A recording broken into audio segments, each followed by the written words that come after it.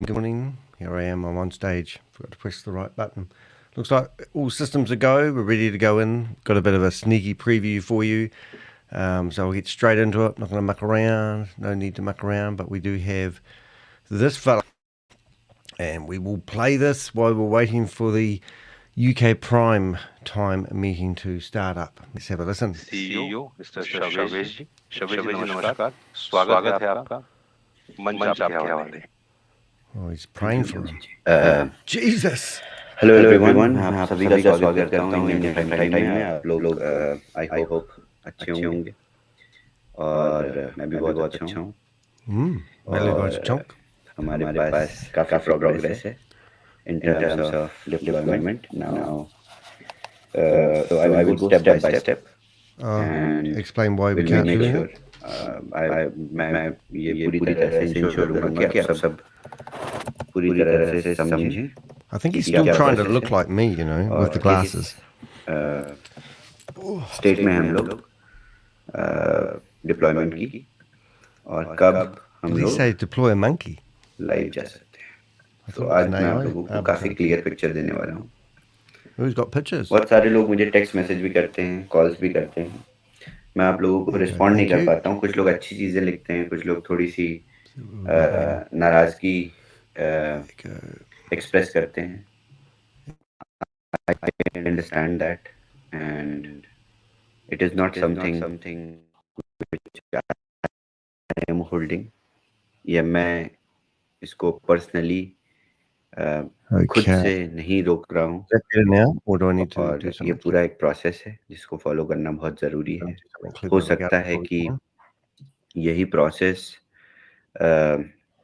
Product को और बेहतर बनाए और there is no doubt that this whole process and stretch has made the product even better and bigger and unique and also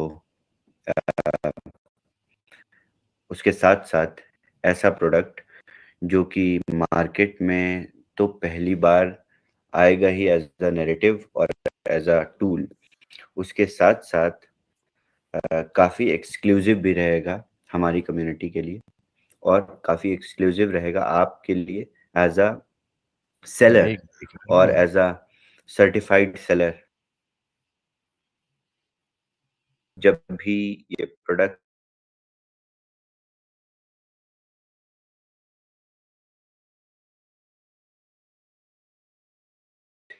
which I will ensure कि आप लोगों को हमेशा मिलती रहे और आप लोगों की ये यूनिक प्रोडक्ट ऑफर करने की जो अपॉर्चुनिटी है, इसको इस एक्सक्लूसिविटी को हमेशा हम लोग मेंटेन रखेंगे। This is my promise. Okay. So his promise is worth shit, to be honest. मैंने आप लोगों को बताया था कि हम कॉन्ट्रैक्ट की ऑडिट करा रहे हैं। I do believe that ShaveZ is going to hell after his efforts of being a scammer. Perspective में smart contract audit is done. The SC audit is done. Code base audit. Remember, this is already to launch 90 days ago, guys. In progress. This is just amazing stuff. Audit reports. Everything's done. And we're just waiting for one thing. Like last week, the public certificate was last week, wasn't it? By the end of you just can't make this shit up, really, can you?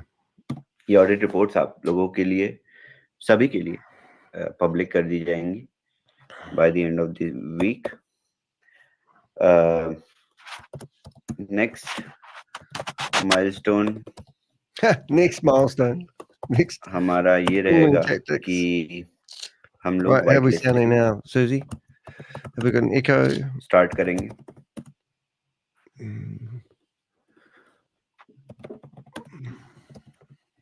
See what else we can do here. Testing 1, 2, 3. So I should be dominating. This is something which you need to pay attention. Stuff it up. And understand this clearly. बहुत clearly समझ लीजिएगा.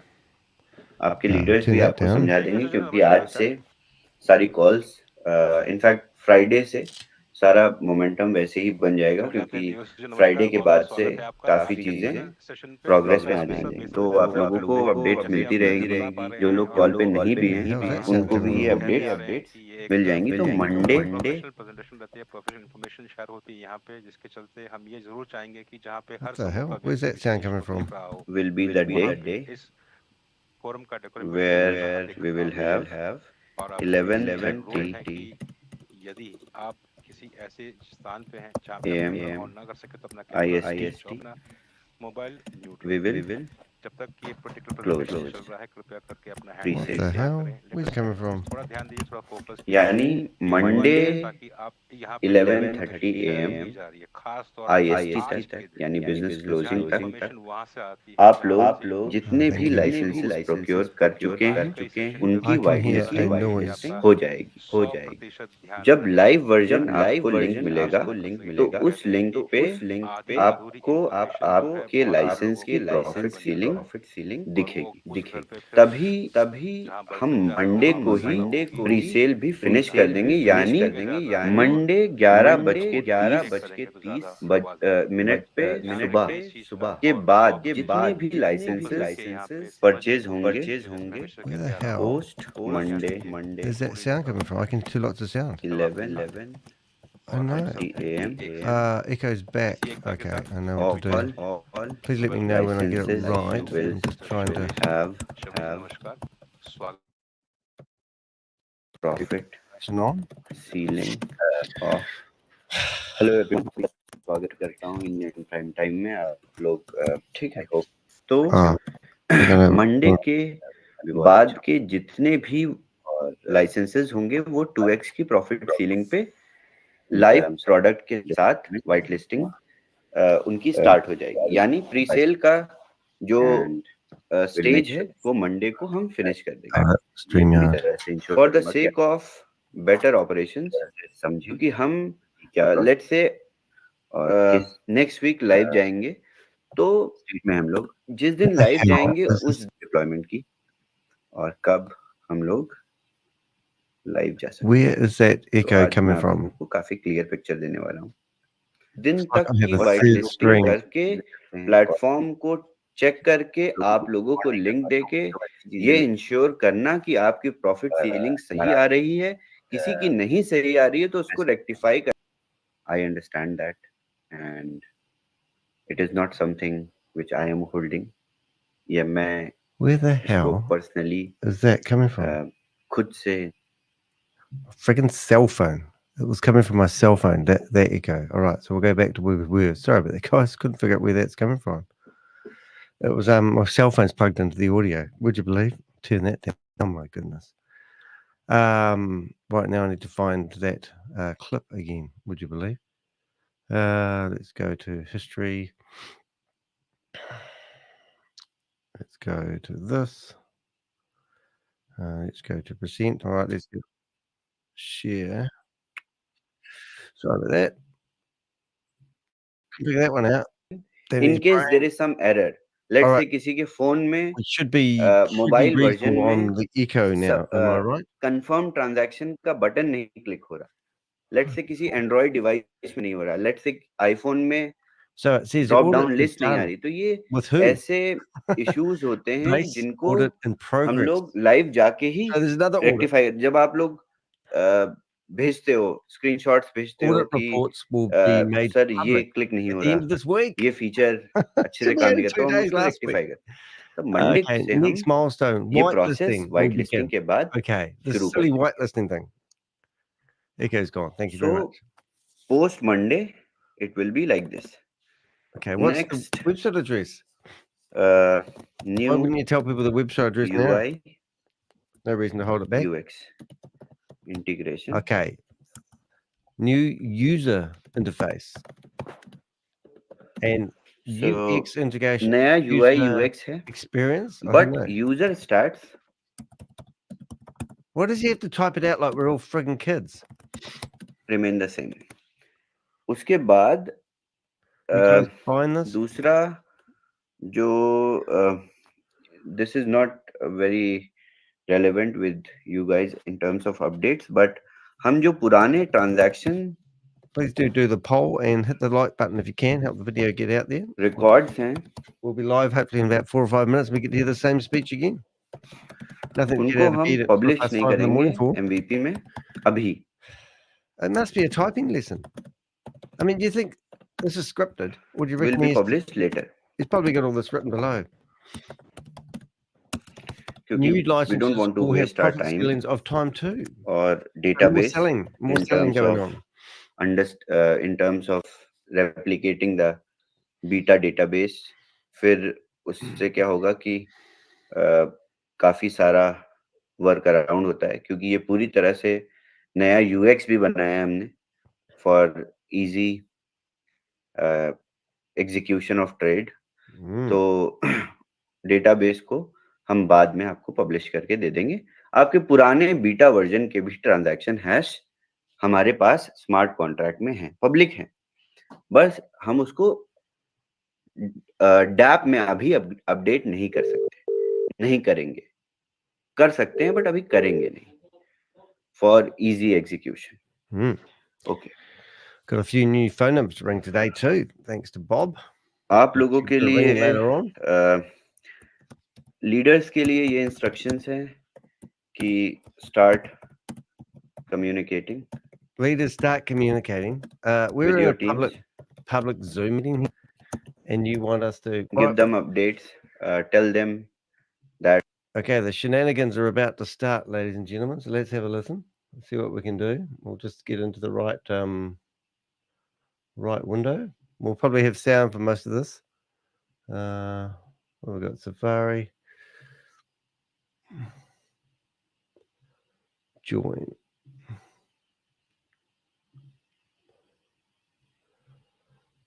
Okay, let's have a look. We've got a bit of music coming up. We actually have 375 people. We'll keep this going for a wee bit then. That new UI UX is. Unfortunately, we might not have the sound. Being updated, नया UI UX आ रहा है और उसके लिए आपको training भी दी जाएगी. तो टीम्स को रेडी रखिए, क्योंकि बहुत सारे लोग इधर उधर चले गए होंगे. बहुत सारे लोग कुछ लोग तो ये भी सोच रहे होंगे, अरे ये प्रोडक्ट लॉन्च कब होगा. अच्छा ठीक है, जब होगा तो आप बता देना मुझे. बहुत सारे लोगों को बहुत भरोसा है, मेरे ऊपर भी भरोसा है, आपके ऊपर भी भरोसा है एज अ लीडर. तो उन लोगों ने बोल दिया होगा कि आपसे कि जब लॉन्च होगा तब आप हमें बता देना, हम लोग तब स्टार्ट कर देंगे. ट्रेड करना है समझना, तो उनसे आप कम्युनिकेशन स्टार्ट कर दीजिए.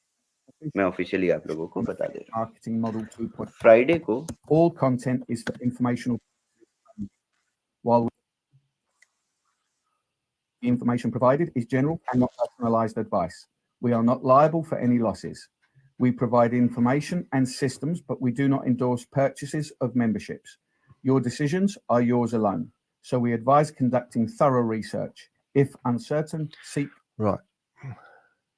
qualified professional. Any unauthorized broadcasting, live streaming, or social media sharing of We're All Satoshi's presentations is strictly prohibited. Downloading on a public Zoom. It's not fair. You're in a public meeting in a public without place. permission violates copyright law and may lead to legal consequences. Oh, goody. Attendees accept these terms by continuing. Standard gallery view. Right, so we've got 885 people in here at the moment. We will hopefully have a bit of... Welcome to all new participants. Here are guidelines that as participants you should adhere to during the online process. Okay. Always be on time. Join the meeting. Now I'm going to make me disappear. Give a it more real estate on the screen. So enjoy the show, as they say. Trainings are time bound and the rooms are locked as the meeting proceeds. Number 2, be attentive. This could be your life-changing opportunity. This could be, but it won't be, kids. There's better things in life than this shit. Speaker and avoid multitasking to concentrate on the shared details. Well, it's very hard not to multitask, to be honest. There, Joe. Audio when you're doing what I'm doing. Off. Keep your microphone and video off. Keep your camera off. Keep your audio off. I'm not in a proper, decent environment. You can't even turn it on if you want to. In terms of choice of words and how you appear on camera tells a lot about your character. Well, vice versa. Number 4, maintain order. This is a presentation. So there's two people not having their cameras Let's off. stick to the agenda and avoid derailing the discussion with unrelated topics. Derailing Please the wait for discussion. your turn to speak and Got low bandwidth problem. follow the order without interrupting others. Number 5, be respectful. This is a professional presentation. Professional We my expect you ass. to maintain the decorum of the forum. Please avoid The negative decorum of the comments forum. and public Oh criticism. my God. Kindly treat other participants with courtesy and professionalism, Courtesy. even if you disagree with their opinions. Oh my God. By following these guidelines, we, as participants, can and respectful online meeting experience. Mm-hmm. Sounds good, mate. Right, we're now 6 o'clock. Just add one more thing. If anyone, any user who tries, or any third party who tries to copy our model, can be sued in the court of law, so that I can start making money externally. No problem. I'll re-record. I have started this already. Oh, yeah. Oh, no, last week you said you've actually already taken 2 people to court. Hello, everyone. I welcome you all to UK Prime Time. Thank you, Grace. All right. So without further ado, let me start. And I have amazing updates for you guys. Amazing updates. Not really. We've got more stalling tactics. So all these delays, all these stretches made us even better and better. And finally, we are... No, 3 times. As a tech provider, I didn't think you're allowed to record this onto a meeting. Product that is ready and almost audited to go live Almost audited to the mass, as a community, as user base. And this product will not only just make you guys be able to successfully execute the arbitrage mispricing which is available in the market, but also it will give you preferences on the basis of the market opportunities on which you act and react and then cash out. So as this narrative started in December, I introduced Boomerang to our community, and you guys were really amazed and fascinated by the concept when you heard, and the whole market got fascinated and the whole market got fascinated when they even some of the competitors, which I don't consider competitors, but still, who are you talking about, ShaveZ? Excited to understand and to get more into it. So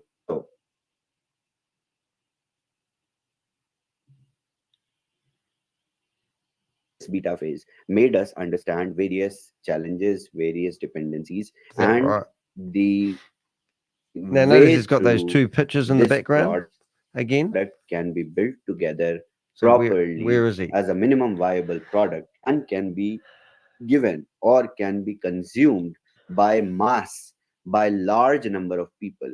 The only reason why we did not go live by 5th of April was 1st of March, the challenges, the shortcomings, the fear or the feeling that when every user is on the DApp and all of them are not able to execute or find profitable opportunities. Oh no, not all of them. That was the not challenge. Even one of them, to be honest. You guys also understand, and you all tested as well the AI bot when we presented you. We're maxed out 1K in here, or you can say the conventional approach on which we built the beta phase, and we were so confident that this approach through which beta phase worked should work as a mass product as well.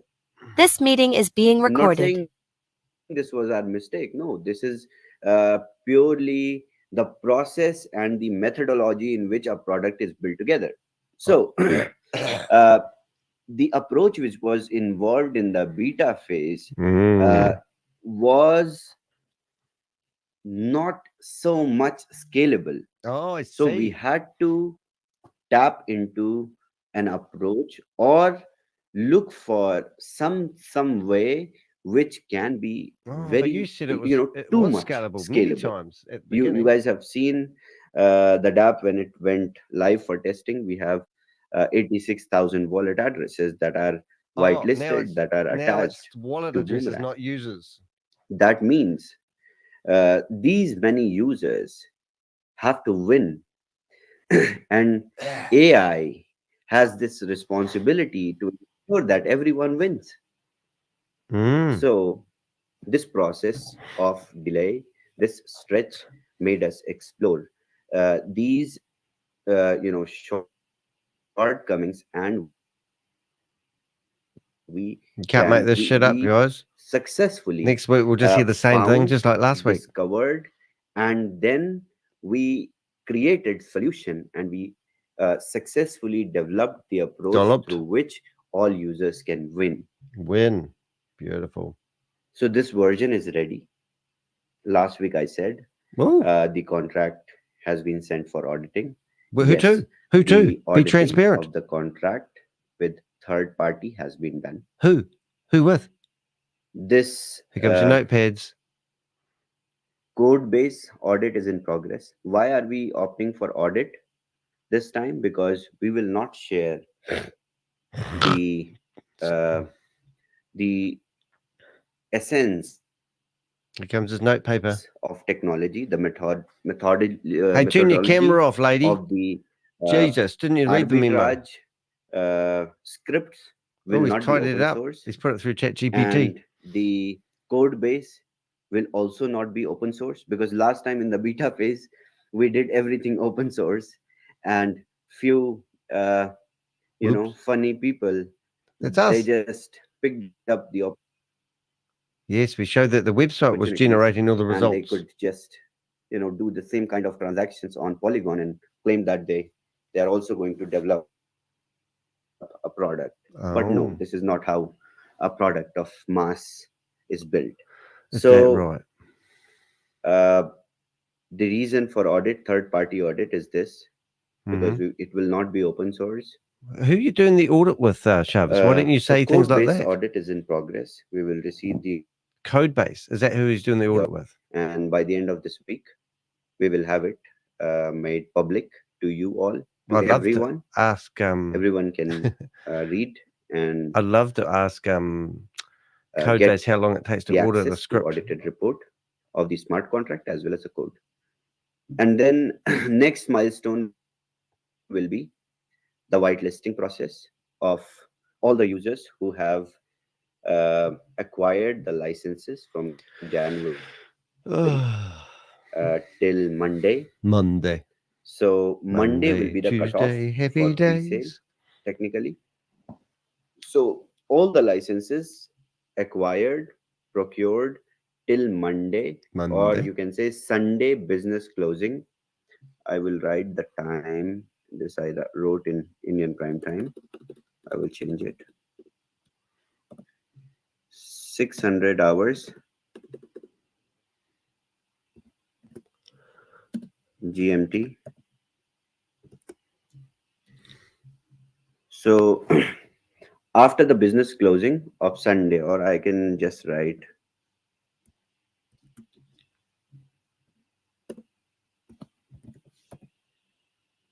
cutoff Sunday business closing. I believe this is clear. So Sunday business closing, we will have the accumulated database again, and we will whitelist to the new contract. Why do we need to whitelist to a new contract if you guys were whitelisted already in the previous version, where we drag this out as long as you can? The test link to check your profit ceiling and everything, because we built everything in a different way. And to overcome the challenges that we were facing, we were expecting that it could happen when we go live.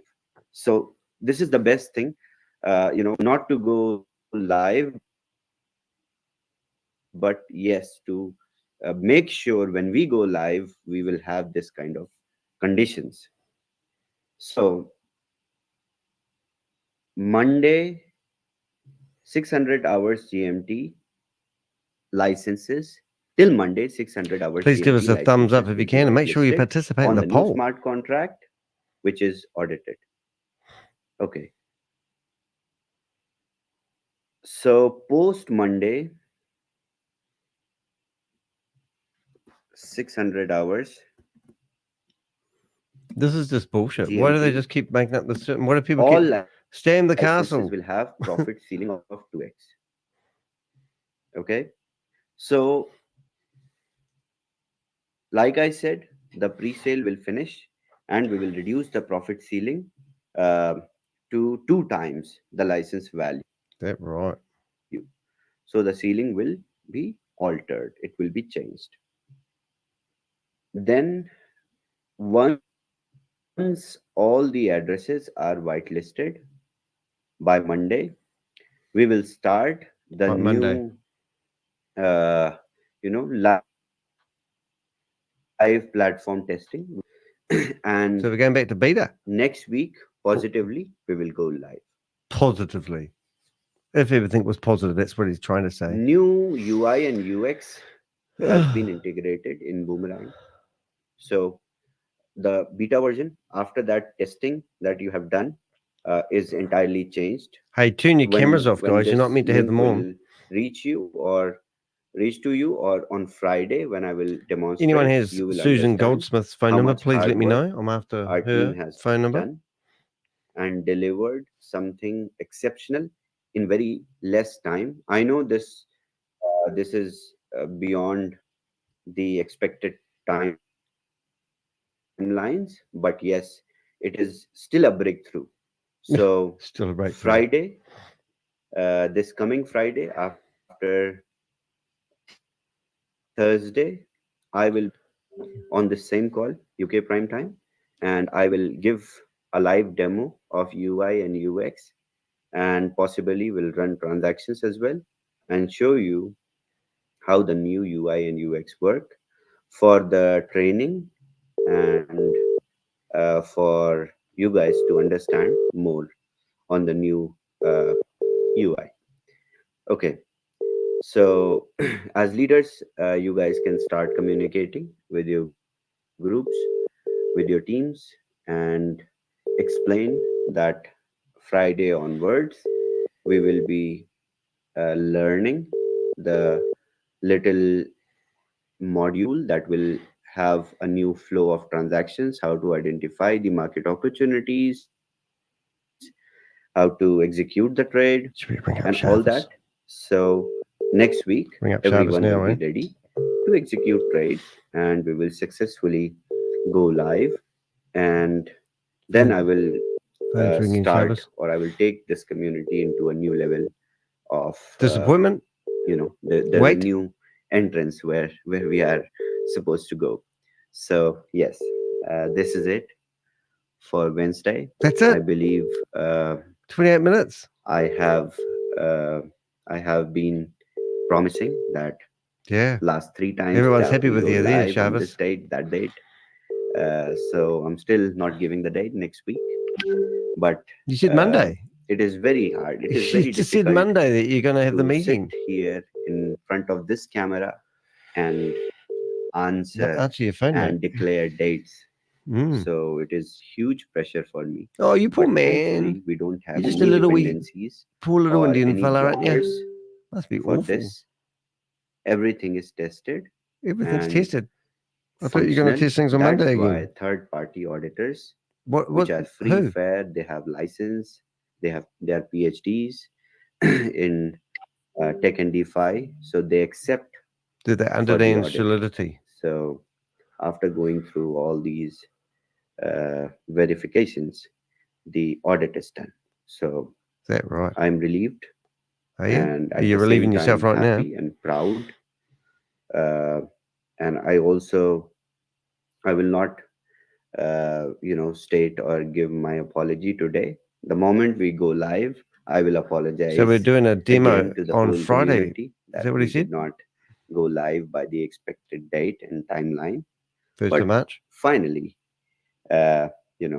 everything is coming into picture. Finally. So thank you so much. I really want to extend my warm regards to the whole community for sticking together and believing in me, believing in Boomerang, We don't believe in Boomerang. we are all Satoshi, believing in your leaders, Next week, in your same thing, uplines, same shit, different not week. giving them a hard time. This is most important. Ah, So keep selling. Thank you so much. ShaveZ, thank you so much. It's been great, It's with ShaveZ. great honor and privilege to be able to host this event because of your transparency and your update, your integrity and the sincerity with which you deliver your updates. Where is that judge talking from? I can't see it. And so it has been great getting this information from you today. Has it? And last week and the week before and the week before? Friday, and look forward to all that the future promises. Do you just? Quite a bit. There he is. It's quite a so bit. Make sure you do the poll. All we can expect and where should ShaveZ go? Hell or heaven? Is for you to do your best. Oh, and yeah. it appears $140 million later. We shall see that you have been doing your very best. Oh, he has. So thank you. Thank you, Grace. He Thank has. you so much, everyone. See you all No on questions? Friday. No questions? There he is. The Lord Jesus just graced his presence. Are you shitting me? Is that it? Is that all you got for us, mate? And then you're out of here. And the meeting, that's it. It's ended. Boom. Look at that. I don't even think that lasted like 13 minutes. 975 people, 25 people were left or kicked out, and the meeting is over. That's just incredible. What do you think about that, guys? I mean, what are we meant to believe? So more delays, more audits. Some audits are nearly finished. Some audits are nearly starting. I mean, it just doesn't make sense. None of it makes sense. None of it is real. And it's just disappointment after disappointment. If you bought one of those licenses, you'd be slightly pissed off, wouldn't you? Breathtaking is the words I'm thinking of. Inconceivable is another word I'm thinking of. Look, I've got to show you some things. If you haven't been following the sagas of this, I mean, this really is, caked on bullshit. I'm just going to wee look to make that they did. All right, what we're going to do is going to flip over to this window here, because on the Indian meeting, they actually managed to, after he finished delivering the spiel, we're just going to see if we can get subtitles are on. Hindi auto-generated, subtitles, Hindi's auto-translate, and hope that we'll put them into English. Alrighty. So now what we're going to do, we're just going to stop this window for sharing for a second, back at shares, and then hopefully we will be able to get the sound through. And there you go. And now we'll push play and we'll listen to the subtitles, and I'll try to read them, which will be quite embarrassing for me with my dyslexia, but we'll give it a go. So lot people हमारी community में जानते हैं कि ये step already हो चुका था हमारा. तो can you explain कि हमें दोबारा ये क्यों करना पड़ रहा है? Right, that's lucky. Asking him to ये explain. ऑलरेडी हम कई बार कर चुके हैं, क्योंकि कॉन्ट्रैक्ट नया है ये, और ये कॉन्ट्रैक्ट ओपन सोर्स नहीं है. Because of the contract is new. Okay, contract is not open source. This contract is a third party audited contract. Audit. So once again, he doesn't actually deliver the name of the third party contract. यानी इसके code को आप पढ़, that is, you can read and copy its code. Copy करके competitors कुछ उखाड़ नहीं सकते. Computers cannot destroy anything. So in short, जो मार्केट में बहुत सारे लोग बीटा वर्जन के many people in the market are using beta versions. So this market thing that he's talking about is just a load of shit, because we haven't actually found any company that's doing fake arbitrage trading. He's the only one. Contract को copy करके उछल रहे थे कि we can create. They're jumping around and copying the contract. that we create. So interesting enough, we believe he's going to tell everyone that he's not going to show anyone, and he's going to keep it top secret where they're doing this fake arbitrage trading. And that means that I believe what he's trying to do is turn this into a straight Ponzi scheme. He's just going to do what he was doing originally and pay out people's MetaMask wallets with money. And because of that, people are going to be thinking they're doing real arbitrage trading. Now, all these platforms that have been out there have always claimed to give you 3 times your return of your money in a period of like 600 days. That's what happened with Hyperverse. And then they changed it to 4 times return of your money, but over 1,330 days. So what I believe is he's aiming to, he's going to, because he keeps talking about his competitors that no one knows who they are, who are copying all his code. So he's going to hide his code. And that means he will also hide what they're actually doing when they're claiming they're doing arbitrage trading. And he will just say, we're going to pay out dividends. The more licenses you have, the more dividends you'll receive. One guy was on here just last week saying he has 10 licenses. 10 licenses, and he's ready to go, and he believes in ShaveZ. He's just waiting for ShaveZ to pull his finger out his bum. So that's what I believe they're doing. So mark my words there, if you would. Boomerang like... Excellent. Good point. That was actually competitors, not computers. The translator picked up the word as computer and put it on the screen. It was actually competitors. So he's worried about his competitors. I'm actually just going to go back because I want to get that. Cannot destroy anything. Competitors cannot destroy anything. So he's actually screaming out to you guys, telling that they've got this urgent need where they're going to sue people that copy them. They're going to sue people that rebroadcast their meetings.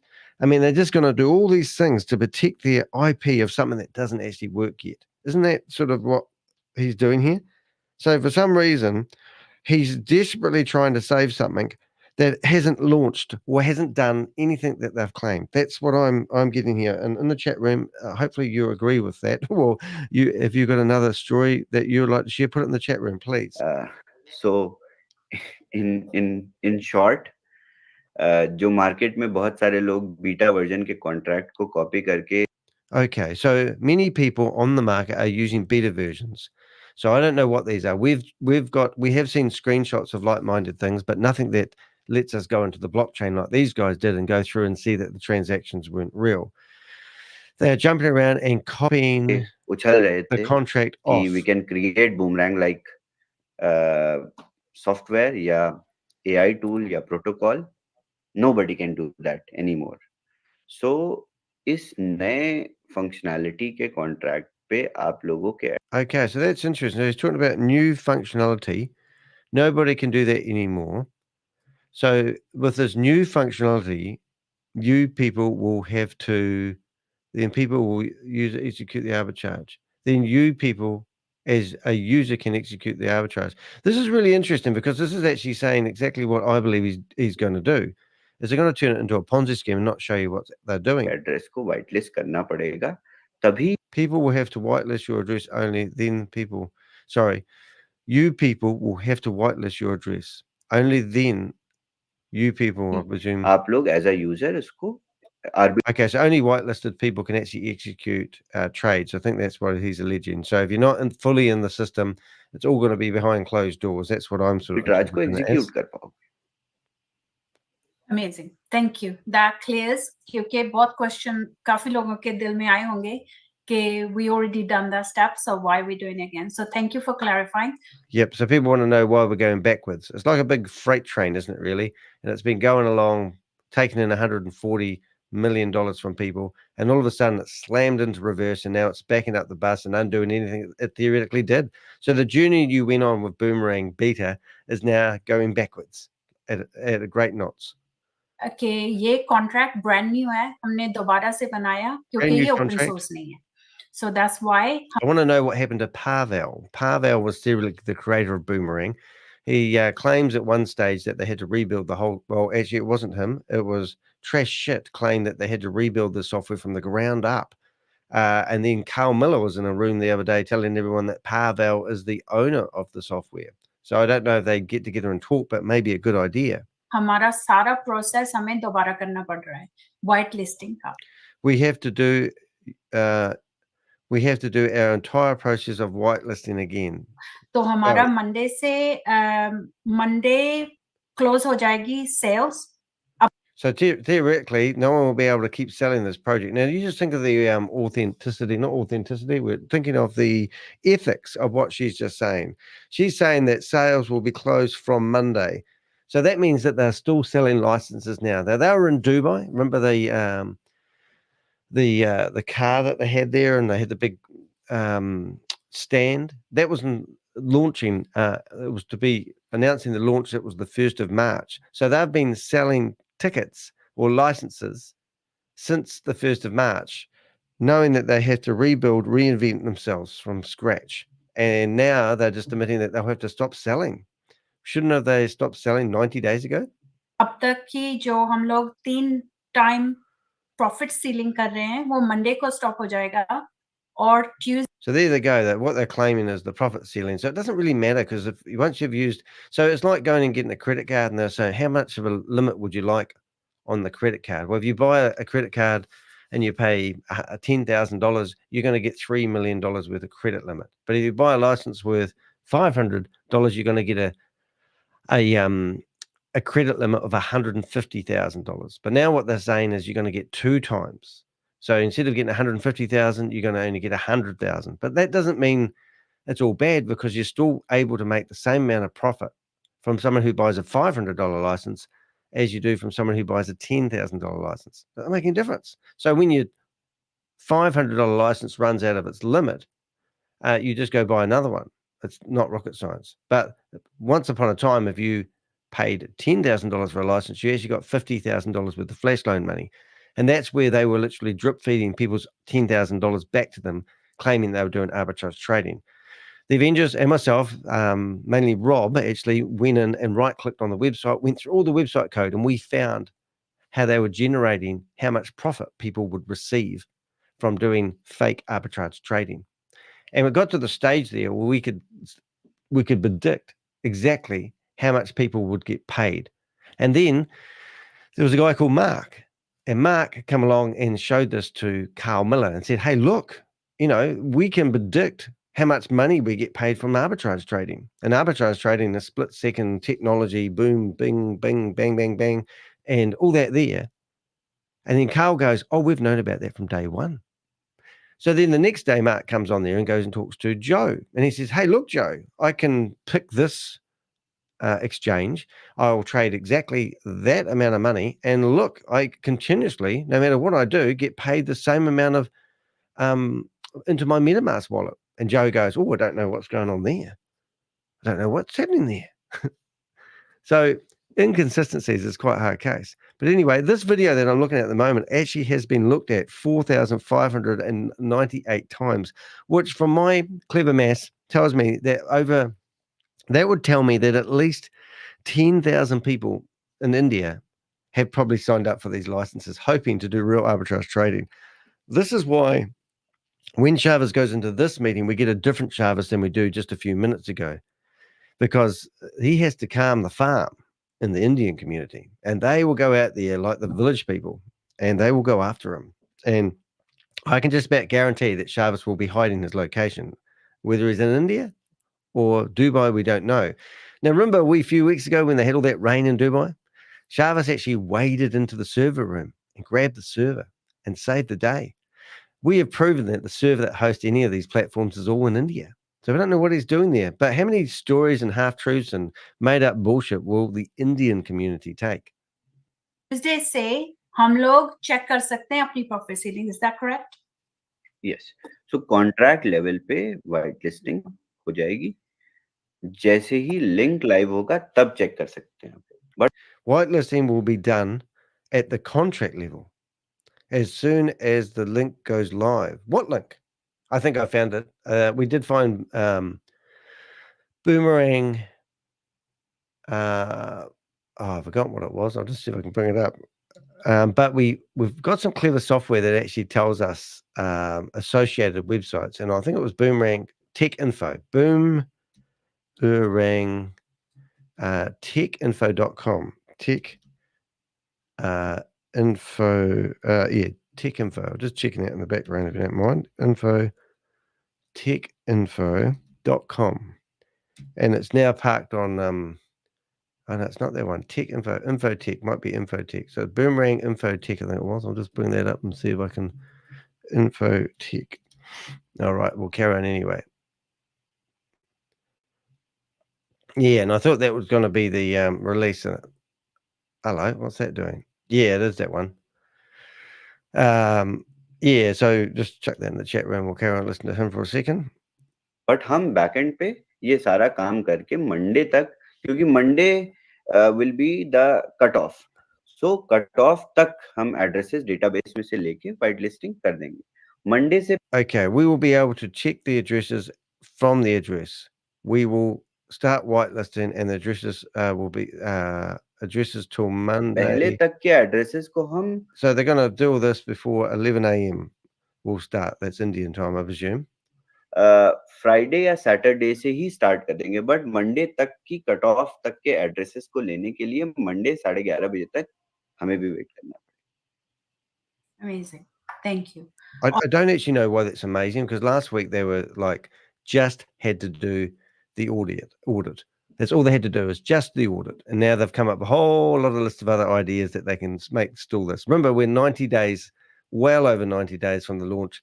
Even We Are All Satoshi bridge has been broken for over 160 days. No one's been able to get any money out. The only thing you can do is buy and sell things within the platform, like Boomerang licenses. It's absolutely crazy. और आप इस Friday आएंगे, हमें live सारा पूरा live trade दिखाएंगे. Okay, so you're right, Susie Stealth.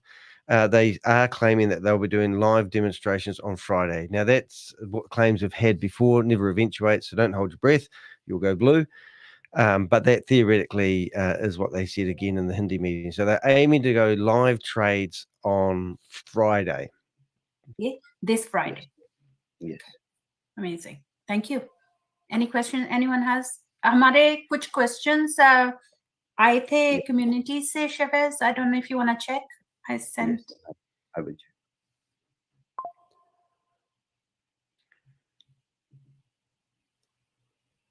Change in profit ceiling, I explained. Stop sale of Boomerang. No, there will be no stop, no halt on the sales of Boomerang packages.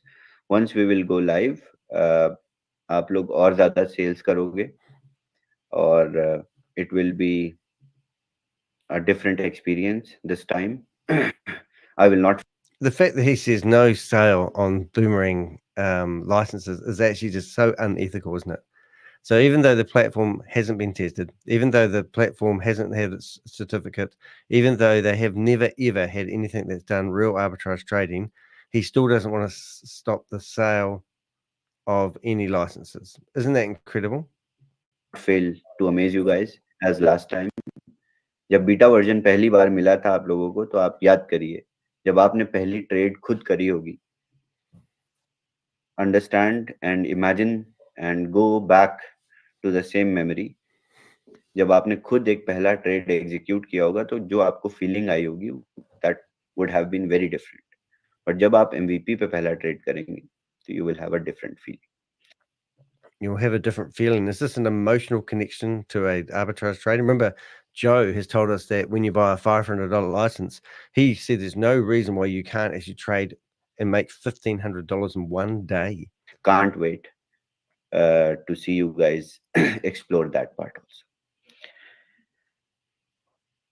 Are you planning to implement permanent solution to the recurring withdrawal issues with TRC and BTC 20 years? देखिए, ये issues नहीं होते हैं, मैं आप लोगों को publicly बताता हूँ. बहुत. These are not issues. The fact that you cannot take your money out of BTCC or was is not an issue. It's not an issue, and I'll tell you publicly why. Let's hear it. Clear है.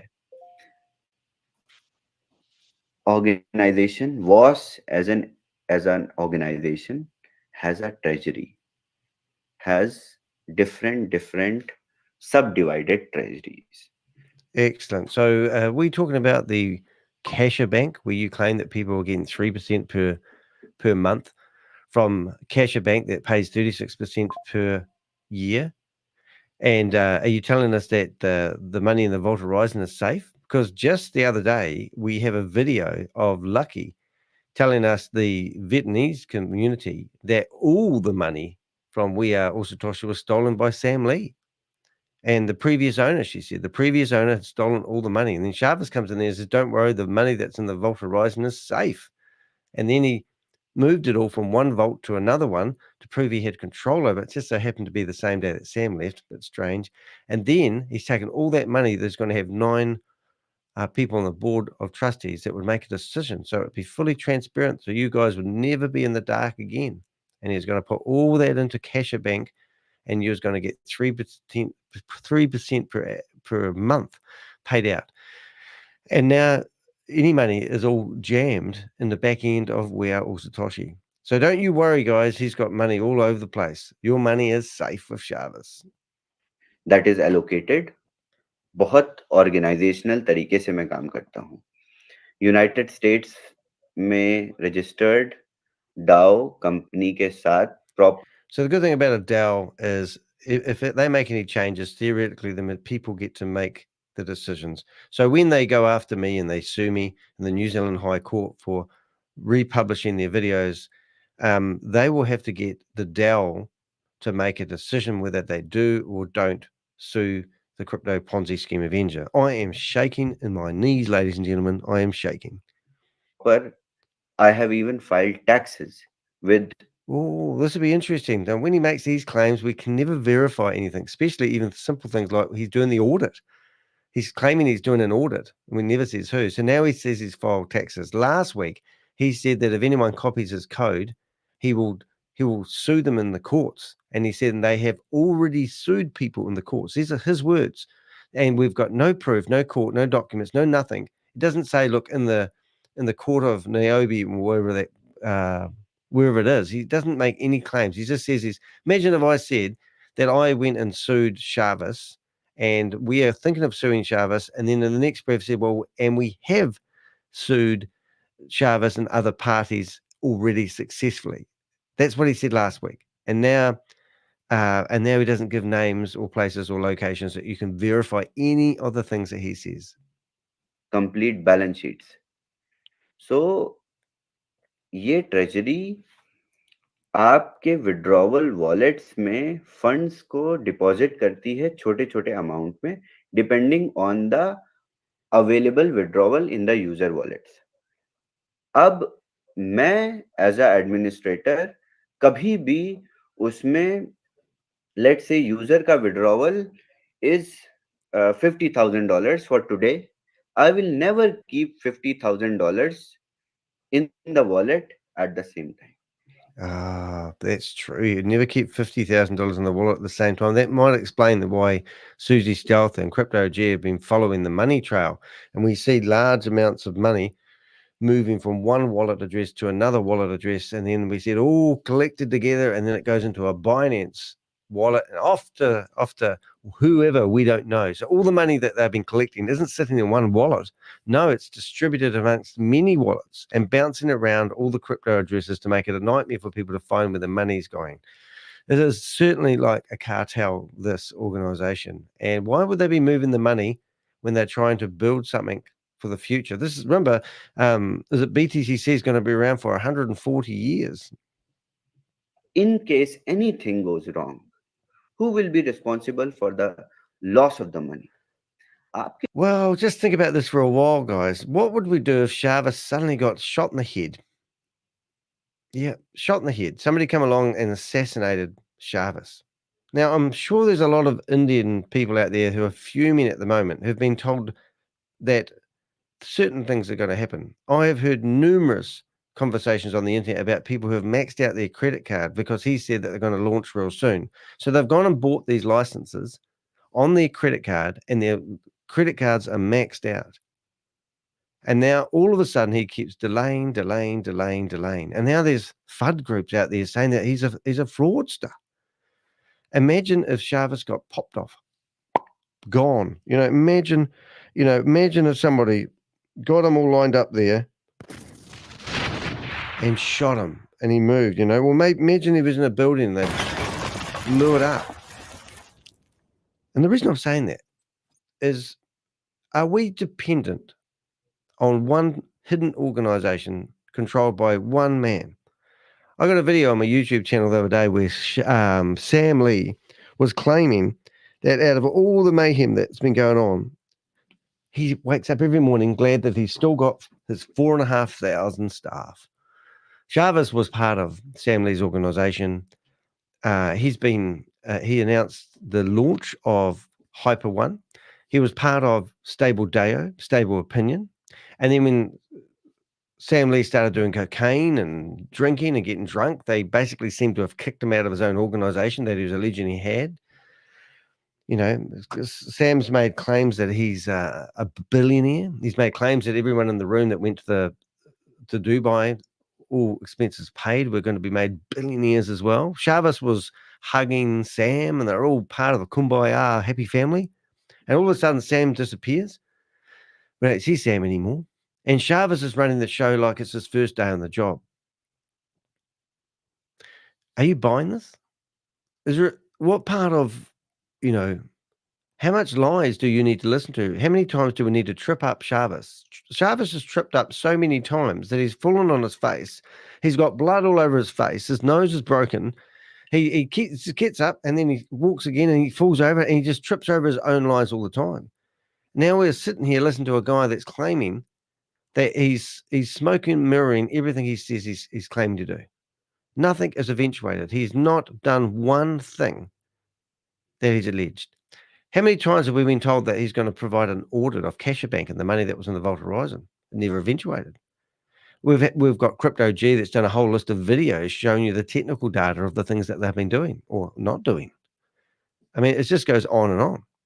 So now he sits here in the Indian community. You have a look at those faces of those people in that room. Do they look like people that really believe him? Or do they look like people that are sweating like rapists? This whole organization is dependent on one guy, ShaveZ. And whatever he says, he's like the Messiah. People are sitting there listening to every word he says. How many times does this guy trip up with a lie? Why are people still believing that ShaveZ will pull through? And what is he pulling through on? He's pulling through on something that claims that they're doing arbitrage trading. He's alleging that they're going to be releasing new products to their platform, We Are All Satoshi. We Are All Satoshi's money is frozen. No one can get their money out of it. The only thing you can do is buy fake arbitrage trading licenses. Why would they be spending their time and energy creating new products within their umbrella? 160 days ago, maybe 170 days ago, all the money from We Are All Satoshi was frozen. And this was his Christmas present, ladies and gentlemen. This was the Christmas present where you had to buy stuff. The Christmas present was actually for the multi-level marketers that are behind this. The Christmas present was for the multi-level marketers that are behind this. Do you realize that every time somebody purchases a Boomerang license, the affiliate system takes 65% of the money and shares it to the people who are promoting this platform? 65% of the money. If you buy a $10,000 license, $6,500 of that money goes to the people that are promoting it. Arbitrage trading, it doesn't matter if it works or not. The product that everyone is focusing on, there's a robbery going on in real time. If you're a victim of this and you want to reach out to us, go to my website, share your experience with us. I'll put a link up on the stage, and it will is asking you guys to share your story with me. I've got a database of all these criminals. I've been following them for 3 years, ShaveZ included. I've been in these Zoom meetings with ShaveZ, and I've asked him directly, what happened to the $260 million you alleged that was in the backs of We Are All Satoshi? And he said, I didn't understand the system. If I went by what he said, there should have been $114 million secured in the Vault Horizon. 30% of the turnover that has come into this platform should be in the Vault Horizon. But rather, there was alleged to be $4.2 million, which is now seems to have disappeared. You know, how many different stories do you need to hear? But anyway, let's carry on listening to some more lies and see what else we will trip up on. Withdrawals, कभी भी error आती है तो हम उसको replenish करते हैं, हम उसको दोबारा से फंड करते हैं. तो अगर आपको एरर आती है, आप थोड़ी देर बाद उसको ट्राई करिए. All right.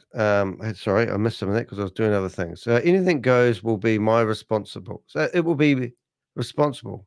I will be responsible for the loss of the money if you withdraw. If you withdraw means you can't withdraw. But this is just what I was saying, isn't it? Everything's dependent on ShaveZ. In ShaveZ we trust. In the Lord Almighty we trust. And they go after people with religious undertones because they know that people live with hope in their life. Gets an error, I will reimburse it. We will fund it. You will, after some time, what is he saying? This is not an issue. So basically, he's saying he's going to bankroll this. He's going to guarantee people the monies, and it's not something you guys need to. I assume he's going to say worry about. So let's go back to that, and we'll carry on playing from there. Escalate करने की जरूरत है. हमें पता है कि जब withdrawals बड़े फास्ट होते हैं तो हम उसको फास्ट रिप्लेनिश करते हैं.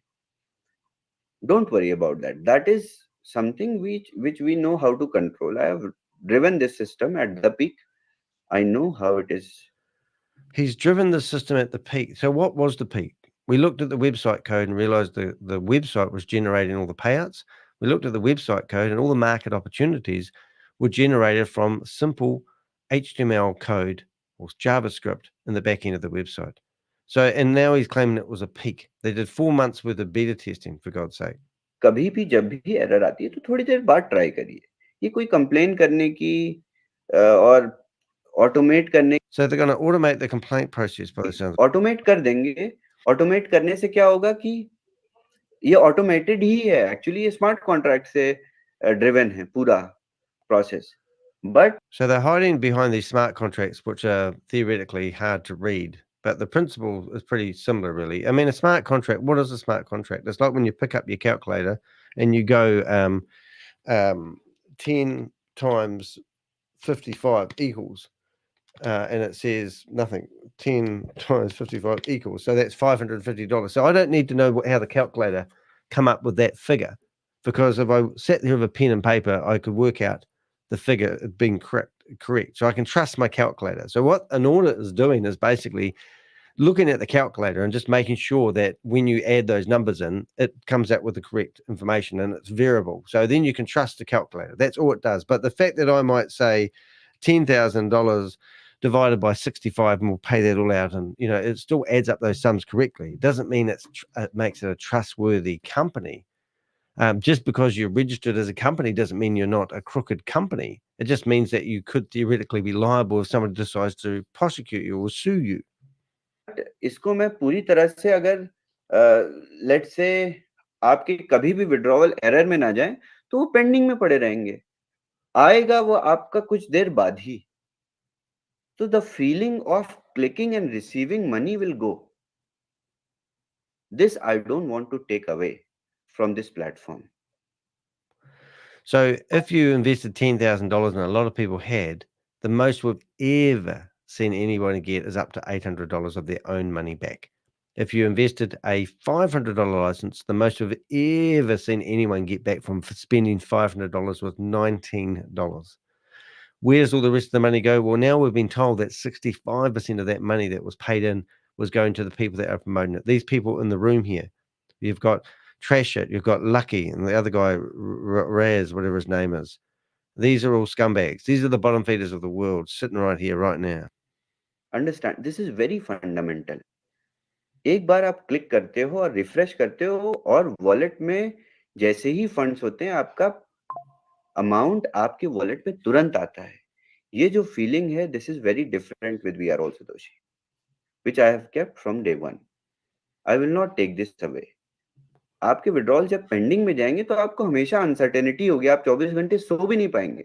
लेट्स से आपने $10,000 का विड्रॉवल किया और आपने एड्रेस गलत डाल दिया एंड वो विड्रॉवल पेंडिंग में है. उस प्रोसेस में जब तक आपका विड्रॉल कैंसिल नहीं हो जाता, आप you will not be at ease. So this is another, मेरी understanding as a administrator of this system is different. So this is not a challenge, this is not a deformity. थोड़ी देर बाद try करिए.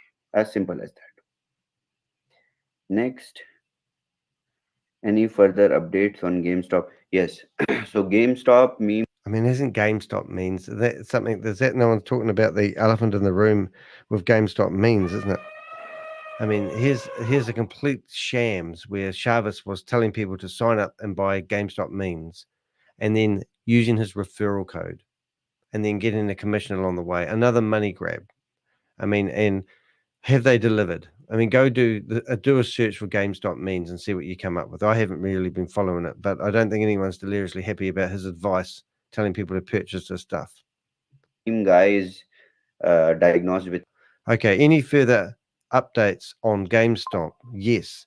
So GameStop meme guy diagnosed with cancer, cancer. Oh my God, really? Okay, is this Keith Williams? I'm just saying. and he is hospitalized. Oh, now remember the day that Chavez community said that Chavez had problems with his heart and he was hospitalized? Now Chavez thought, oh, that's a good idea. I'll go with that one for this one. This is great. Cannot even, I don't have control of the tech.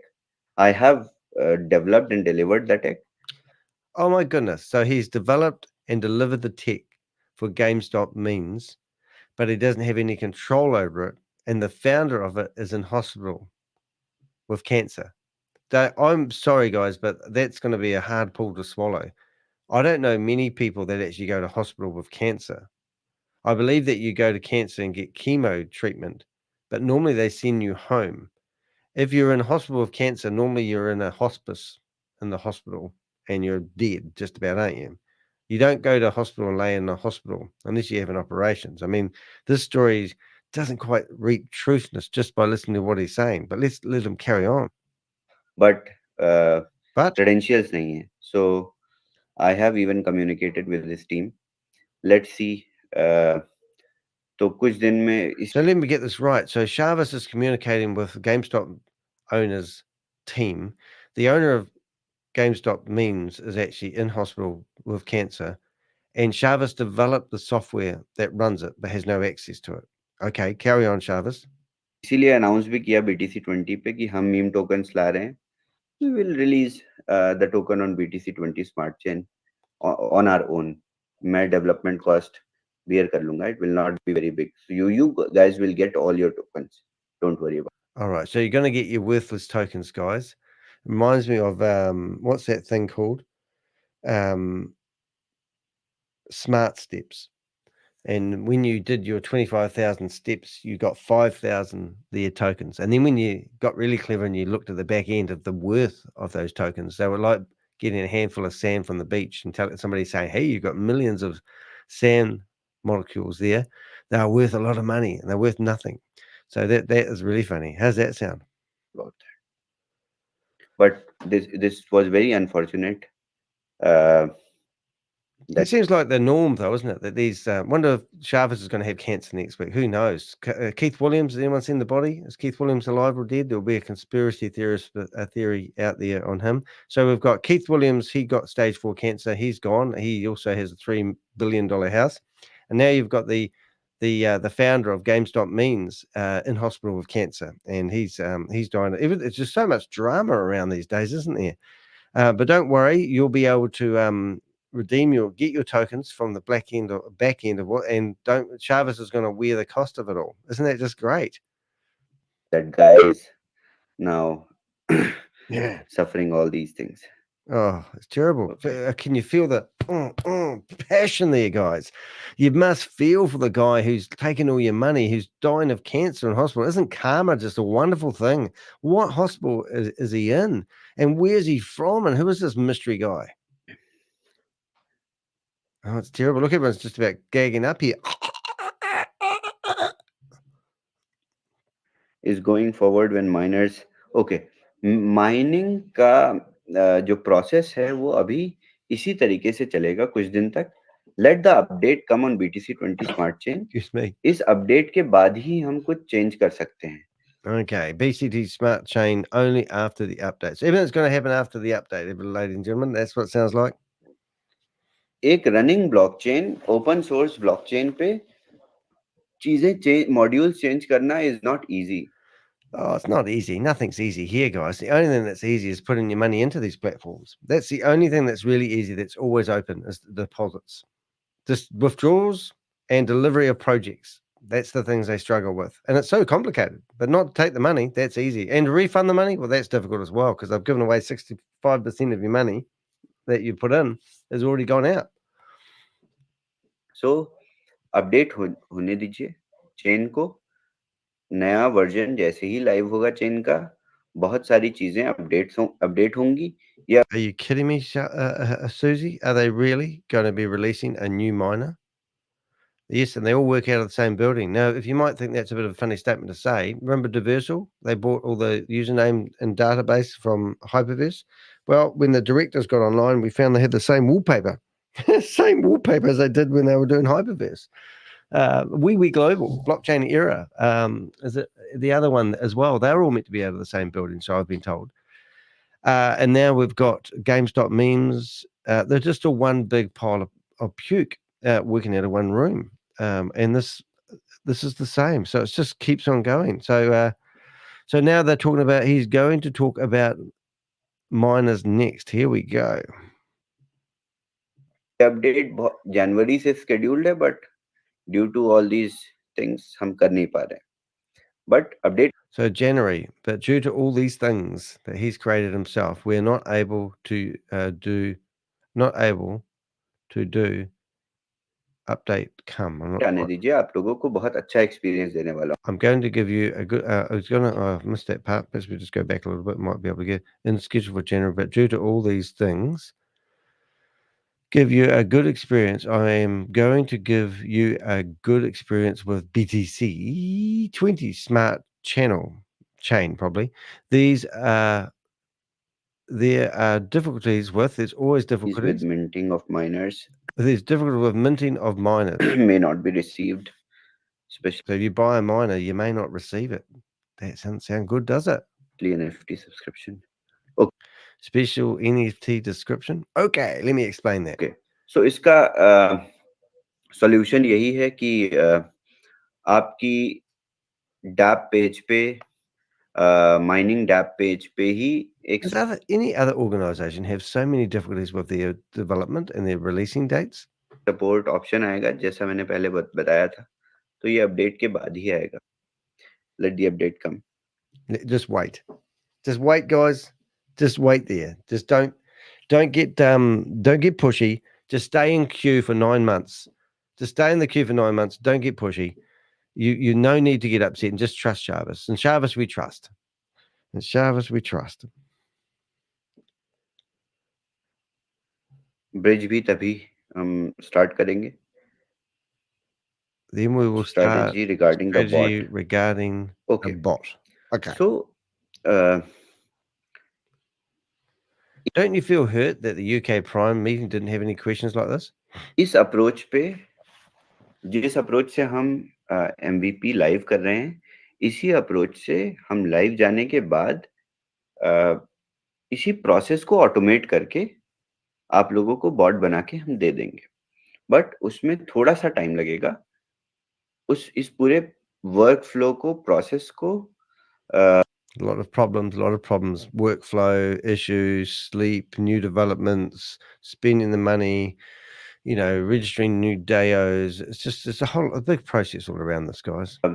AI के साथ थोड़ी सी learning चाहिए होगी. Bot हम testing day 1 से ही शुरू कर देंगे. I will keep updating. Let the dApp go live. Let the starts be built, maintained. उसके बाद bot banana is very easy. Stop biting your nails, mate. Hey, yeah. So everyone's just following ShaveZ off a cliff, aren't they? Really? And look at the expressions on their face. I mean, trash shit. I mean, yesterday he couldn't shut him up, or the day before, and all these other people, Raj and the guy that looks like he's working in a restaurant. It's just they sit there and listen to this shit.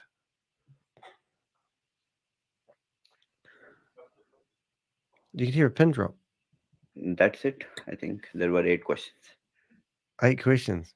Yes. Thank you for that, ShaveZ. That was wonderful. और we're really excited. एक बार और मैं बस थोड़ा summarize करना चाहती Okay, and one more time, I just want to sum up a little bit. Repeat करना चाहती हूँ कि What's your repeat? Friday शेवेज That Friday. दोबारा फिर Okay, so this is to get more people in their Zoom meetings. So on Friday, and this is what they said last week, and I don't think it happened. Friday will come again. So pile into the Zoom meetings, and if he's not here, you'll have to watch a lovely presentation of We Are All Satoshi, BTCC, and also Boomerang, so that you sign up and buy a new package. But Shavis won't be here, and they won't. They did this the other day. They Grace said that Shavis was coming back on Friday, and once again, I got up at 5:30 in the morning in New Zealand time, sat there at the meeting ready to rock and roll to watch Shavis coming out, and he didn't even show, and they didn't even mention the fact that he couldn't make it. It was just hilarious. So don't believe everything you hear. Don't get out of bed like I do in the mornings. इसी Zoom पे आएंगे prime time पे और live trade हमें दिखाएंगे. Okay, so live trades on Friday. That you heard it here first, but then he'll have another statement next week saying, well, let me clarify exactly what Lucky was referring to when she said that, like it's some mystery we can't understand the words. Prime time will show you live trades on our हमारे new UI पर. On the new UI. Every UI they release never gets a chance to actually be used. They just keep, and UI, if you don't know what a UI stands for, ladies, it's a technical term for user interface. They're talking about their website. Why don't they just their website will be launched? Wouldn't that be a lot simpler for the people that sign up for this stuff? उसके बाद next week, fingers crossed. Fingers crossed. Oh no, don't worry about fingers crossing. You'll break your fingers if you keep them crossed that long. Shavis doesn't even flinch here. Shavis was going, oh no, it will definitely happen. कुछ ठीक रहा तो हम लोग live launch जाएंगे. Oh, she thinks it's funny. Isn't that great? Isn't it great that she's saying fingers crossed? You got the CEO right here launching Boomerang, which technically speaking isn't even his software, it's Pavel's. And she's crossing her fingers, hoping that what he says is going to happen because it hasn't happened for 90 days. And every week they dribble this. You know why they keep doing this? It's because they don't have to refund you because it hasn't flopped. They should be refunding everyone. You should be demanding a refund because they haven't delivered the product they said that they were going to on a certain dates. They've had 8, 10, 9, 12 launch dates. The 1st of March is when this was meant to be launched. So everybody pray karo कि सब कुछ ठीक रहे तो हम Pray. Now, this is what it's got down to. All these religious people have to pray that this will get launched. And Shavis baby there, look at the man sitting there. He's pissing his pants. He's sweating like a rapist. He's just pulling this out. It's not even Shavis. I believe that I still believe that this is just bullshit. Now, I've just been told that next Rob week is live जा live. सकते हैं. So keep the positive vibes. अब दोबारा उतना ही excitement शुरू कर दो. Are you guys excited, or do you feel like you've just been? Now, I was going to go and have a look at the Spanish room, but as I see my mate Rob has just popped up, I'm actually going to go steal his broadcast and bring it in here. Now, what I need to do when Rob's live, I need to grab his videos because he's been taking a few of his videos off lately. So we're just going to record them live. That's what we're doing here. Okay, so hopefully we'll get our sound and we'll watch Rob pop in. Be interested to see what. Oh, he's wearing black. All right, we're just going to pause Rob there for a second. I'm just going to get Rob will have a really good breakdown. He's what we call him crypto sage of critical thinking. And we'll be able to get the sound going through that in a second. Let's see what Rob would dissect that, would have got out of bed and he would have thought, right, let's get this down. We'll go back to the start. We'll just go back to the start. I'm going to put Rob on double speed so we can catch up real time and then we can get the chat box going. How does that sound? Actually, what I'm going to do, I'm going to get the chat box. Oh, it's so exciting when Rob comes live. It's like he is the true Messiah, isn't he? Eh? Right, we've got the chat box ready to rock and roll. You can go watch this live if you like and without my commentary. But please keep me company and make sure you do hit my video and like his video and all that sort of stuff where YouTubers need to your help. And right, let's go. I'm going to put him at 1.5 times and then we'll catch him back up to speed. And right, let's rock and roll. Let's see what happens. Wow, that took forever to go live. Hello, everybody. My name's Rob, and welcome to my channel. I haven't been on here for a few days. But ShaveZ around about 1 hour ago, my time, gave an update, his Wednesday update. And he also, about 3-4 hours before that, gave an update on Hindi Zoom as well. And what we're going to do is we're going to sprint through the main parts, not necessarily in order, but I'll just give you a highlight right at the start. highlight overview right at the start. So we're taking a copious amount of notes, and we can basically say that it is going to go live, or at least ShaveZ says it's going to go live. He says it's going to go live. He talks about competitors. He talks about the delays. He talks about the bot. He talks about miners. He talks about the BTC20 network. He talked about the auditing, whitelisting. There's so many things that he spoke about. We'll go through each and every one of these. He talked about the UI and the UX changes that have been made, transaction records. Some of this would have been fantastic if he'd been open to having an exchange. And he also spoke about the bridge. So we're going to go through this, and I'm going to go through basically the Hindi meeting first and go through the notes that came up on that. So the first thing is he went onto the Hindi meeting, and he went through, he gave his announcement, and then at the end of it, Lucky Kaur got to ask questions. So he was talking about that the delays actually cause stress, but a lot of these delays have made the product bigger and better. But of course, we haven't seen anything, so who would know? He talked about how this is the first time I'd ever heard this, something about you will remain the seller or the certified seller of Boomerang despite any of the changes and all of the changes, including the change of profit ceiling, and we'll get to that soon. That this remains, or is now, hard to work it out, a unique product with exclusivity, which will remain exclusive, which seem to be implying that if you're selling this to new people coming on board purchasing a license, or if you're selling it to your downline, that you would basically be, or people inside We're All Satoshi, or people already involved, would remain the only people that can sell it, which is a little bit of a contradiction to when it was opened up on the website and you could purchase it through the website, which, to be perfectly honest, I can't tell you whether that option is still available. But that was the first time I'd heard about that exclusivity, at least recently, that the smart contract audit has been done. Now, I thought that meant it's been done full stop. But no, apparently there's two parts of it. So there's one part which is still being done, which I don't know. This is hard to tell whether this was part of the smart contract audit itself or whether this is a second audit, and that is that the code-based audit is in progress. Now, I'll get to this later, but I'll just touch upon, remember what he said last Wednesday. Now, there was going to be an audit to be done, which would take 3 to 4 days. And then after that, there's 1 or 2 days of testing. If that was true from last Wednesday, this would have been gone live. This would have been finished by now. And today he would have been talking about the live product. So it just kind of creeps on, doesn't it? It just creeps and creeps and creeps. However, we'll get back to that later. Audit reports will be published by the end of the week, which is this week. Don't know where they're going to be published. And I don't know if that means an audit report for each and every one of the audits, each and every part of the audit. But the key thing that came to my mind is if the audit hasn't been finished, and I'm not suggesting this is going to happen, but if the audit hasn't been finished, how do you know nothing's going to pop up in the audit, which will mean more delays? Has anybody thought about that? Okay, so what else we got? All right, so that's, where are we? All right, whitelisting. Now, whitelisting is, apparently there's new whitelisting being done. And I'll tell you what, over the past few months, there's been so much talk about whitelisting, and I struggle to get my head around it, because to me, this doesn't make any sense, okay? So let's say that Bob, whoever Bob is, Bob buys a license, and Bob gets a unique identifier, and let's say it's 0001. Now, in my understanding of programming, to whitelist, you might have another number, which is either a 0 or a 1 next to that. And if it's 0, it means that that person can't use it. And if it's 1, it means that it is whitelisted and the person can use it. The code checks whether it's a 0 or a 1 next to Bob after he's logged in. And if it's a 1, he proceeds. So I just don't get how this whitelisting is A, such an issue, and B, that whitelisting apparently has to be done every time they change the smart contract. So did that happen in beta testing? Did it? I don't recall that happening. Anyway, so what else we got? After Friday, and I was a little bit confused about which Friday we were talking about, whether it's the Friday coming up in 2 days or Friday next week, but apparently it's this Friday. After Friday, many things will be in progress. And when I heard that, that was more warning bells, because isn't everything just ready to go? So whenever I've heard many things are in progress, it usually means that some of them's going to stuff out somewhere. So we've got there will be updates published from today onward. So for people who weren't on the meeting, there will be updates. I don't know where, possibly on the official social media channels of We're All Satoshi or Boomerang. So that if you weren't on the meeting, you will hear what's happening and when it's happening. Next Monday at 11:30 IST. I don't know what IST is, but that's some kind of standard time somewhere in the world. Indeed. But at 11:30 a.m. IST, the pre-sale. So they're still calling it the pre-sale, like the pre-launch. So this has been like this since what? Late December, early January. That will close. And this is one of these artificial deadlines. So get in quick before Monday, 11:30, or you're going to miss out on, this time, 3x. But then you're going to get 2x.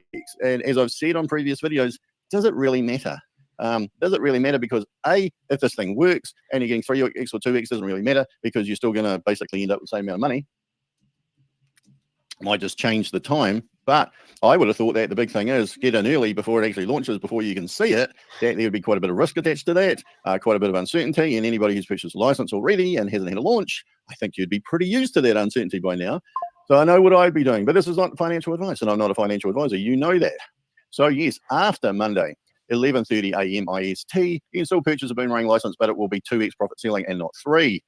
Now it had somewhere down here about if people really believed. I don't know what I wrote that for. I'm not too sure what I was referring to. Yeah. So one of the questions that came up in my mind is how long, if this launches, how long is it going to take people to trade their way to 2x or 3x? Remember, we have had before, well, actually after some of these delays happened, we had a lot of talk about how maybe you could trade to your 3x in a day or two. We haven't had any of that talk lately, so who knows? Because so many things have changed. And anything that you had that you were relating to beta testing and how that works, that seems to be thrown out the window.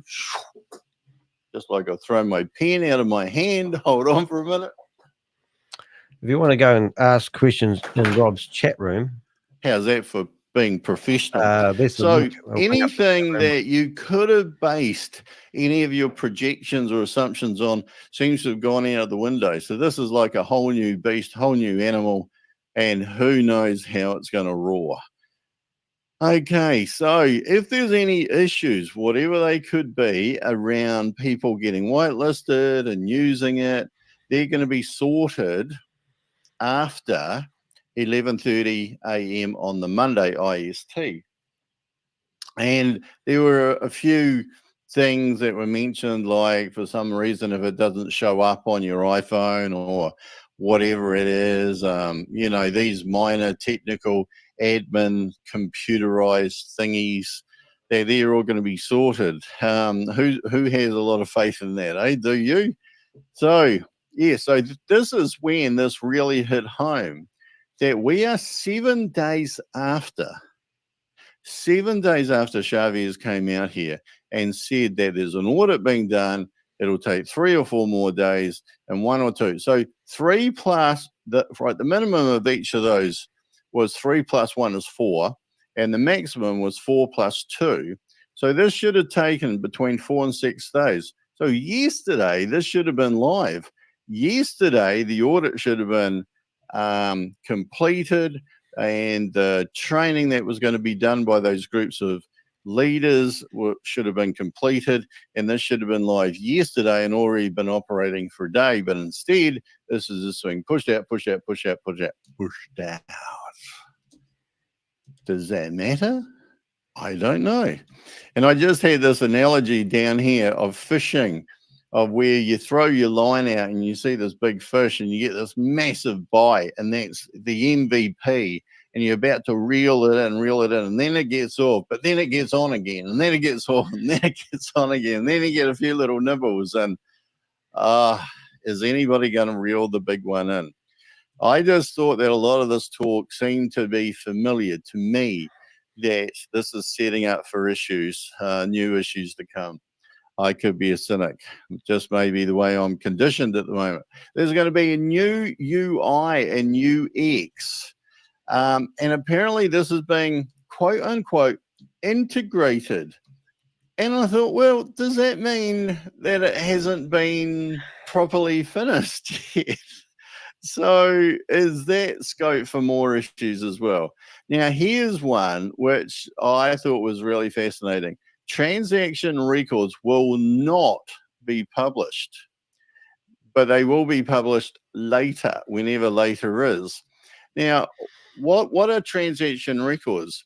Are they merely the functionality part of the UI or UX, which is going to record all of your trades? Or does it mean that there's no actual recording on the blockchain, that you can't go and see your trades on the blockchain? Remember, the blockchain doesn't lie. So it'd be quite a major if those transactions weren't seeable with a transaction hash, or by searching your wallet address on Polygon, etc., etc. Is that going to happen? I don't know. Why am I even raising it? Well, because there have been rumors that this isn't going to be on the blockchain. To be perfectly honest, they were so long ago, I can't even remember where they came from now.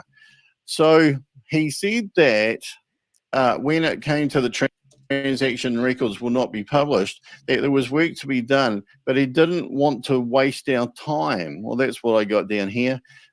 Just remember, these are my rough notes, so go and listen to the Hindi Zoom.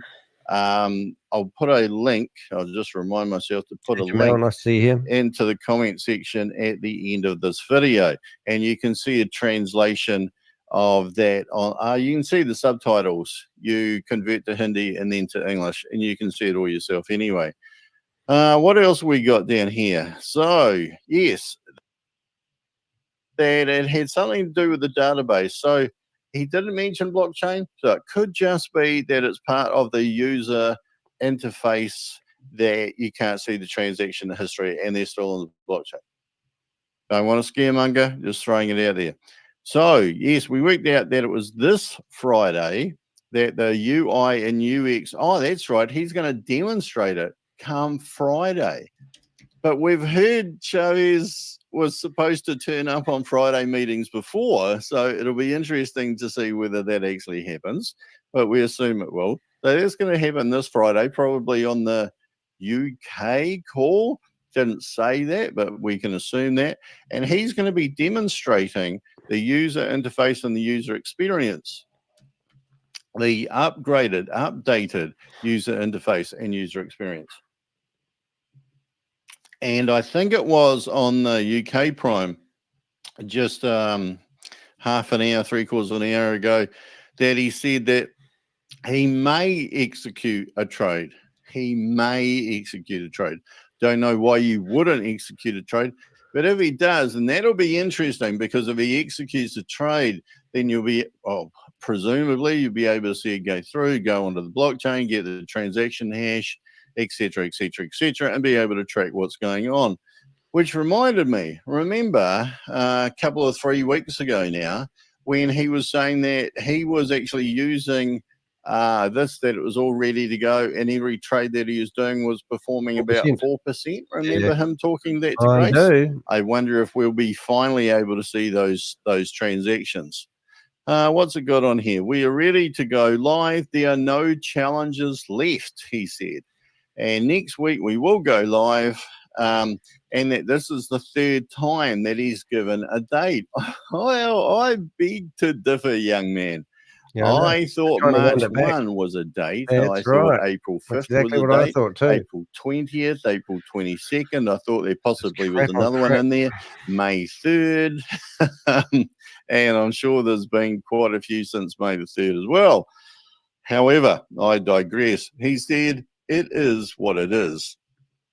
Get over it. Or at least he said that on the Hindi one. And that when you see it, you'll be proud of what has been created and what you've been a part of. So Lucky came on and asked some questions, and there's a few other things more that are on the UK Prime that I'll get to in a minute, but this is just concluding the Hindi Prime. Lucky came on, and one of the things, that these competitors, the competitors that we've never heard of, they haven't been named as far as I'm aware of. We've never seen them. I've certainly never heard the name of a competitor have actually been copying the beta and actually running the beta. That's what I've been hearing. Well, there's a lot of people that say that beta was had manipulated profits. That was that one guy who spoke to Carl and Joe, that with the replicating payouts, he thought that was manipulated. People talking about the code seeming to create the market opportunities and not the AI, and not being fetched from the exchanges. So, and also that wallet funding all of the payouts, and when it ran out of money, that all of those trades failed in those particular assets. Does anybody know of these competitors that are copying that beta? And would you have wanted to have copied the beta? If anybody knows, please stick it in the chat room.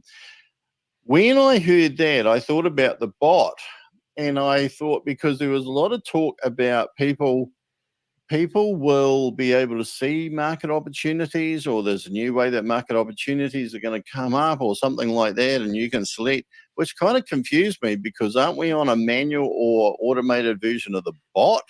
And is that how that works? Like, everything's changed so much in the last few weeks. I don't know whether I'm here or there. But what I did write down is, what about the bot? What about the ticket sizes of 1, 10, 20, 30, and 100? And of course, are these going to be enough? And then I was thinking about, what about that money back guarantee? That there will be 10,000 trades. That money back guarantee, that there has to be 10,000 trades per day. Otherwise, ShaveZ is going to give the money back. And then, of course, was it last week? The week before? Seemed to walk that back and implying that that was misunderstood. I don't think it was, but he seemed to imply that it was misunderstood.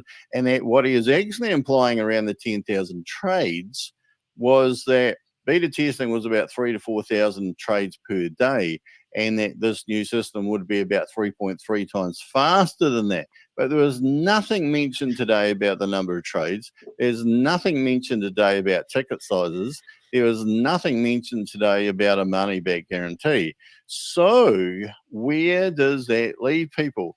Bear in mind that there's supposedly over 86,000 users, or at least 86,000 licenses, and that there need to be at least that number of trades probably per hour for those people just to get one trade per hour in. But of course, the only figure that we heard was trying to guarantee 10,000 trades per day, which, in case you've missed some of my previous videos, would mean that each user would take about 8.6 to 8.7 days to do just one trade on average. So no talk about that at all. Someone asked a question about the bridge, and this was a long, convoluted response, which I didn't get at all, because basically bridge is open or it's not. And this is, if you have money inside Woolley or Satoshi, if you are in BTCC, if you swap BTCC for the BTC20 version of USDT, can you pull it out over the bridge into Tron and get your money? And I don't think he actually gave an answer to that. He talked about inside Woolley or Satoshi, there are various treasuries. He spoke about the DAO. He spoke about that he's even, I thought this is funny, that he's even paid taxes and created balance sheets, stuff like that. You don't pay tax on a balance sheet, just by the way. Where have they been located? In what jurisdiction? And what How can they be so happy? in what country would he be paying taxes? Who would be paying taxes? Is that Woolley or Satoshi paying taxes? Is that ShaveZ personally paying taxes? I don't know. But at the end of it, I still didn't get whether or not the bridge is going to be open. But there was something in there about if someone were to make a big withdrawal. I just want to say, if you were paying taxes, you don't actually need to pay taxes, as far as I'm concerned, when you've got crypto, until you take the money out of crypto. So if he is paying taxes, it would insinuate to me that he's taking money back into fiat currency. If he is paying taxes, and where are you paying these taxes? I want to know. Like $50,000. Who would be responsible if the $50,000 went missing or something like that? And that he didn't want to take away the feeling that people can click to withdraw, and then it shows in pending, and then it comes out, and it was a really convoluted answer. If you understood it better than me, please let me know. But then GameStop memes. Just before we get some GameStop memes. And the other one that I thought was quite interesting was the fact that yesterday, or the day before, Transit was telling people not to try and transfer their money within the BTC platform, because they will lose their money if they transferred it into a currency that doesn't exist, even though their platform allows people to do so. So what sort of cocky pop idea is that? If you go back to May Summervu's article, though, her video that she did 8 months ago, she was saying that the whole BTCC thing is just a simulation and not doing a real thing.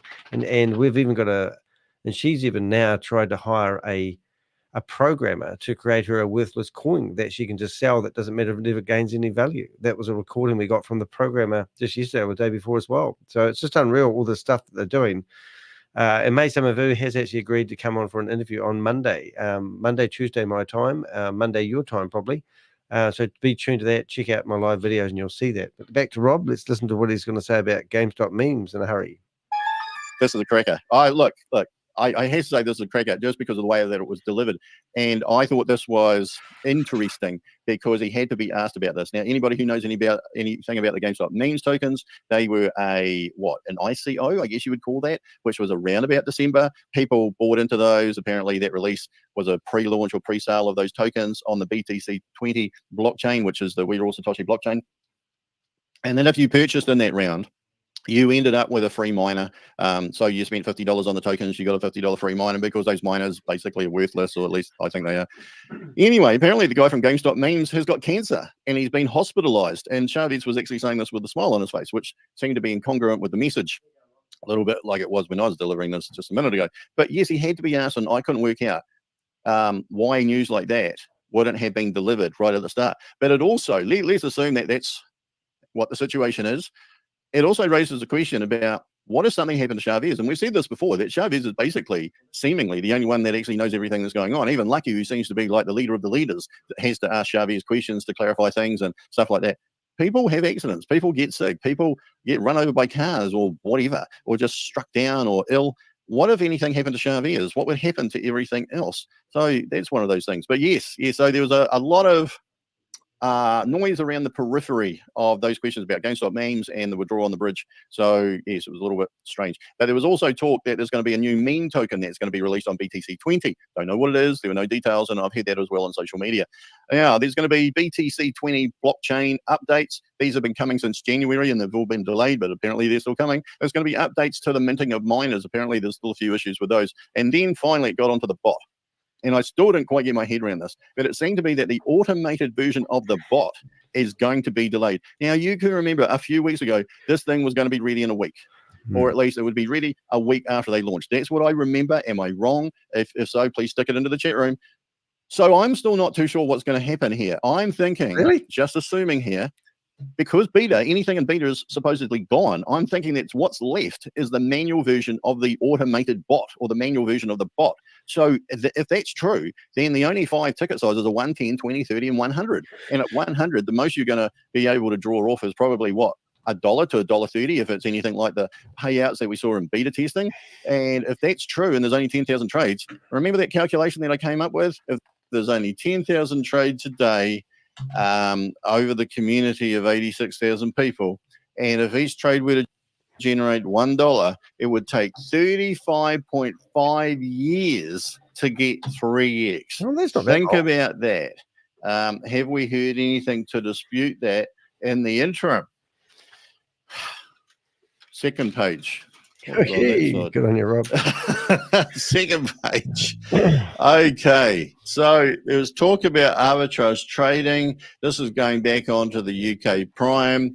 There was talk about arbitrage trading, and one of the issues that they came up with, and this is my interpretation of this, so I invite you to go and listen to the meetings yourself, see if you get anything different from me, and if you do, please put any corrections to what I say into the comment section or in the chat room if you heard it any differently. That one of the issues supposedly that they found is that after the beta, which a lot of us don't think was real, but if the beta was real, that they realized that the scalability didn't exist for all of the people that were going to buy users, even though back in January they were talking about millions of people will be using this and blah de blah. So that has been possibly, from what I understand, the cause of all of the delays, or many of the delays, that everybody was fascinated by the concept and how it worked. There was talk again in the UK one about competitors. We haven't seen any. If anybody knows any, please stick a link in the chat room. I'm not here to endorse any other program. You know that. Been doing these for months. I just haven't heard any competitor out there on the grapevine. Now, this is not going to be open source, because if it was open source, talking about the smart contract, because if it was open source, then people could go on there and copy it, But you think, well, is that really how things work? You know, like, like is everything that transparent that everybody can copy? And didn't he say something about IP? So if you do have the IP, and if you have you worried about? copyrighted, surely you can publish whatever you hell you like, and no one can copy it anyway. And he had spoke last week about people being sued in the courts. The competitors have been sued in the courts. So I don't totally understand. Maybe I'm missing something. Spoke about the new whitelisting, which is what we've already alluded to in the Hindi Zoom. Spoke about the profit ceiling. We've alluded to that as well. Spoke about Monday, but now I know which Monday it is. It's Monday coming up, which is going to be, it's June the 6th. Well, it's June the 6th in New Zealand. So June the 5th, 12th, 10th. It'll be Monday the 10th that the 3X finishes 11:30 IST. So what else we got? Live platform testing. Yes. There was no talk about who those leaders were. There was no talk about who those teams were to do that testing that he was talking about. That will take 1 or 2 days a while ago. Nothing about that. Of course, there was the assumption that the code-based audit would go through without any problems. Live plat, Next week, next week, positively, we will go live, he said. Well, that's what I've got written down anyway. Again, spoke about the UX and the UI. I wrote blockchain down, but I'm not too sure what I'm talking about, to be honest. Probably some people might think I don't know what I'm talking about anyway, and you could be right. He said, I know it's late, but on Friday, yeah, so there's going to be that live demo coming up in 2 days' time, possibly with transactions. Well, we think it should definitely be with transactions so that seeing is believing, and that would allow people to go back and see those 4% trades. Presumably the smart contract is the same one that he is operating those off of. I don't know that. The leaders can go and tell their downlines all of this great news. But yes, there was that thing about how you can identify the market opportunities, which I really don't get. So I am intrigued to see what that live demo is going to look like on Friday, and this is it. So you wrap that up, and I'm just saying if there's anything else that I've got down here. And that it has been difficult to declare dates. That there are now no dependencies. Everything has been tested. That the auditors, I think this is where he said that the auditors have licenses and PhDs, and that people will be relieved, happy, and proud. He's not going to apologize now for the delays, but he will apologize when it launches. And just having a look in here. Thanks, everybody, for believing in ShaveZ, believing in the upline, believing in Boomerang. And then Grace came on and said it was something like a pleasure to work with someone who had so much honor, integrity, and sincerity. And that we'll see you all on Friday. And then the meeting finished. And that was it. It was all over. It was all over.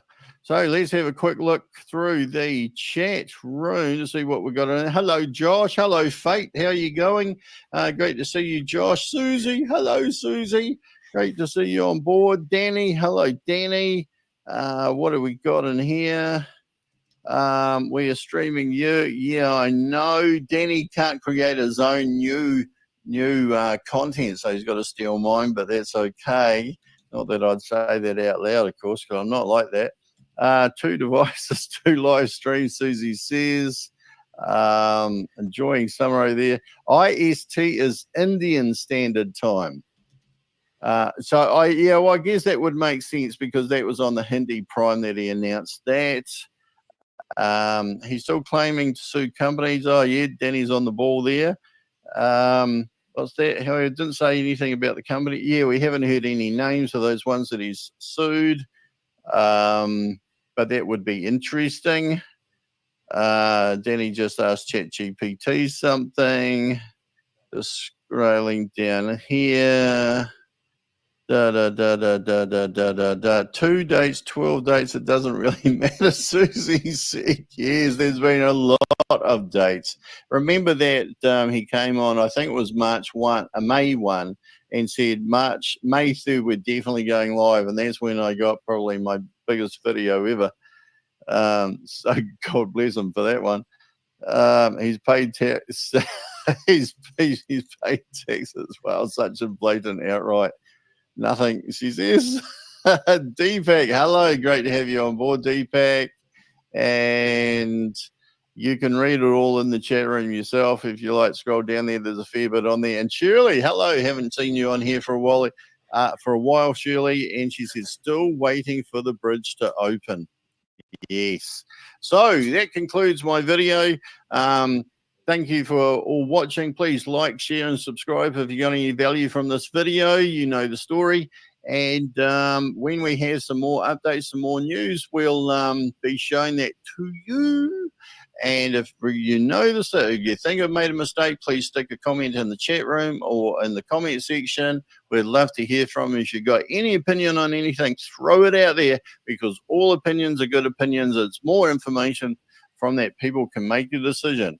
And I guess the ultimate decision is, do you take flight with Boomerang? And will it happen soon? Until next time, both now, happy investing. Meow. Don't know if I like the that, to be honest, the meow, but I'll be honest, it doesn't really ring to me, but we do have got Rob recorded there. Thanks, Rob. That was awesome. Nice getting a good, true and accurate summary. He certainly knows how to take good notes, and also delivery is quite good. So I'll give him an evaluation on that later. But what I've been doing while Rob has been talking, I've also been scouring around the internet looking for other YouTubers that may have a voice or an opinion about what we just saw. This is quite interesting, actually. 8 views 16 minutes ago. So there's a lady here, which I would believe is actually all in, I think it was Vietnamese. So I'm just going to see if I can get the subtitles actually coming up in here and see what we can do. I'll just have a wee play. Yep. Now, this new disclaimer is quite interesting because what they're actually claiming, Joe's actually reading, well, it's Joe's voice reading this disclaimer out. And I don't know, they've got some legal advice and they're trying to scare people like me because we share their content. But from an organization that's telling people that if they share their content without authorization, it doesn't seem like it's deterred many people. So what I'm going to do, I'm just going to unshare the screen so I can get my sound going again. I'm hoping that one day StreamYard managed to find the fix for sound if I don't reshare a tab. But anyway, here we go. So just have a listen to this and we'll see if we can pick up anything. While we aim for accuracy, errors may occur. The information provided is general, and I think what I like is this part here. Words and how you appear on camera tells a lot. So they're telling people now that if they go into the Zoom meetings, always be on time, be attentive, so watch and listen, keep your audio and video off, which is a real surprise because a lot of people have their videos on. And if you do turn and put your hand up, you often get kicked out. You can speak from experience here. Maintain order and be respectful. And then it said, this is a professional presentation. Well, I actually disagree with that. We expect you to maintain the decorum of the forum. So don't go off topic. Please avoid negative comments and public criticism. So just don't ask anything negative. Don't ask those probing questions that most people would. If you went into the bank and the bank was saying to you, look, guys, we're going to give you an opportunity to buy a bank account for $500 and you can turn that into $1,500 within 24 hours. That's literally what these guys have claimed. Then you're not allowed to ask any curly questions about it. You're meant to just give them your $500 and go away with your bank account and wait 90 days for it to actually work. Kindly treat participants with courtesies. Well, you can't communicate with anyone in the room, so what the hell's all that about?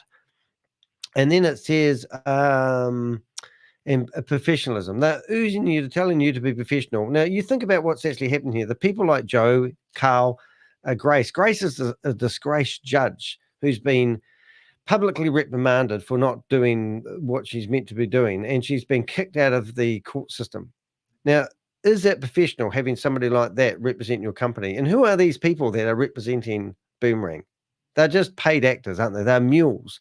Who is ShaveZ? Who's behind ShaveZ? What organization? ShaveZ claims to have a tech company. All these things, these claims they make, and they're claiming that we need to be professional. Even if you disagree with the options. So if you disagree with what they're saying, you can't say anything, no criticism. Please follow these guidelines as we as participants can contribute to the productive and respectful online meeting experience. So what sort of experience are you having? Just saying. But let's see. I just want to see whether this broadcast was one that we've already watched, because I have a feeling it's UK Prime. And I'm just going through some other YouTube channels here. And the fact that we've got... so that was the challenge. Right. So this looks like someone in Vietnam is actually rebroadcasting the Boomerang meetings. And that does look like Vietnamese. I'm just having a guess here. They've done 18 videos. They've got 234, and they've obviously got a dedicated channel here. And I have a feeling it's our friend Simon Lee. Maybe he's connected. Now, Simon Lee, we did a video of him last week. And if we do just bounce to that video, you'll see I actually have... What I do is I get some good videos, and I like to build... What I'm trying to accomplish on my YouTube channel, I actually want to be on Netflix, and I want to build a timeline, a story of these people. So you can see I've uploaded videos. And there's a video here of Lucky and this guy called Simon Lee, which was actually quite breathtaking. But anyway, I uploaded that 8 days ago because I... Okay, so... Because in here, he's translating everything back into Vietnamese for his community. The meeting was maxed out at 1,000 people, and that's basically Simon there. Now, we did a bit of research on Simon. He's all over behind MLM. He's been promoting OneCoin. If you don't know what OneCoin is, it was the biggest Ponzi scheme ever. And the lady who was behind that has actually gone into hiding. I think her husband got arrested, all sorts of things. So the fact that he's associated with another big Ponzi scheme and scam is just breathtaking. But this is what you'll find with all these presenters. So that's basically what that is. So go have a listen to that video there if you like. The other one is there's a guy called Rob Buster. Now, I'm going to just drop that link into here because it's going to be easier. And I'll get rid of Rob Buster out of here, and hopefully that will load, and I'll still have my sound. So I haven't seen Rob Buster before. He's done 1.5 1,500 videos. He's got 1,500 videos, but only 880 subscribers. That's actually quite a dedication. But what I did like about this, he's obviously also restreamed Rob's content, not Rob's content, ShaveZ's content. So I'm wondering if he's actually narrated anything over it. So this one here was 16 views an hour ago and then no views. So I'm just wondering what language, if I go to lives, I'm going to see if he's been rebroadcasting in live. No. So I don't know who this guy is, but is this Rob Buster? It looks very similar to another Rob that we know, doesn't it? Never actually seen this guy before. Don't know what country he's from, but I am actually having a guess that he's not English speaking. So let's go to his videos and let's just pick on the last one he just uploaded with no views so far. On which you act and react and then cash out. So as this narrative started in December, so I don't think there's any commentary. Some way which can be very... So this and is by the the end of we've just watched. we will have interest here. Let's go back and let's just have a look at this other one that he uploaded to see if there's anything interesting here. This looks like the Hindi meeting. In progress. Oh yes, this is the Hindi meeting, but there's no commentary, so no. Which is going to stop us. And then we went to, oops.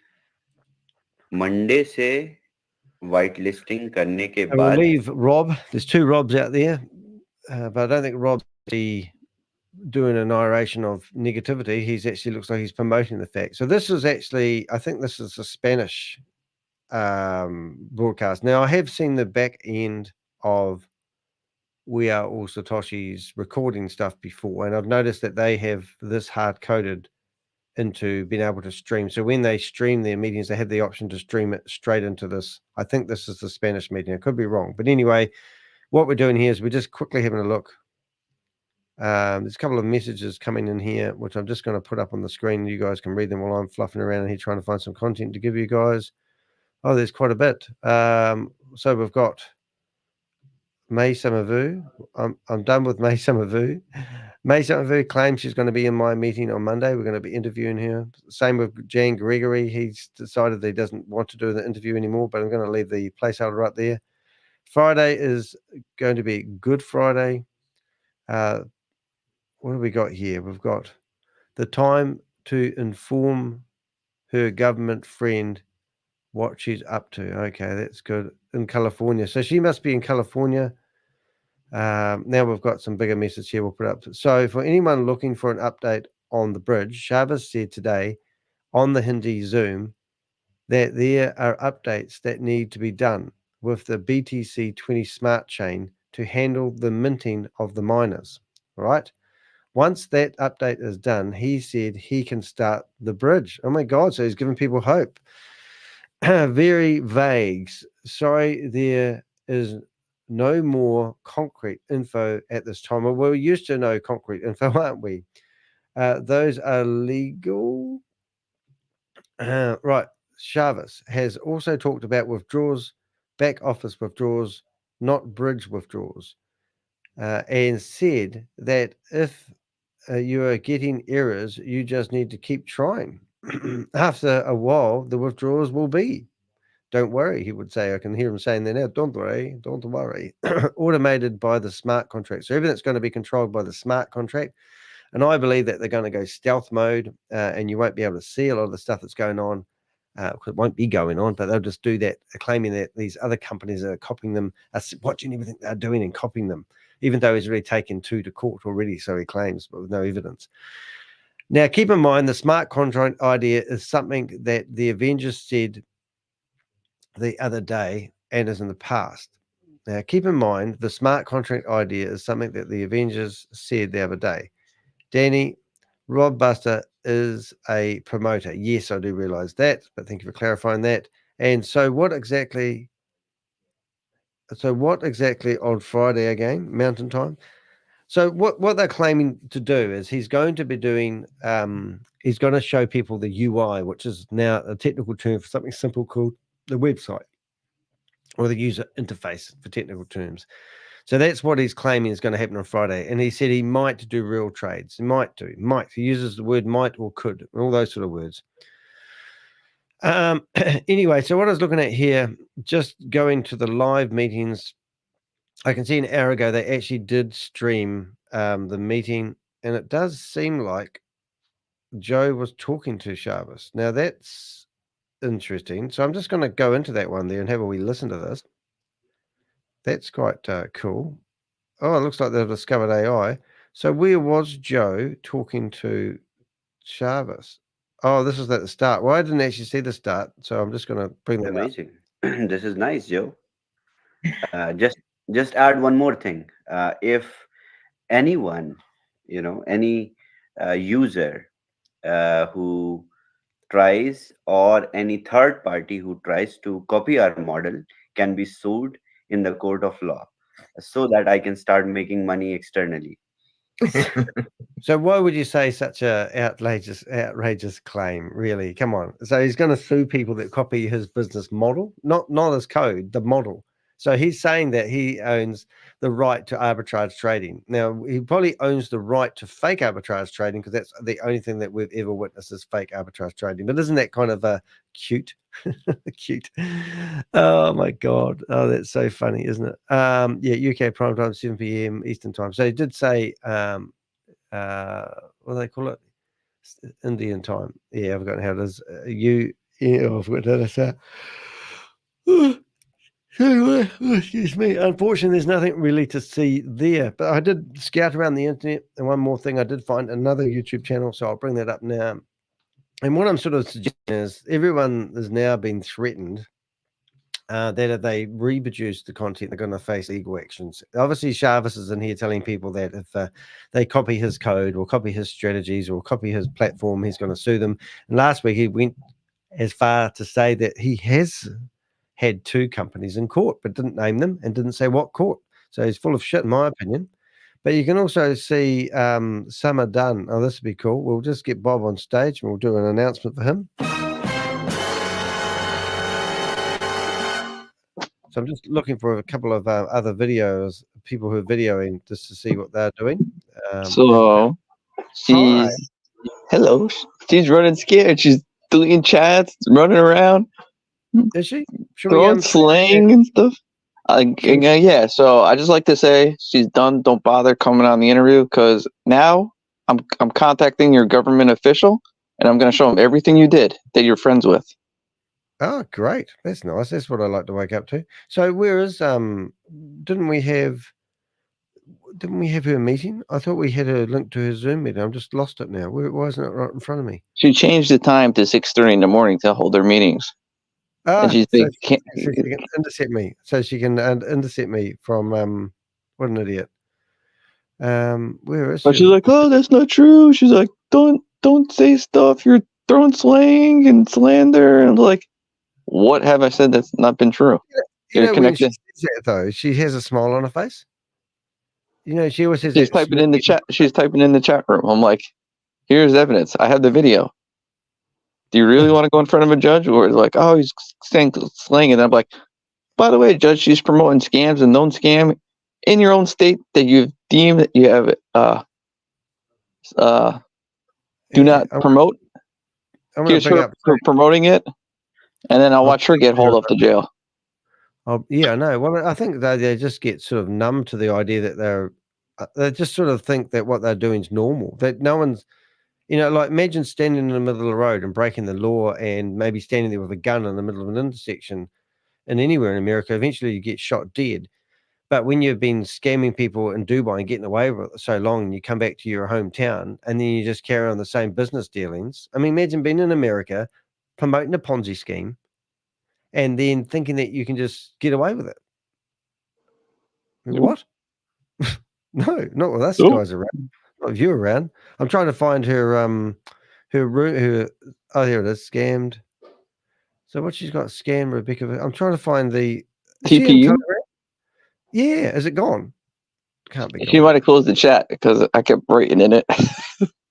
Did you? Couldn't help yourself, couldn't you? Eh? You're like me, man. You just go straight in there like a ball, and it's exactly what I love because I think. Well, she thinks by closing the chat, like I can't contact all the members. It's like you could still contact them. We should be bloody ringing her. Let's ring her. Let's do. So what are we going to do? So we need to go. We'll call her on WhatsApp first and see if she answers on WhatsApp because that's always a bit of fun. And then we'll call her on the real phone and do a FaceTime. Yeah, she doesn't know I'm friends with her government official. Oh, I mean, yeah, it's just incredible. And we have the phone number of the lady's office, and we have the email going to that government official. So start compiling a detailed report on Somerville.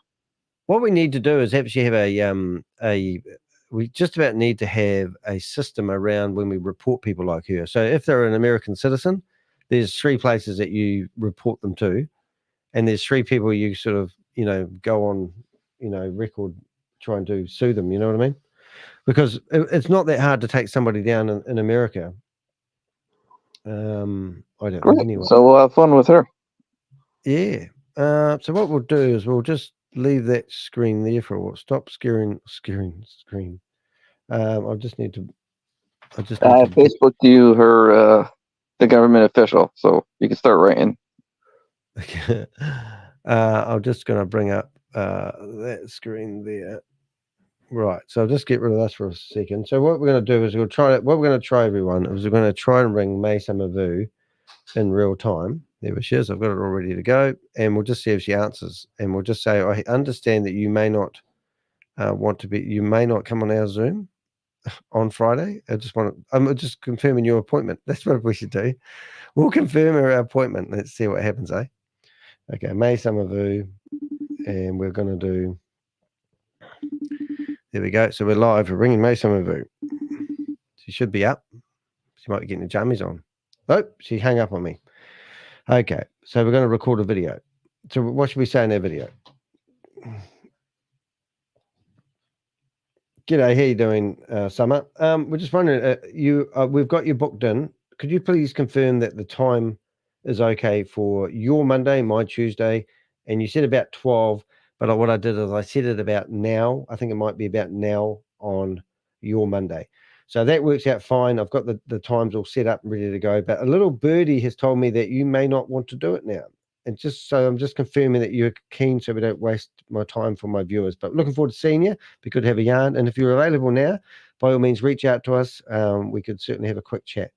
See ya. Okay, that's lovely, isn't it? Let's see what she says. So we'll just have a wee look. We'll let her watch that for a wee while, and then we'll see what happens on that one. What about these other people? Should we give them a ring while we've got them here, eh? Sure. Keep going down the VIP list or the. Well, what I did is I added everybody that's on. I'll just get rid of my phone here. And I'll go searching for Furthest team is 30 day. I think you're in that crypto 30 days. Well, I've got pictures of these people in here, so I'm just trying to. Wish I could get them larger. But Financial Freedom Team. I could save them. I could go back and click the picture. Last night I was up to 2:00 last night, and I'm going through loading up all the numbers. So I've got 32 numbers, which are Financial Freedom Team. So, and then I thought we'll just ring them one at a time and see what happens. So it turns into a conversation. So here's the first one. I'll turn this up a bit. I don't know exactly what to say yet, but we'll make it up as we go. Hello, is that you, Mum? Something like that. Right, I'm trying to find the right screen for us. There we go, that will do it. Okay, so that's 001. Doesn't want to answer. Okay, so let's go to, we've got a whole lot of them. Let's go to 002. 0002. And this is a couple. This is a lady with a head. What's those things that the people from they have a head covering? So let's have a look. And these are people from the UK. Hello, darkness, my old friend. I hope to see you again.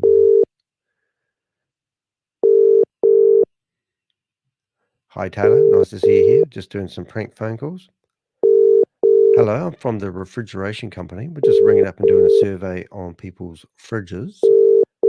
Can you please tell me whether your fridge is running down the street? UK time, that would be... Hello? Oh, g'day. How you doing? What? Hello? Yeah, hi, how you doing? Are you there? You can hear me okay? Yeah, my name's Danny. And I noticed that you're in a group that we share a common interest in. Oh, you don't want to do that? Let's do that again. That was fun. And she turned it on with the camera on.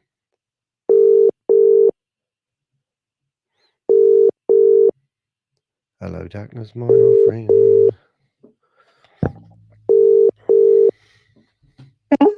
Hey, g'day. How you doing? Danny's my name. Thanks for picking up. I just wondered if you're interested in the boomerang thing that's going on at the moment, because I noticed that you're in David's group, and I was just wondering if you knew much about. Are you familiar with David? He looks like a wee hobbit. He's in a group called the Financial. I forgot the name of the group now. Financial Freedom Group. Are you in that WhatsApp group? I didn't hear you.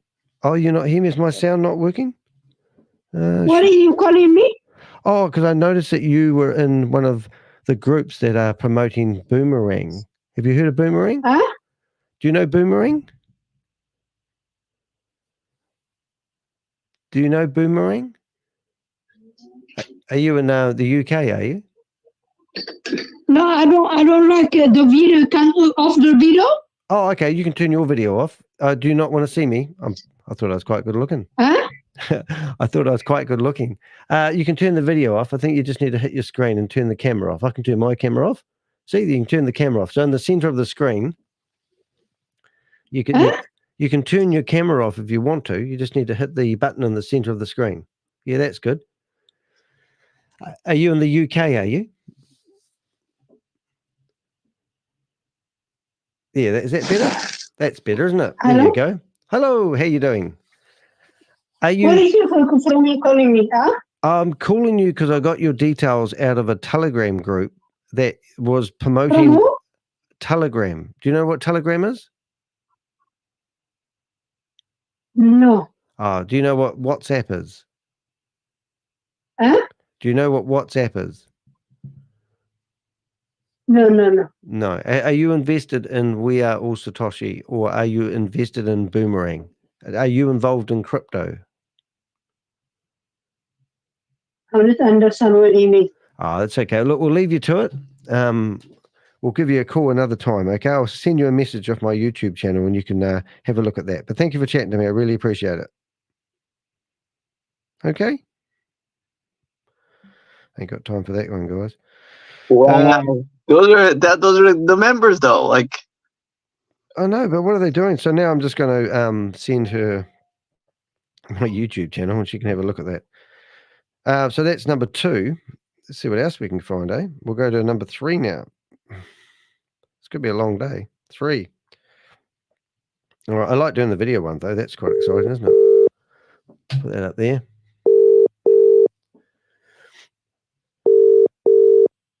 This is, we're ringing a random person. Their name is, I couldn't remember the name of the group, Financial Freedom Team. It's just something that doesn't flow off my Financial ring. Freedom Team. Financial Freedom Team. Is there such a thing as Freedom Team? Pick it up with a camera on. It's quite funny if you ring them with a camera on. I don't think they are used to it.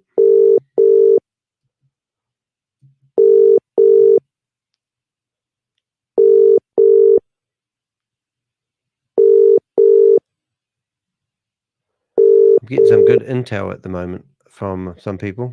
No Freedom Team there. So what we'll do is we'll give them a little snippet of YouTube S shortcut key. Boom, there they go. So now we're going to go to number 5. We've got 33 of these guys, so it could be a long morning, but what the hell? Let's do it, eh? Only way to get information is to do the hard yards, isn't it? Mary, 4. Let's go 4. There it is. Who's that icon? First of all, let's do an intro by giving them the YouTube channel. That's going to put them there. Bang that out there, and then hit that there. So this is Financial Freedom Team, Mr. Number 4. Let's see what they have invested. I think Crypto G said I should tell people we're live on the internet at the moment, but I think it's more fun if they don't know. Oh, man, no answer. I don't actually believe that's a no answer. I actually believe that's a hang up because that only rang 5 times. You're telling me that they've got... So let's go to caller 0005. There they are, number 5. Then we once again, YouTube. Yes, doing it with your thumb isn't much fun. Space. There she goes, and let's give them a ring on the video. I've already texted a lot of these people as well. Now we've got some flat packers in here. Oh, unavailable. Must be the wrong time of night for them. Maybe just ring them again just to make sure, eh? Better. Hi, Danny. Hi, Flat Panzer. Nice to see you here. And Room. Hi, Flack. Just curious, if you know people are doing wrong in the USA, why don't you report them to authorities? Well, that's exactly what we're doing. Exactly what we're doing. And that's why May Summervu is probably running scared. I think. Gosh, Flack, do you think we didn't report them? Where have you been? Yeah, I know. It's a bit weird, really. Don't you think it's a bit weird that you did actually say that? What do you think we're actually doing here? Do you think we've not reported people? Do Do you think we use everything we can? Do you think we wrote that email up the other day that with all those places that people can report people to, and we didn't? We just did that because we didn't think of reporting people. Do you think we wouldn't want the governments to do something about this? I can't even type in this. Of course we do things, mate. That's what we're doing. That's what we're doing. We're making people's lives hell. We don't care about saving we'll throw the baby out with the baby water if we have to put these people in. So here I go. I've given them my YouTube channel, and now we're just going to ring them. So we're ringing Financial Freedom Team number 6. This is going to be a long, laborious task.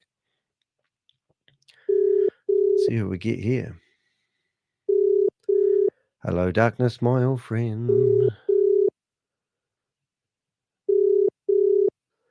Got some intel for you here, Susie, from our mystery person that's providing us information on Woolley.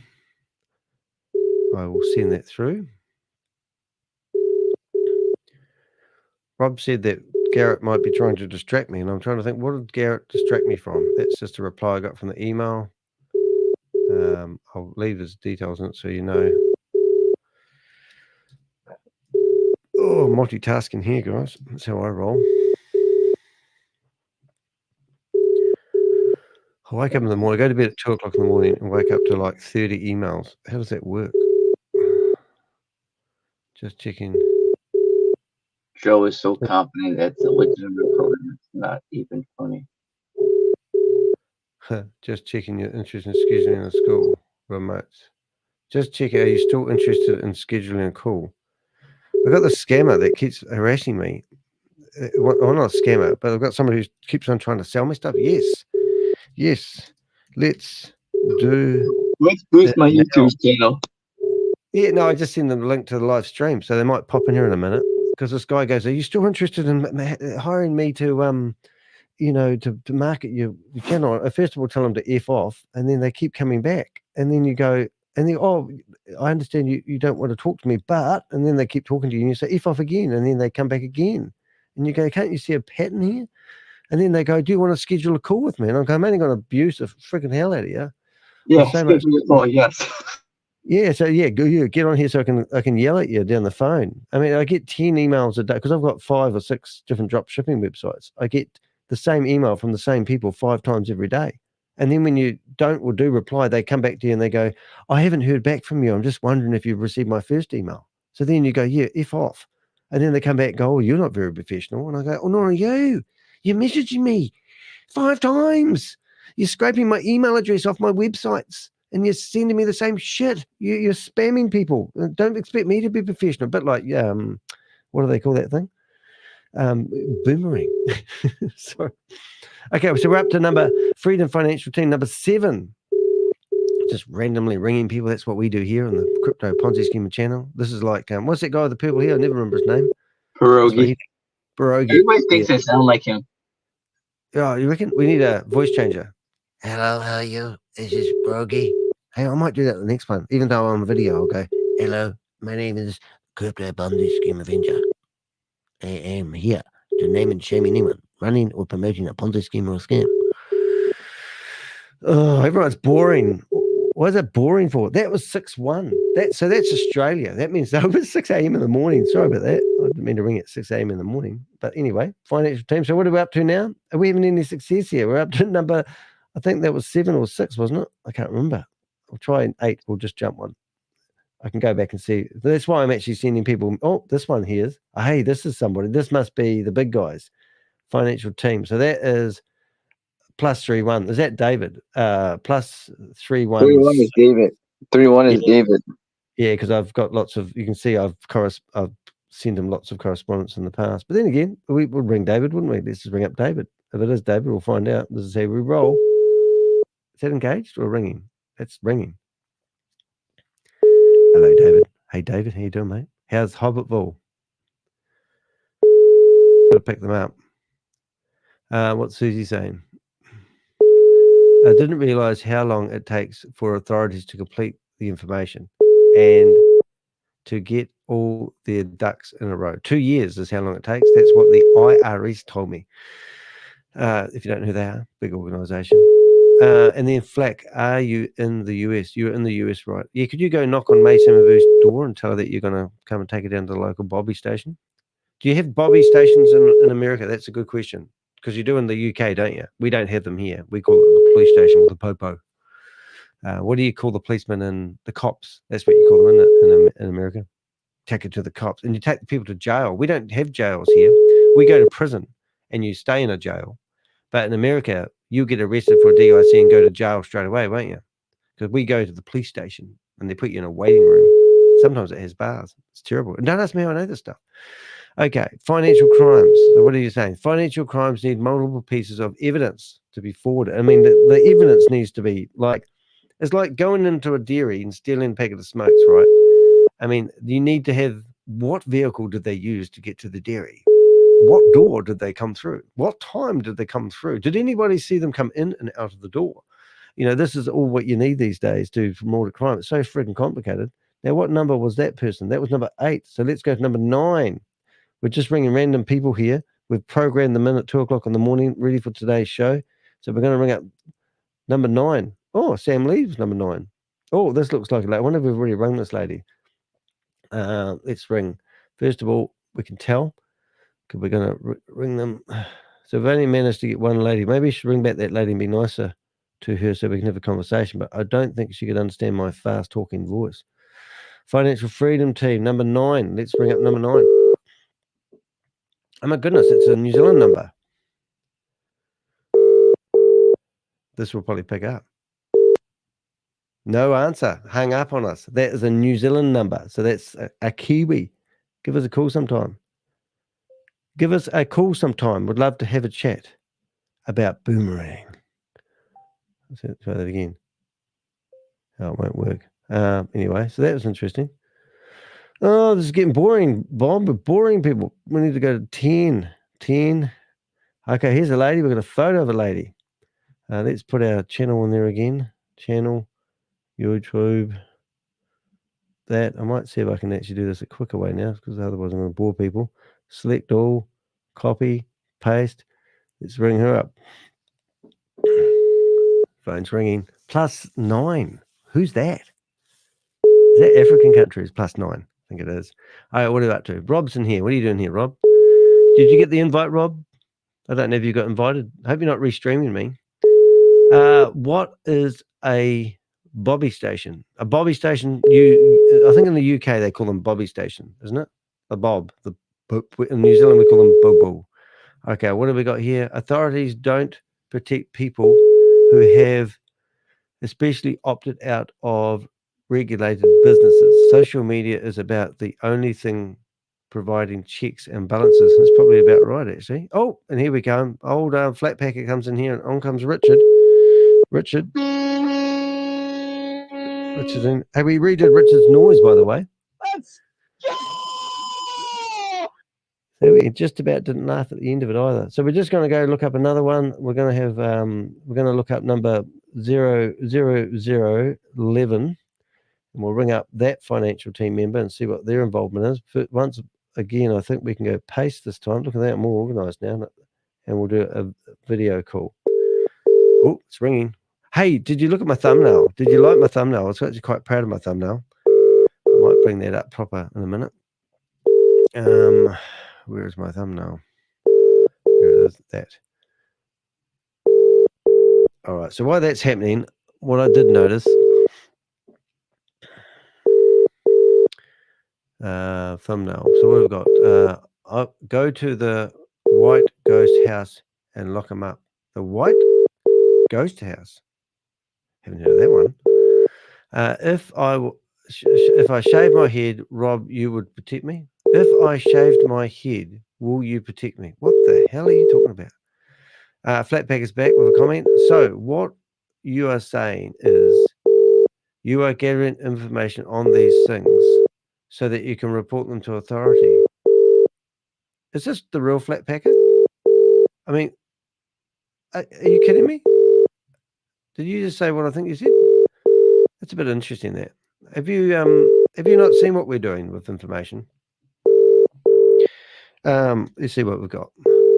Okay, what we're endeavouring to do here is we are endeavoring to build as much evidence as we can, video evidence, social media mainly. Yeah, and that's exactly what we're doing. Where are we? I'm trying to find where we got up to. So that's it. That's enough of the boring phone calls. We'll now go into other things. I'm going to share a screen with you guys. So let's go stop sharing that screen, present that screen. We'll go back to those phone numbers. I like doing things live because it's more exciting. Heart racing, I'll tell you. Oh, it's another chat room I don't need. I'll shut down Rob's chat room. He's gone now. He was live a while ago. Okay, so this is if we go to here, this is my database. Well, one of my databases. So Flatpacker, this is for you. Look at my screen if you may. Right, and if we go into this is Ponzi schemes and scams, right? So if I go back to the home area of my database, you will see that I've got 5 columns. I might even have more columns. So I've got lawsuits. This is a lawsuit, and this is what they look like. Stephen McCullough tried to take me to court. And here's all the court documents, all the service documents, security costs, all the correspondence, all the people involved with the court case where they were trying to sue me in the New Zealand High Court for $3.8 million, and they failed. They failed because they filed a discontinuance. I had too much evidence, I believe, and that was over. So if somebody wanted the whole case, of this court document, I would give them access to this part of my database. And here's all the files. Here's videos of the guy having his own country. Look at the stuff we've got. This guy here. Look at this. This is a guy who was being sworn in as president of his own country. Let's see if it was going to play. It might not play. Here it is. From what I have seen to this point, I believe the vision behind the UAS was to look at the current. So that was his inaugural speech. This is him being voted into Congress. This is him giving sports cars away that never eventuated. This is him saying he's mining for gold. And these are the stupid videos. $1 trillion worth of gold because his crypto coins were gold back. This is a game. Another day at work and you're bored out of your mind. That he produced that was claiming if you played the world's largest mobile MMO that lets you would get paid real gold. Anyway, so we did a whole story on him. So that's just one area. That's just one lawsuit. I've only had one lawsuit so far. I'm looking more forward to my next one. But if you go into here, you've got persons of interest. And in the persons of interest area, there's over 160 people in here.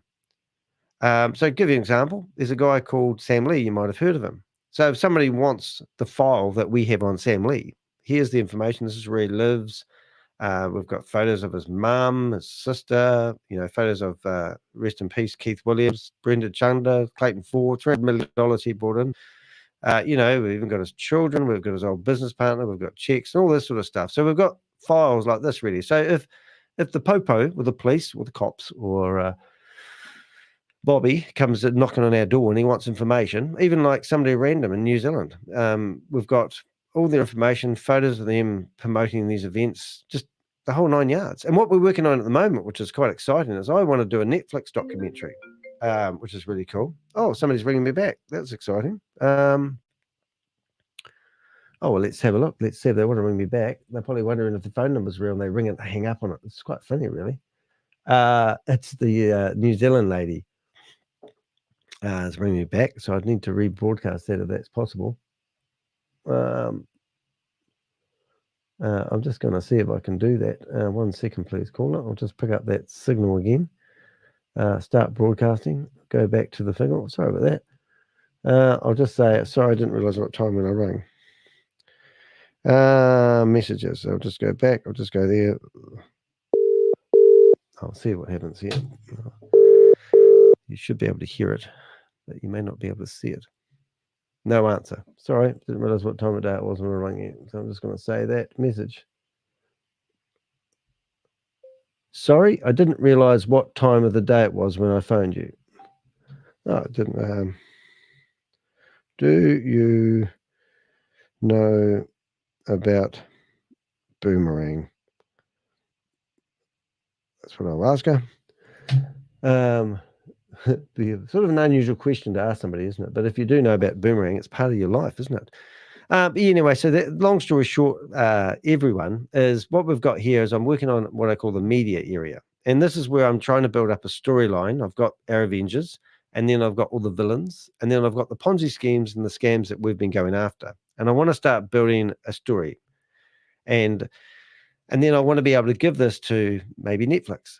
And they can put it together and they can go through the information. I mean, literally, they can go into Bitcoin Rodney's file and read about him and see things that he's done. Like I've got maybe, I don't know, 50 videos of Bitcoin Rodney when he started out. You know, and it's quite interesting if you look at these things, you know, what we've got on these people. So yeah, that's the goal. So yes, we would love to actually get these guys behind bars. Obviously Bitcoin Rodney's already behind bars, but that's just one of many people, isn't it? I'm going to go for the questions. I don't know if we're done for today, but we're getting close. Hi Rob, hi Susie, Fleck, Susie, Don, are you protecting by the tinfoil? Aren't you? You're protected by the tinfoil helmet. I presume that's what you meant to say. What else have we got? Bob's going to leave me on the stage by myself, getting quite lonely, but that's okay. What did Shava say today? Well, where you been, Taylor? Come on. What did he say? What do you think he said? Nothing. He just said, hurry up and wait.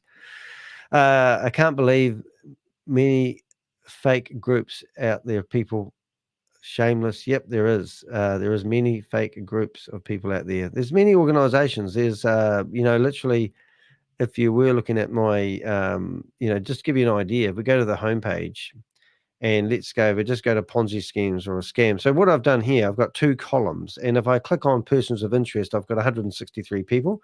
If I click on Ponzi schemes, it tells me that I have 35 boards. But this doesn't mean this is only 35 active boards. So if you go down here enough, you can see I've got names on the right and URLs on the left. So for example, you can see Trade 11 in there and Neolife. And these are just new ones that I've just been given. So these are ones that I've been told are running Ponzi schemes or scams. And the people in the black on the side, see, you've even got Kaur. That's my favorite. Kaur. Now, these are people that I've seen in Zoom meetings. So I go through these Zoom meetings with 1,000 people and I screenshot all the screens and I take all the names and then I go into ChatGPT and I please provide me a list of proper names of people in these Zoom meetings. And I keep a track of these people.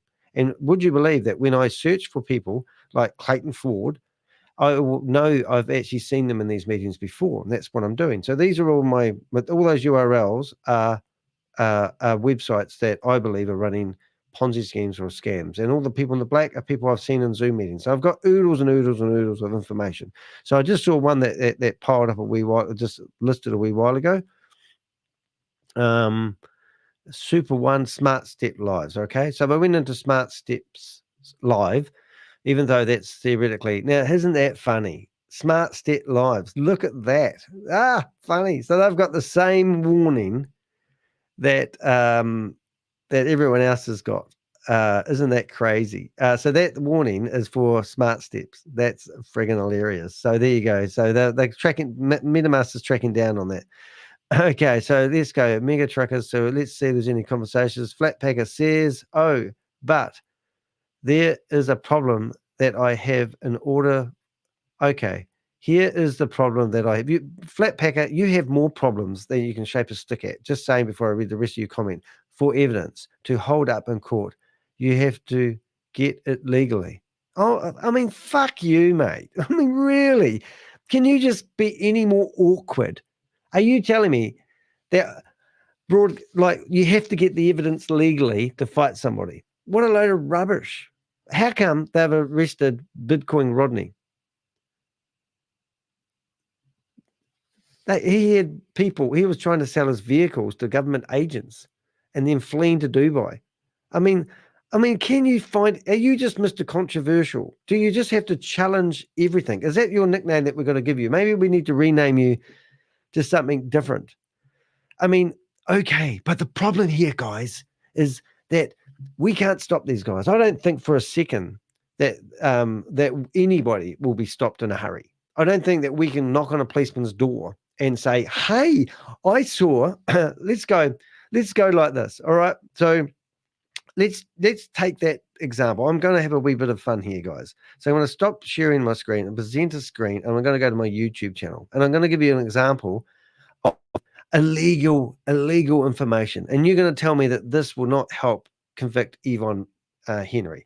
So go to my, I'm just going to put a, where have I got that? Have I, okay. So here's the problem. Flatpacker says that if you don't attain the information legally, that it won't stand up in court. Well, you're right. You're probably right. But because you can't broadcast or prove that somebody's a scammer, then you do nothing instead and wait until you get, you go to the policeman, like Rob has gone to every single agency that we know of and said, we know a crime that's going on. And the first thing they do is tell you to go back to your own country and report it to your local popo policeman, and then wait for them to do something. Then they say, oh, this is an international scheme. We can't do anything about it. It's out of our jurisdiction. It just goes around and around in circles. But what I believe, so let's just say I go down here and I look at my videos, which I've got quite a few at the moment, and I look for one video that says, here it is here. So $102,000 scammed. So in this video, no, the other right. Here is Sam Lee, who has been charged in connection to a $1.9 billion scam by Americans, even though he's an Australian citizen, for his connection to doing business dealings with Hyperverse. Okay, now here he is in a meeting with a lady called Yvonne Henry. Yvonne Henry is an Australian citizen, and she's facilitating. And in the background, the little head that you can't see in the background here, let's take her out. You can just see in the background, there's Kate Longley. And they are facilitating a purchase of 2 licenses for We Are All Satoshi. And the couple, which are going to be here in a minute, is here. And unfortunately, this couple have actually been bitten. Just so I can help. This couple have been bitten before. And they have lost money in the past, but this time they thought they're all in, and they've taken out their superannuation money, and they're going to hand it over, being facilitated by this lady who's got the paperwork in her hand. And then Sam's sitting here on the floor drinking tea with another guy who's borrowed his internet connection, which we would have all seen before. And they sit here, and Sam comes along and he writes you guessed it, a promissory note, basically saying By day 499 of. So Sam writes out this promissory note, and then he basically, here's your promissory note coming up in a minute. Beautiful. Maybe okay. You can take a screenshot of it, Sam, and a photo, and send it to me, and I'll send it to Billy or something. Or you can send it to Billy, something like that. Screenshot. There it is. There we go. So here's Sam holding up a simple promissory note from Paul and his partner that he's going to get given $51,100 from each party, and that's going to turn into something fantastic. Now, just using that as an example, because that video that you're looking at was posted on a WhatsApp group that Yvonne Henry was doing a live, and she flipped between screens, and I could see her WhatsApp messages. And I just so happened to see the number of a video.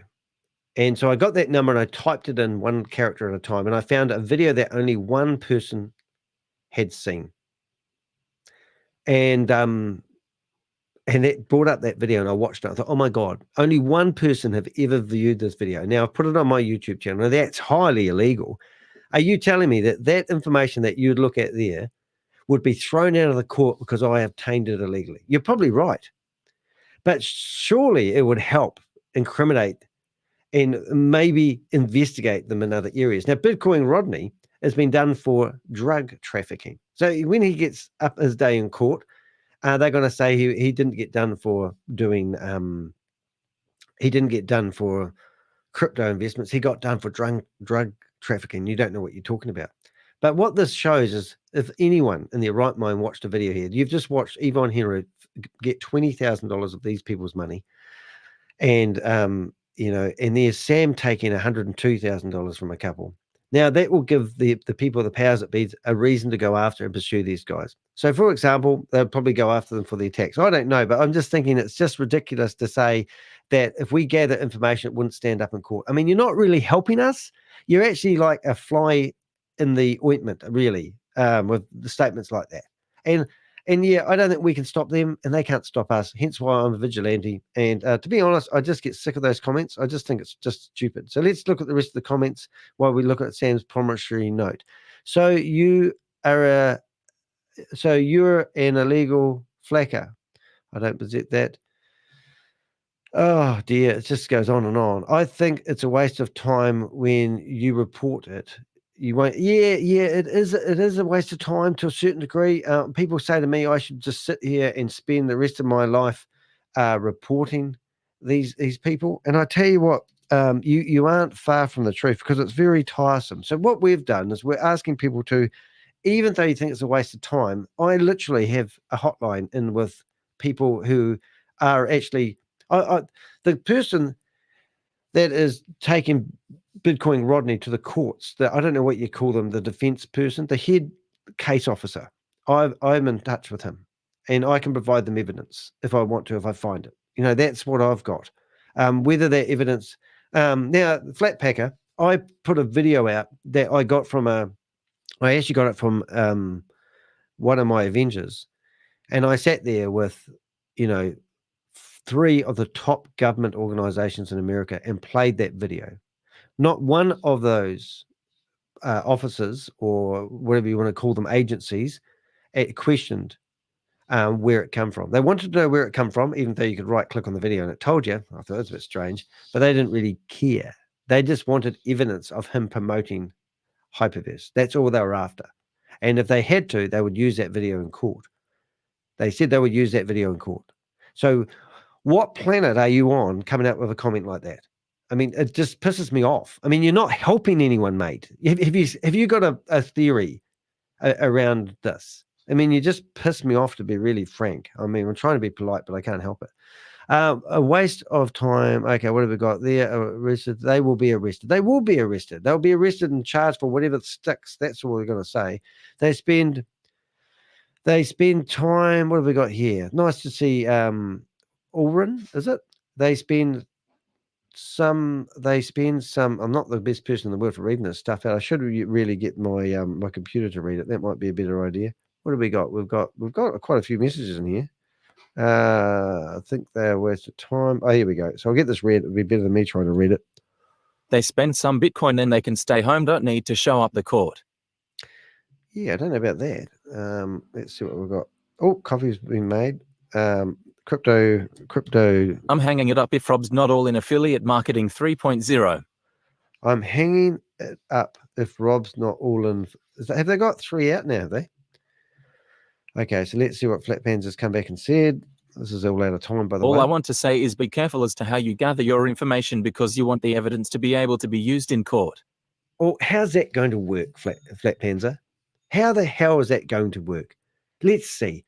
What do? I mean, let's say I go into a Zoom and they read it, the criminals or the scammer reads out a disclaimer saying that that I shouldn't be rebroadcasting his evidence or his information. So, because he told me that, I better be careful. I can't get it that way. What other ways do I have of getting information? Okay, I know what I'll do. I'll break into his. I can't break into his house. I know. I'll go work at the motel where he lives, and I'll deliver a cup of tea at the time that he's broadcasting on the internet and drop it off. And I can say I witnessed him promote. I mean, for God's sake, be careful how I'm going to get the information. Any information that I provide would be illegal, because I'm going to ring up ShaveZ and go, "Hi, ShaveZ, it's Danny de Hek, aka the Crypto Ponzi Scheme Avenger. I'm just gathering information on you committing a crime. So I've just got to be careful how I do it. Do I have your permission?" Is that right? Is that what I'm going to do? Of course not. I'm just going to create awareness. And look, in the courtroom, I'm pretty sure. I remember I went to court. I had pretty snazzy lawyers, $800 an hour lawyers, defending me in a $3.8 million lawsuit against defamation. They told me to be careful what I say online because it can be used against me. Okay. So that's when I killed my YouTube channel, because I had to back off because I were genuinely concerned. But my point is, be careful. Okay, thanks for your advice. I just don't think your advice is that great, mate. Just saying it out loud. I don't really hold back here. Turn yourself in, Flatpacker. Then you'll, oh yeah. Now we've got evidence provided by you, Flatpacker, that you were originally involved in Hyperverse. You realize that Hyperverse was actually a Ponzi scheme and a scam, don't you? Even though you repaid the money that you, the people that you recruited into it, you claim that you had repaid them. I would actually like to see a spreadsheet of that, if you wouldn't mind. I would like to know how much money that you originally invested in Hyperverse, and you claim that you introduced other people into it. And I'd also like to know how much money exactly did you pay those people back that you claim that you got them into it. And that was very noble of you. And I'd also like to know that if you put in $1,000, the only money that you ever got out of Hyperverse was that $1,000, or did you pay back the money that you got from people that you introduced into it? And did you ever make a profit, is what I'm trying to say. So did you ever make more money than you put in Hyperverse, or did you actually lose money? And if you did keep any of the money, can you tell me where you think that money came from and why you think you should keep that money? Now, you haven't actually said that, so I don't know whether it's true or factual, and you probably won't provide us that information, because if you freely give it to us, then I assume that would mean that we were legally getting that information properly. But hey, I don't know the law. Don't need to know the law, because I'm just a vigilante. I'm here to name and shame anyone running or promoting a Ponzi scheme or a scam. It's not rocket science, ladies and gentlemen.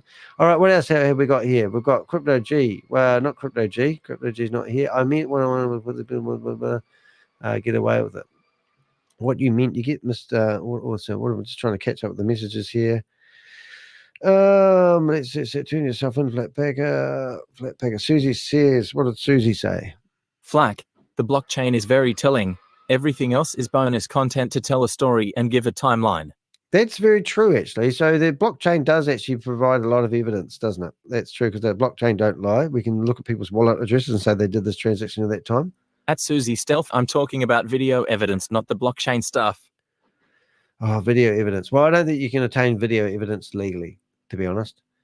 In New Zealand, I have the right to record anything I want as long as I'm in it.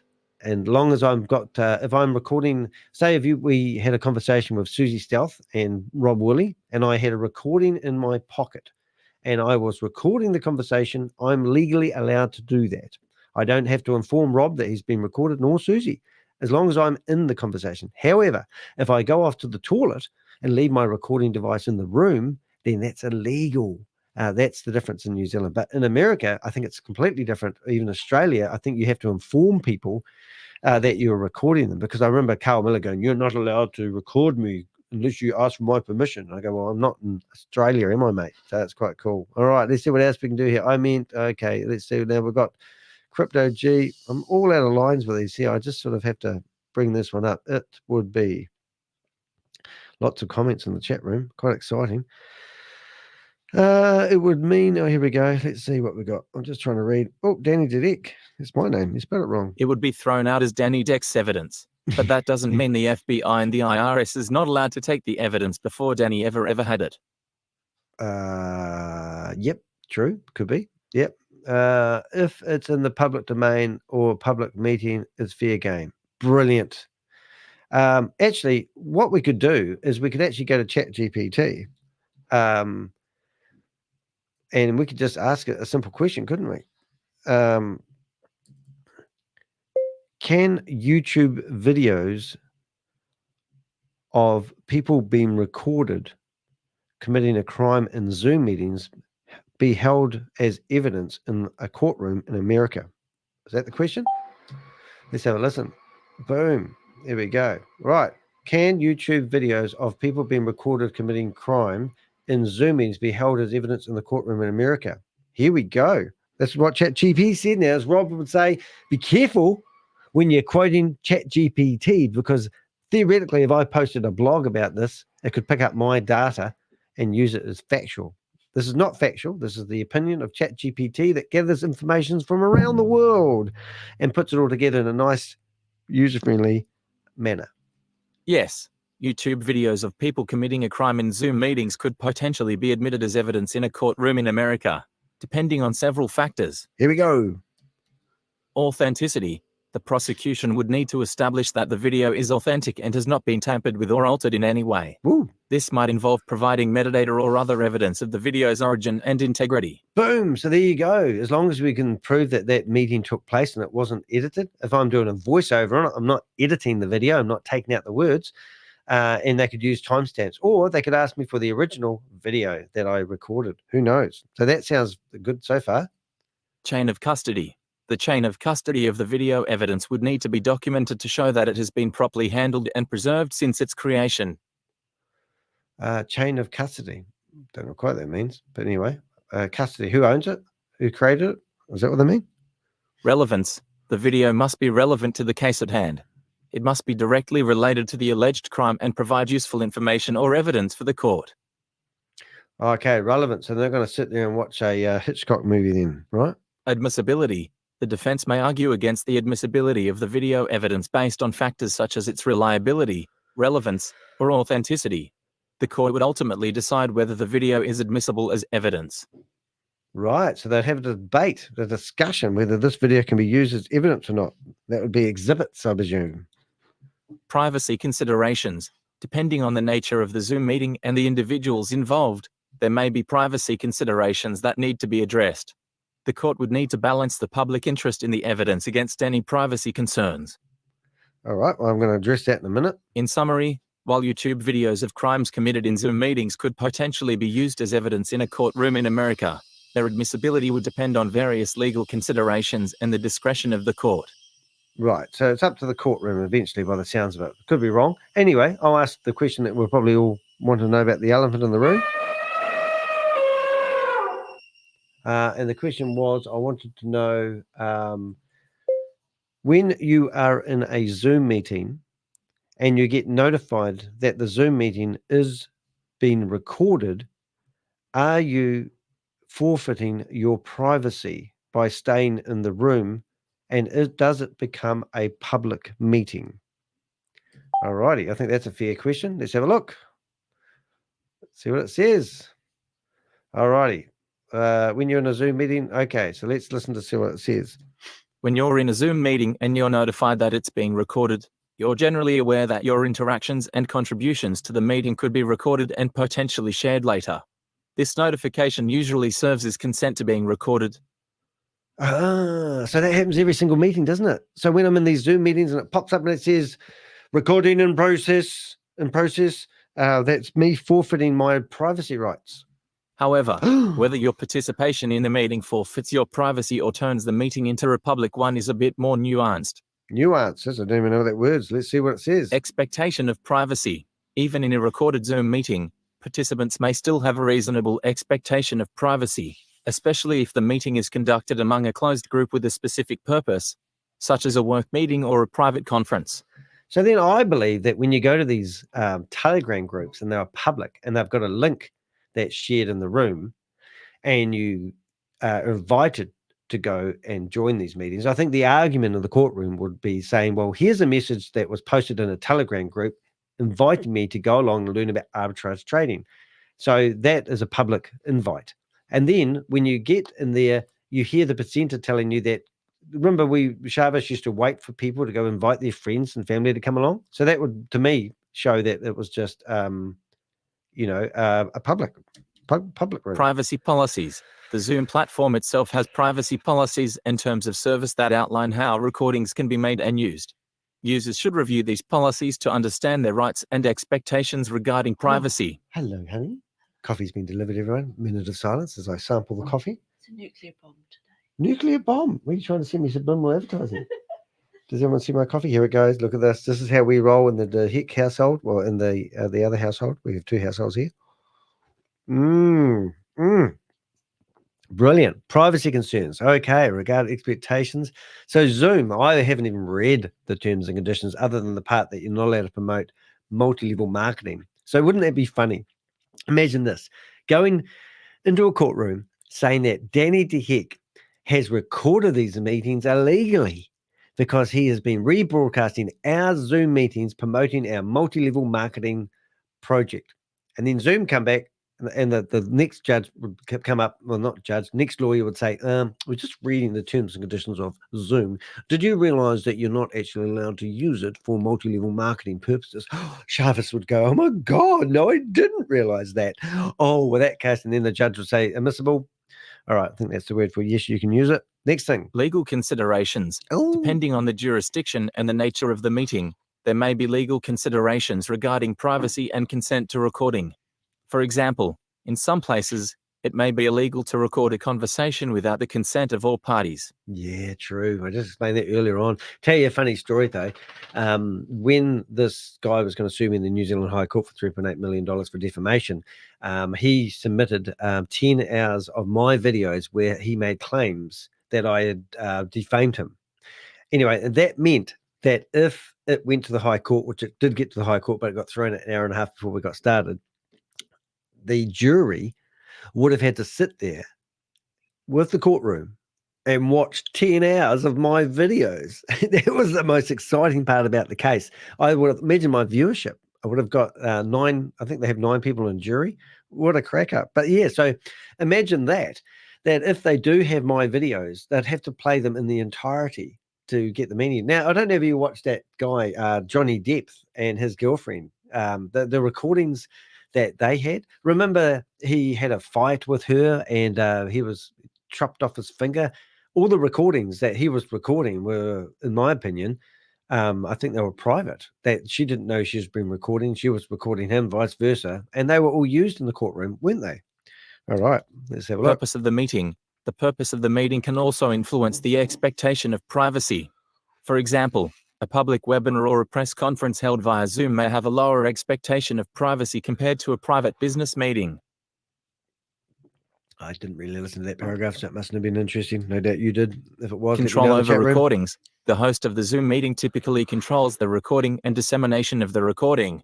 They should follow appropriate guidelines and obtain consent when necessary. Oh, you're going to love this one. So you've got Grace Judge controlling the narrative in the meeting.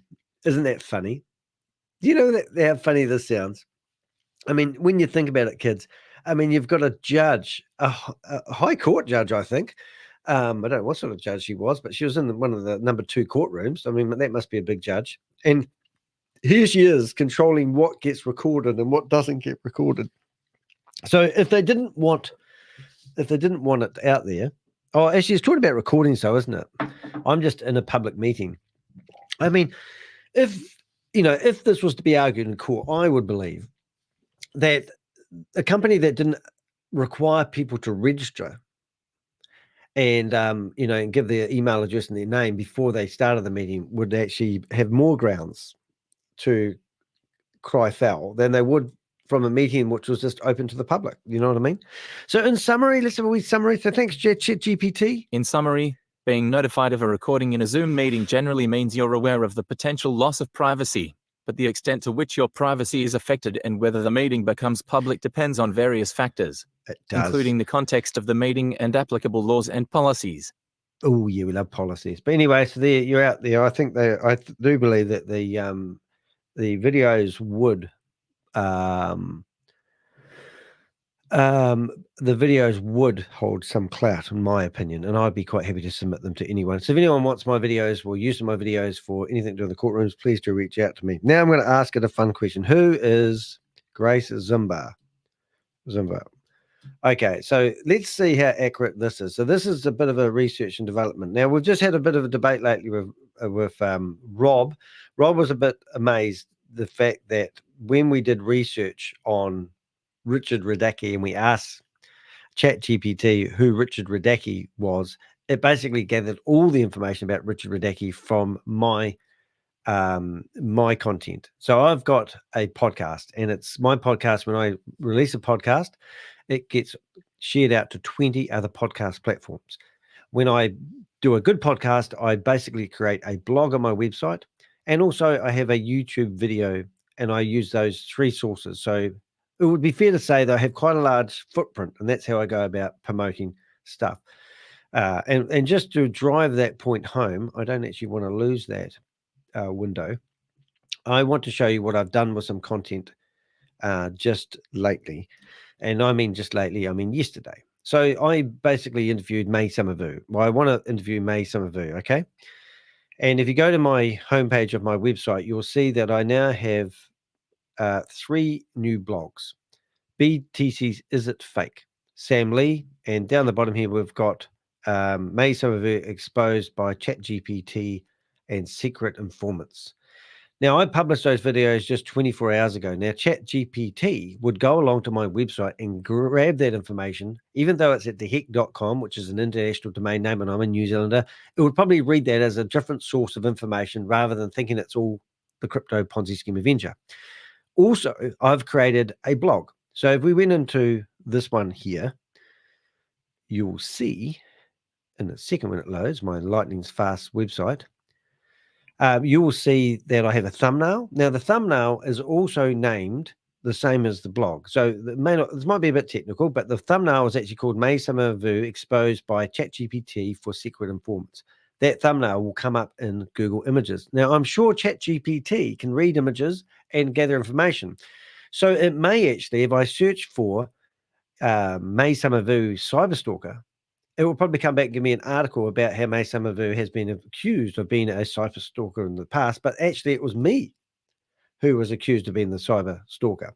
Then you come down here, it's got a video. Now with ChatGPT 4, you can actually put the URL of a website or a video into the results, and it will actually tell you what that video is about. Now, I'm not sure, because I'm not ChatGPT, but I'm not sure whether it gathers the information from the description that you put in the video, or it reads the video of some form and gives a summary over time. Don't know. But if you go through here, you can see my notes of what this video is about is actually created by ChatGPT in the first place. So it's going to eventually, ChatGPT's information is going to be really watered down, I believe. But the interesting factor about this video that I'm promoting, the description was written before I did the video. So what actually happened in the video may be quite a lot different to the description that is on my website, which now is a blog. Point of the exercise here is to show that ChatGPT will go out to numerous information portals. So as I said to Rob, I posted a comment in his video that he did basically saying not to trust ChatGPT, which is probably quite true, that if you are searching ChatGPT for information, often I've noticed that ChatGPT now quotes where it's got the information from. And I think it does that when it can't, like we don't have much information on Richard Radecki. We will in the future years, but not right now. But if we did a search for who is Donald Trump, for example, then we'll probably find that there's thousands of news outlet stories out there. And ChatGPT will go to the biggest ones, grab some information from there, probably find some smaller ones, gather some information there, and then put it all together and make a nice story. And you read it and you go, oh, that's so factual. One of those sources of information could be fake. Now, when the guy was coming after me in the New Zealand High Court and he was trying to defame me, the problem he had was he was noticing that when he searched for his name on the internet, that was exactly what was happening. My website was coming up and defaming him. So if you search for Stephen McCullum, whatever his name is, on the internet, I own the guy. So he decided to retaliate. So he's said in numerous Telegram groups and also WhatsApp groups that he's engaged, I think it was 300 journalists to write articles about the fake Danny de Hek. But what he'd actually done is he'd gone to a website and paid $57 and created a whole lot of AI articles about me.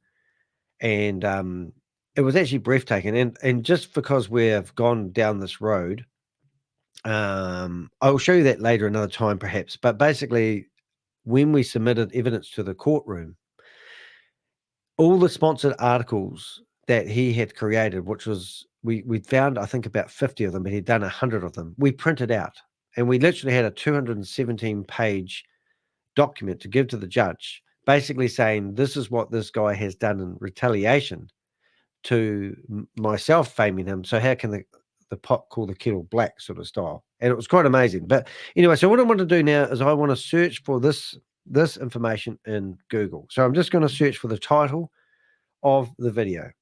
Now, straight away, you can see what comes up in the results. So even though that blog was only posted yesterday, you can see that comes up in the search results. Now, I'm guessing ChatGPT goes away, reads that information, and has a look at it, But it has it brought up the exact, it has, it's brought up 16 hours ago. That information was posted by me.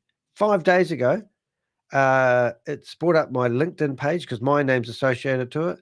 And then May Summer Vu's tag. Now, this is really interesting stuff. So if I open that tag, because I've used the tag May Summer Vu, then every blog that I have done that tag with is actually coming up in the search results. So now there's a page on my website with the tag May Summer Vu, and I've done 2. So it's not a lot, but there is a page out there that comes up in the search results because I use that one tag, May Summer Vu.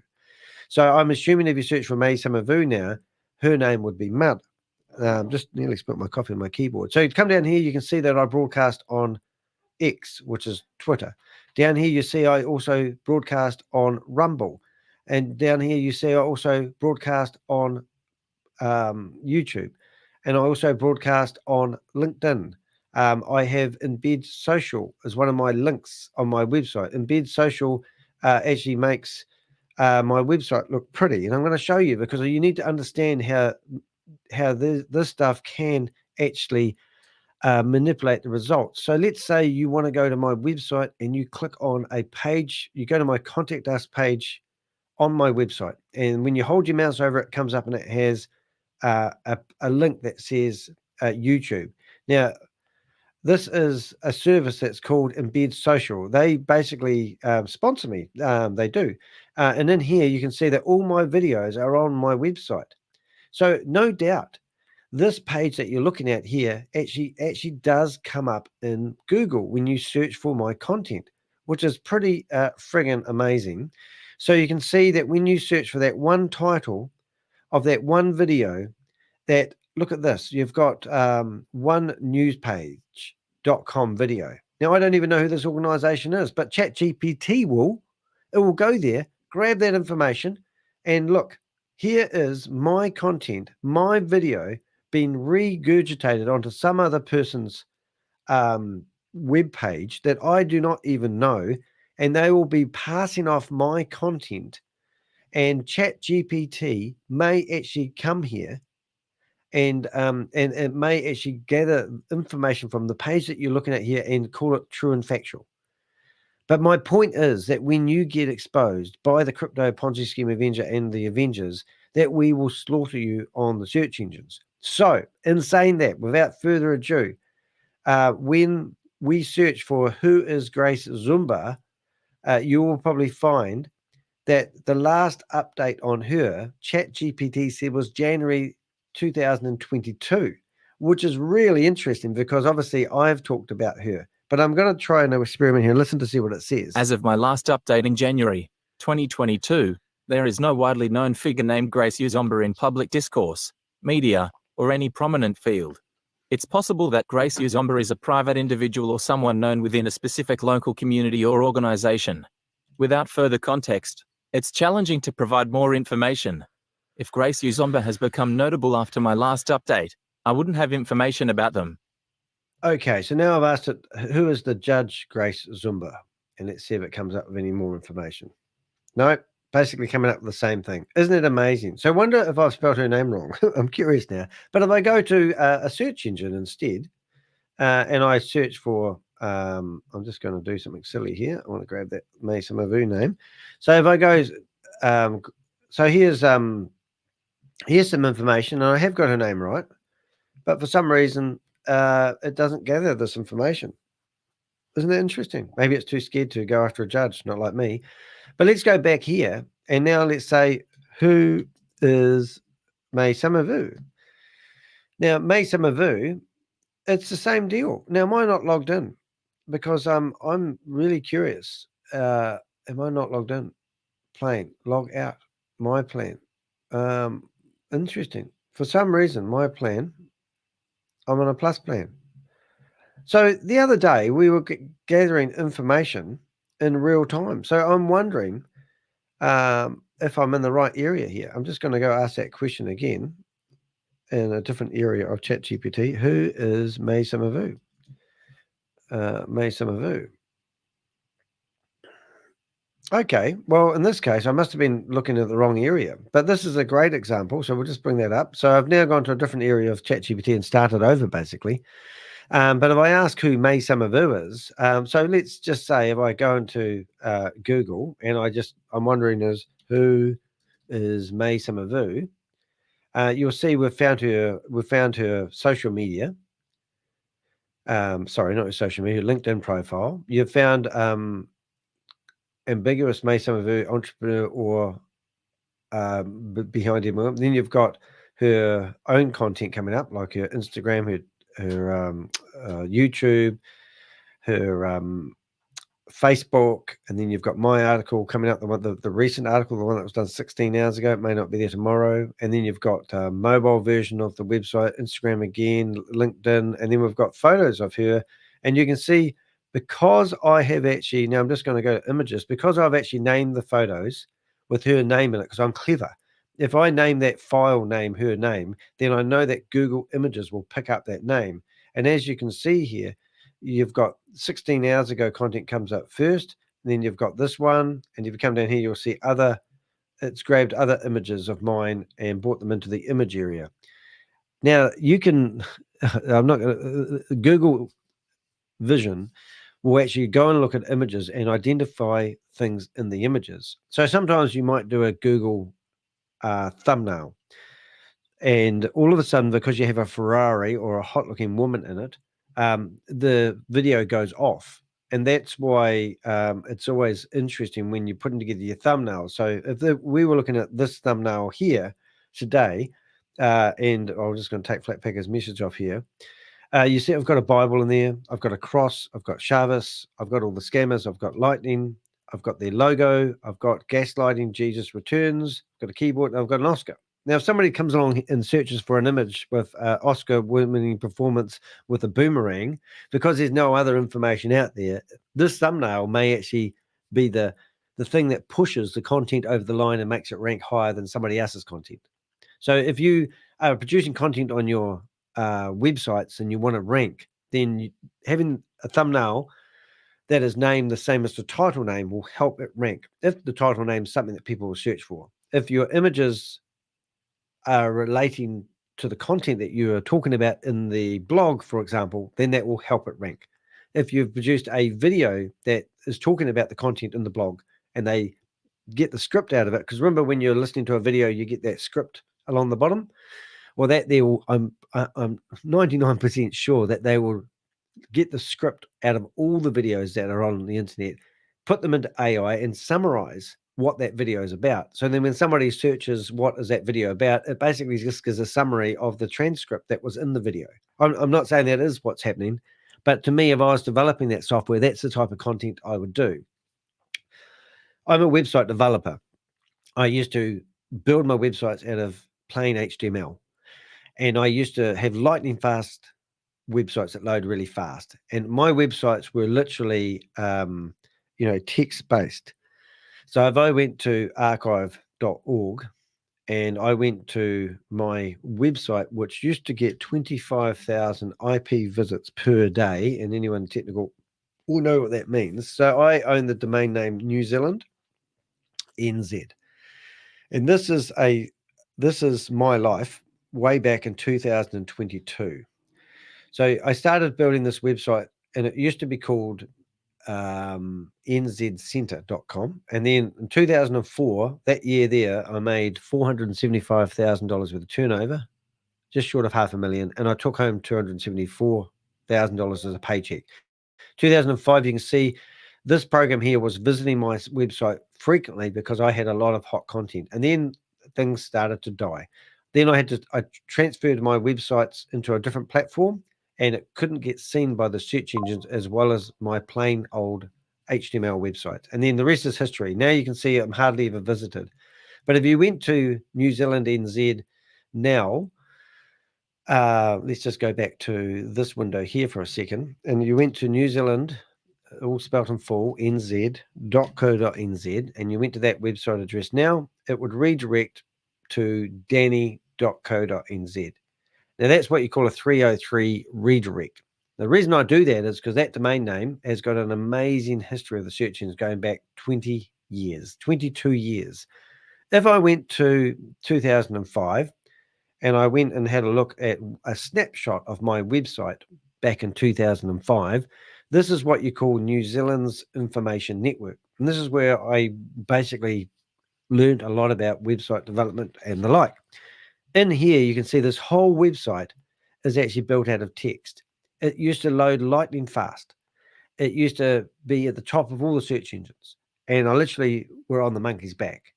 26,000 people is the traffic that you can see had loaded on the day that it grabbed that snapshot. So some days would have more than that, but we used to have a fancy counter. But what we did is we started thinking about, accommodation, or, we had a directory. So if somebody was looking for accommodation, well, that's probably the wrong one to link on.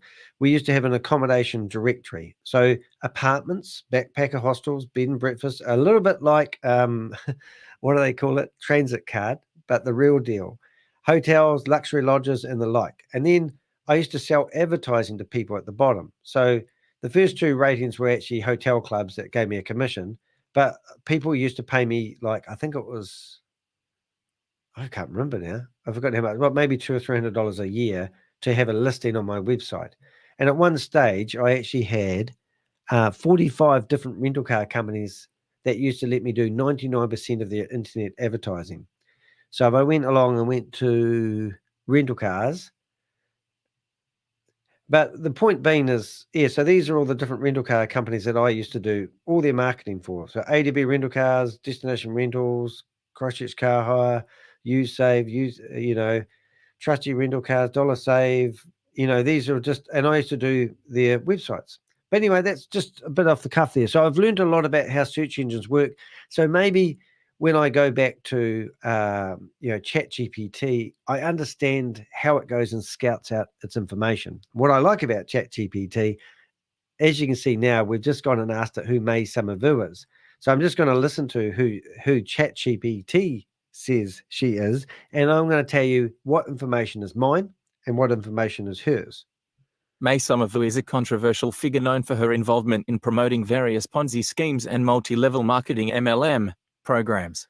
Initially a school teacher, she transitioned into a business coach and has been linked to several fraudulent investment schemes since 2021. Some of the notable schemes she has been associated with include Hyperfund, Hyperverse, Hypernation, Sable Deo, We Are All Satoshi, Ava, VDelec Beta, VDelec 2.0, and VEND, VDelec 3.0, Rumble, Crypto Ponzi Avenger. All right, so I can tell you straight away, the first part here, it says she's been involved in fraudulent schemes since 2022. I don't believe that came from me. And also the school teacher stuff, I don't believe that came from me. I think that came from her LinkedIn profile, even though it hasn't been quoted here. But then when it comes to Hyperfund, Hyperverse, Hibernation, Stable Deos, We Are All Satoshi, VAV, but that is quote for quote off my website. And it actually quotes Rumble, which is interesting because I broadcasting on Rumble right now. Now, Rumble is basically a YouTube channel that just flogs it with advertising, and they've got the worst commercials ever. However, obviously ChatGPT goes to Rumble and grabs information as true and factual, which is really fascinating. So it's worthwhile me broadcasting to Rumble, even though I don't think I have 10 Rumble followers. But I know that when I'm broadcasting onto these platforms, that other crawlers are going through that information and gathering data from these places. Now, the next paragraph, May Somerville's activities. Let's have a listen. May Somerville's activities have attracted significant criticism from those who view her as a scammer exploiting individuals for financial gain. Critics, including Danny de Hek, who runs a YouTube channel dedicated to exposing crypto Ponzi schemes, have highlighted her involvement in these schemes and raised concerns about the ethical implications of her business practices. One news page. So this is really interesting. So it's come up and it said one news page has quoted blah. But we just showed you before that one news page is scraping my information and actually putting that into their page like they owned it or they produced it or they wrote it. And it's just a load of rubbish. You can actually even see that they don't know how to translate the ampersand between I'm. So you know how you got the wee comma? That is what the code looks like. So it's called an RSS feed, and I allow people to grab RSS feeds from my site. Now, is this helping me? Is it helping May Somerville? I don't know, but it's interesting the fact. So you know, when you understand how this works, that's why when Rob got a bit grumpy with me the other day and he hung up, because I said, I don't care where ChatGPT gets the information from, because I know where it gets the information from. And I'm not trying to swing it one way or the other, but, you know, you've got to understand the technology. Now, what I use ChatGPT for isn't for researching and development. I'm fascinated with what it comes out with. It's entertainment. And this whole thing at the start of my video comes up and says this is for entertainment only. So what I'm getting at here, I use it to help my grammar. It writes my grammar. It writes things into a storyline. Now, if I'm writing a good description for my YouTube channel, I'll come up with 10 bullet points. I'll have shortcut keys saying, please write me a description for my YouTube channel. My name is Danny de Hek, aka the Crypto Ponzi Scheme Avenger. My YouTube channel is called the Crypto Ponzi Scheme Avenger. I'm here to name and shame anyone running or promoting a Ponzi scheme or a scam. Please write me a description for my YouTube live that's scheduled to go tomorrow morning at 6 a.m. Please note I do YouTube lives every morning at 6 a.m. And then I put that into ChatGPT, and then I say, in today's video, we'll be looking at Wea or Satoshi, their Boomerang product that has failed to launch since blah, blah. And then I say, and ShaveZ is going to come out and give us an announcement, more delays, promising people will, and I'll just put that there, and then out comes a beautiful description, which I would never be able to write. But if I was going here and I wanted to find information out about May Summer Vu, 98% of the information here is actually gathered from my own information that I've used ChatGPT to write. So if I was looking to use this as factual, I think I'd be bitterly disappointed. But it's fascinating to see where this has gone. Now, why this is actually really interesting, if I want to get started, is because I've only just recently upgraded ChatGPT to the recent information. So everything from 2018 was as far as the first version of ChatGPT, I think at 3.5. And I've been using that to gather information. But then now I've gone real time with ChatGPT. Well, real time seems like January 2022. I'm not sure why it's 2 years old. But this information here isn't that old. And it's gathering information from information that's not too old. So now I'm getting different results than I were just a couple of weeks ago when I started paying for it. Now, there is something else here. So I want to go back to Grace. I just want to grab her name. And now I'm doing it correctly. So I want to go and ask who Grace Zumba is. Now, there is other things. What have we got? Who is... Okay, so now other things that I think would be quite interesting to do. Let's say I decide that I'm going to remove all information about May Summer Vu from my website. Will ChatGPT still pick up that information as true and factual? Will it still quote my websites? Or could I, for example, go back and remove every reference to Richard Radacki, the crypto domino, and all of a sudden it would have no information on this person? Because it's gathering information from my sources? Or would sites like that have grabbed my information, like that one that we called onenewspage.com, would that still have my information even though I've removed it from my website? Or would it be fair for them to still have my information even though I've removed it from my website? So the whole big debate here I'm looking at is the fact is, who owns your information? Who has the right to reshare what you create on what platform? I mean, this is why crypto might be the Wild West, but so is content creation. Who has the right? So now we've actually asked ChatGPT who Grace Zumba is. So let's just have a quick listen to see, because we must have been doing something wrong before. But let's have a listen. Grace Zumba is a former judge of the Bexar County Court at Law No. 2 in Texas. She was elected to the bench on November 6, 2018, and served until December 31, 2022. Before her tenure as a judge, Zumba was a practicing attorney who had her own law firm since 2006, Ballotpedia, Law.com. During her time on the bench, Judge Zumba faced significant controversy. She was publicly reprimanded by the Texas State Commission on Judicial Conduct for inefficiency and failure to execute the court's business in a timely manner. Specifically, she was cited for not conducting compliance hearings promptly, failing to review and sign necessary court records, and neglecting to make recordings of the compliance hearings. Law.com. Due to these issues, over 1,500 cases from her docket were redistributed to other judges in Bexar County, Ballotpedia. Grace Zumba's career... Yeah, so that information is more accurate, but obviously it's quoting from Law.com and Bella Media.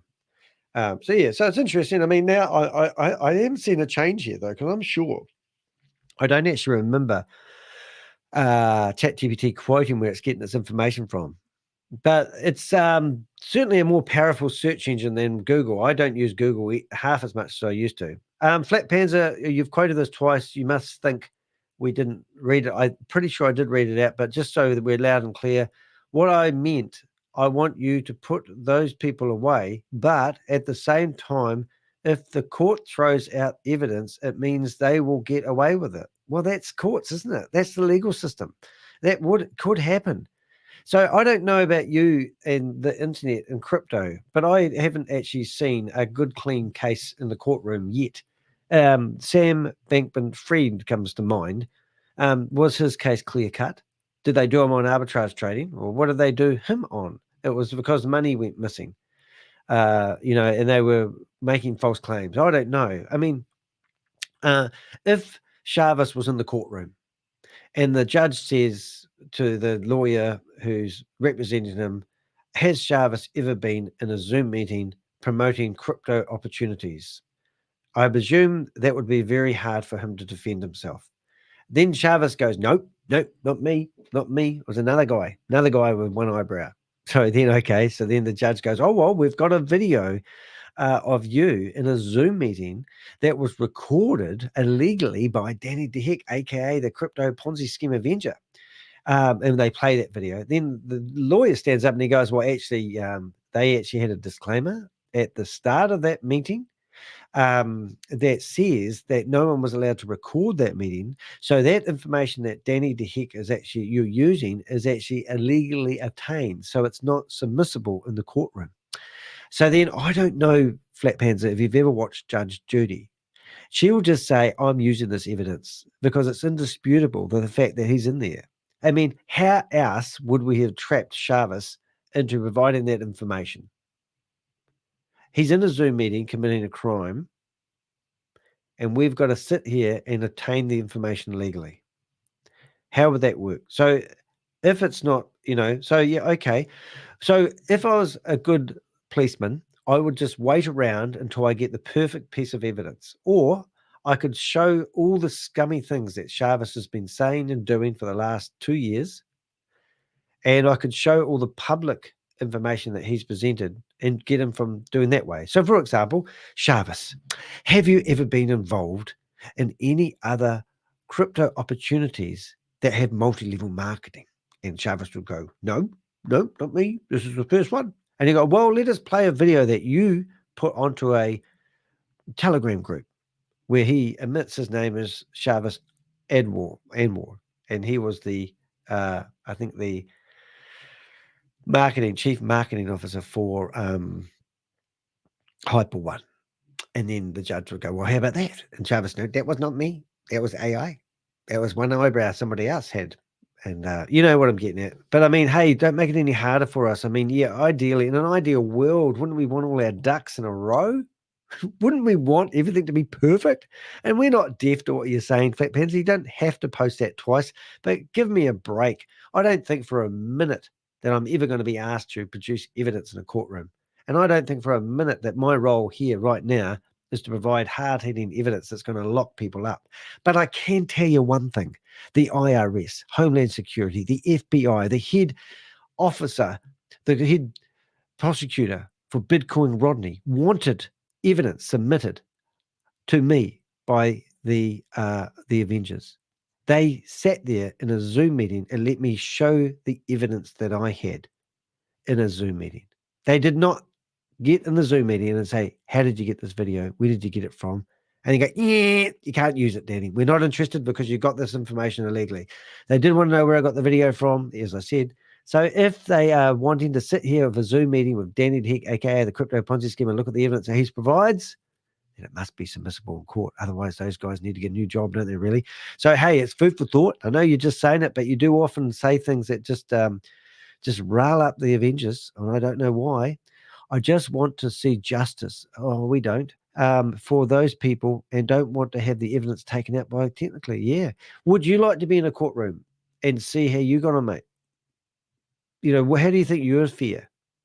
Do you think that the evidence they have on you, being involved in Hyperverse, do you think that wouldn't stand up in court? It'd be interesting to know. I'm just playing it out there and putting it out there. I know that you invested in Hyperverse. I know that you promoted it to other people, even though you're not a regulated financial advisor.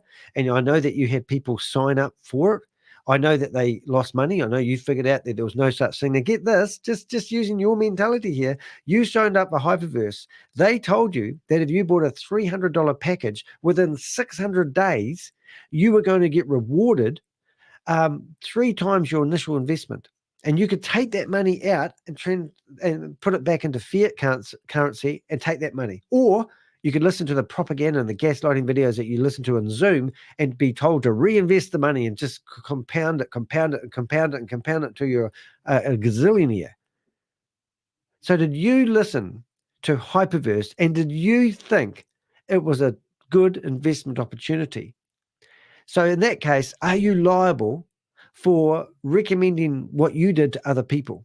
Now, to save your bacon, let's just say you've gone into a bank and you've got bank tellers at the front of the bank telling you that you put your money in here, you're going to get rewarded. You put your money in there, you're going to get rewarded. You're going to get 3 times your money, but we're going to take your real cryptocurrency money, your USDT, and we're going to transfer it into a different coin, a coin like this. And so you're going to transfer it into a different coin, and then we're going to let you play with the Monopoly money. Look at that. That's quite cool, isn't it? Look at that. It's a scam.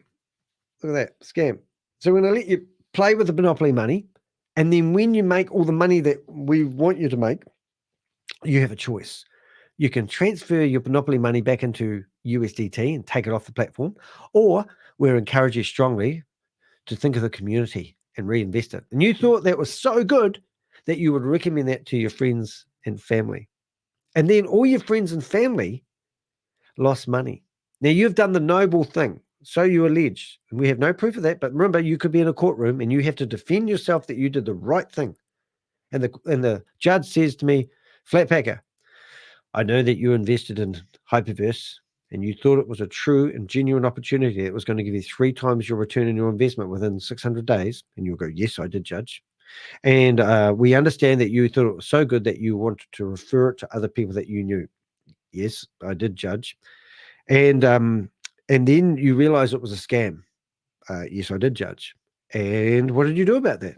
Well, once it fell over, the judge says, so you had to wait for it to fall over beforehand? Well, I was still trading in there and it was still working and I thought it was going to carry on forever, Judge. Okay. Did you not watch? Did you not research? Did you not do any research? Well, I did eventually, Judge. I did do a bit of research and I found out it was a Ponzi scheme. There was no such thing as getting 3 times your return on investment in 600 days.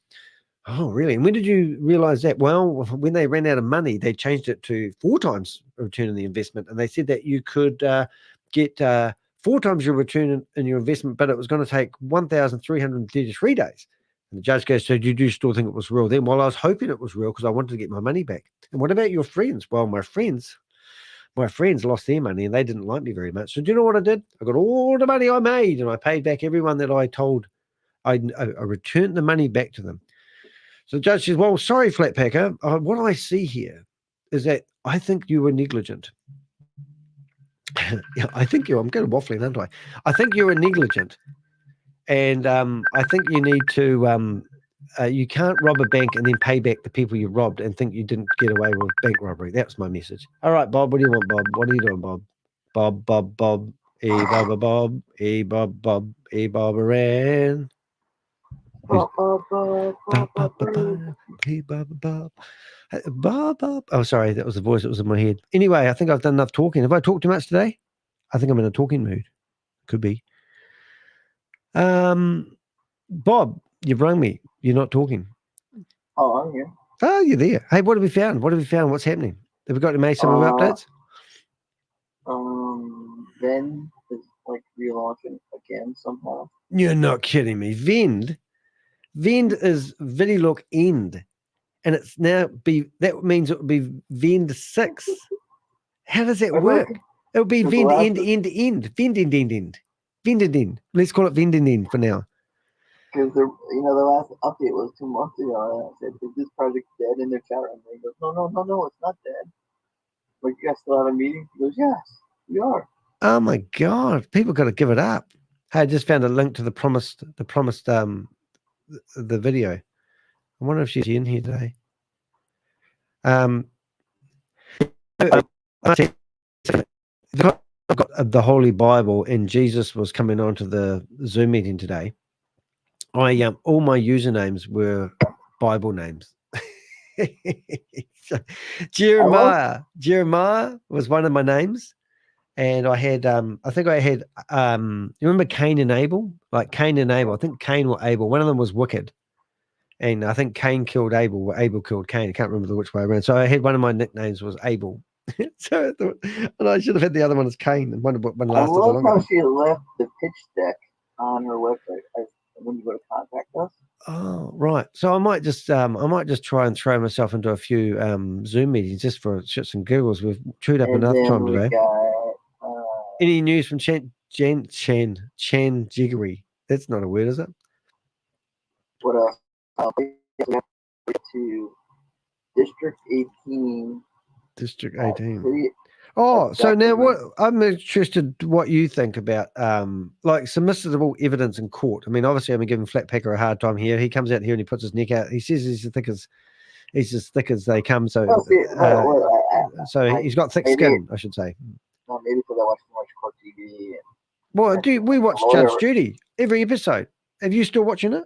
Do you watch it? I still watch it. Yes, I still watch it, and I know it's a TV like version of it, but most of what you have to do in court is very similar. It's like, of course, it's dramatized with comments of the judge and stuff like that. But like, you mean the part where she goes, "Do you think I'm stupid? Do you think I was born yesterday? You know, I've been doing this for 75 years when you're still in nappies." I love it when she says this. It's still proper. You know what I mean? Yeah. So it's like the judge always says, the best evidence is video, or if you have a contract, and that's what I'm saying. Blockchain. The only thing I'll ever quote Chavez on, it doesn't lie.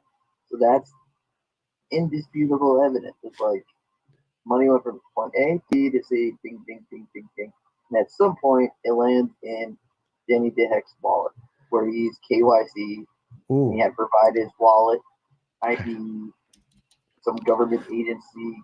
So it's like right there.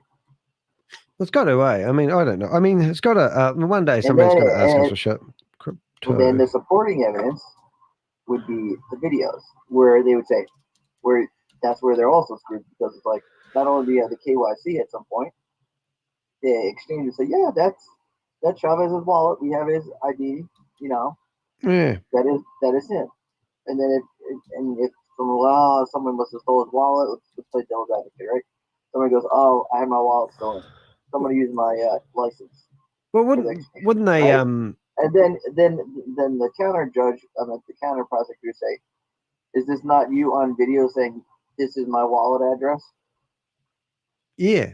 And wouldn't I be like a character witness as well? Like, wouldn't I be able to go in there and say, did you witness Chavez saying this, this, and this, and this? And I'd go, yeah, and I'd say, yeah, I did. And how many times? 6 o'clock in the morning, and I listened to him gaslight people, and blah blah blah blah.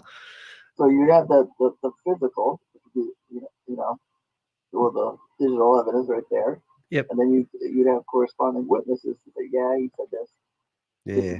I testify this has not been altered. Blah blah blah blah blah blah blah blah blah blah blah blah. Yeah, I think what he really wanted to make sure that we had the point clear was the fact that we just need to be careful. But I sort of don't realize why we have to be told we need to be careful, because it seems like it's like saying to somebody, "Oh, don't worry, you probably get away with it," because they'll have to prove it. Also, and then like you said, the violation of Zoom. So like once you violate the terms,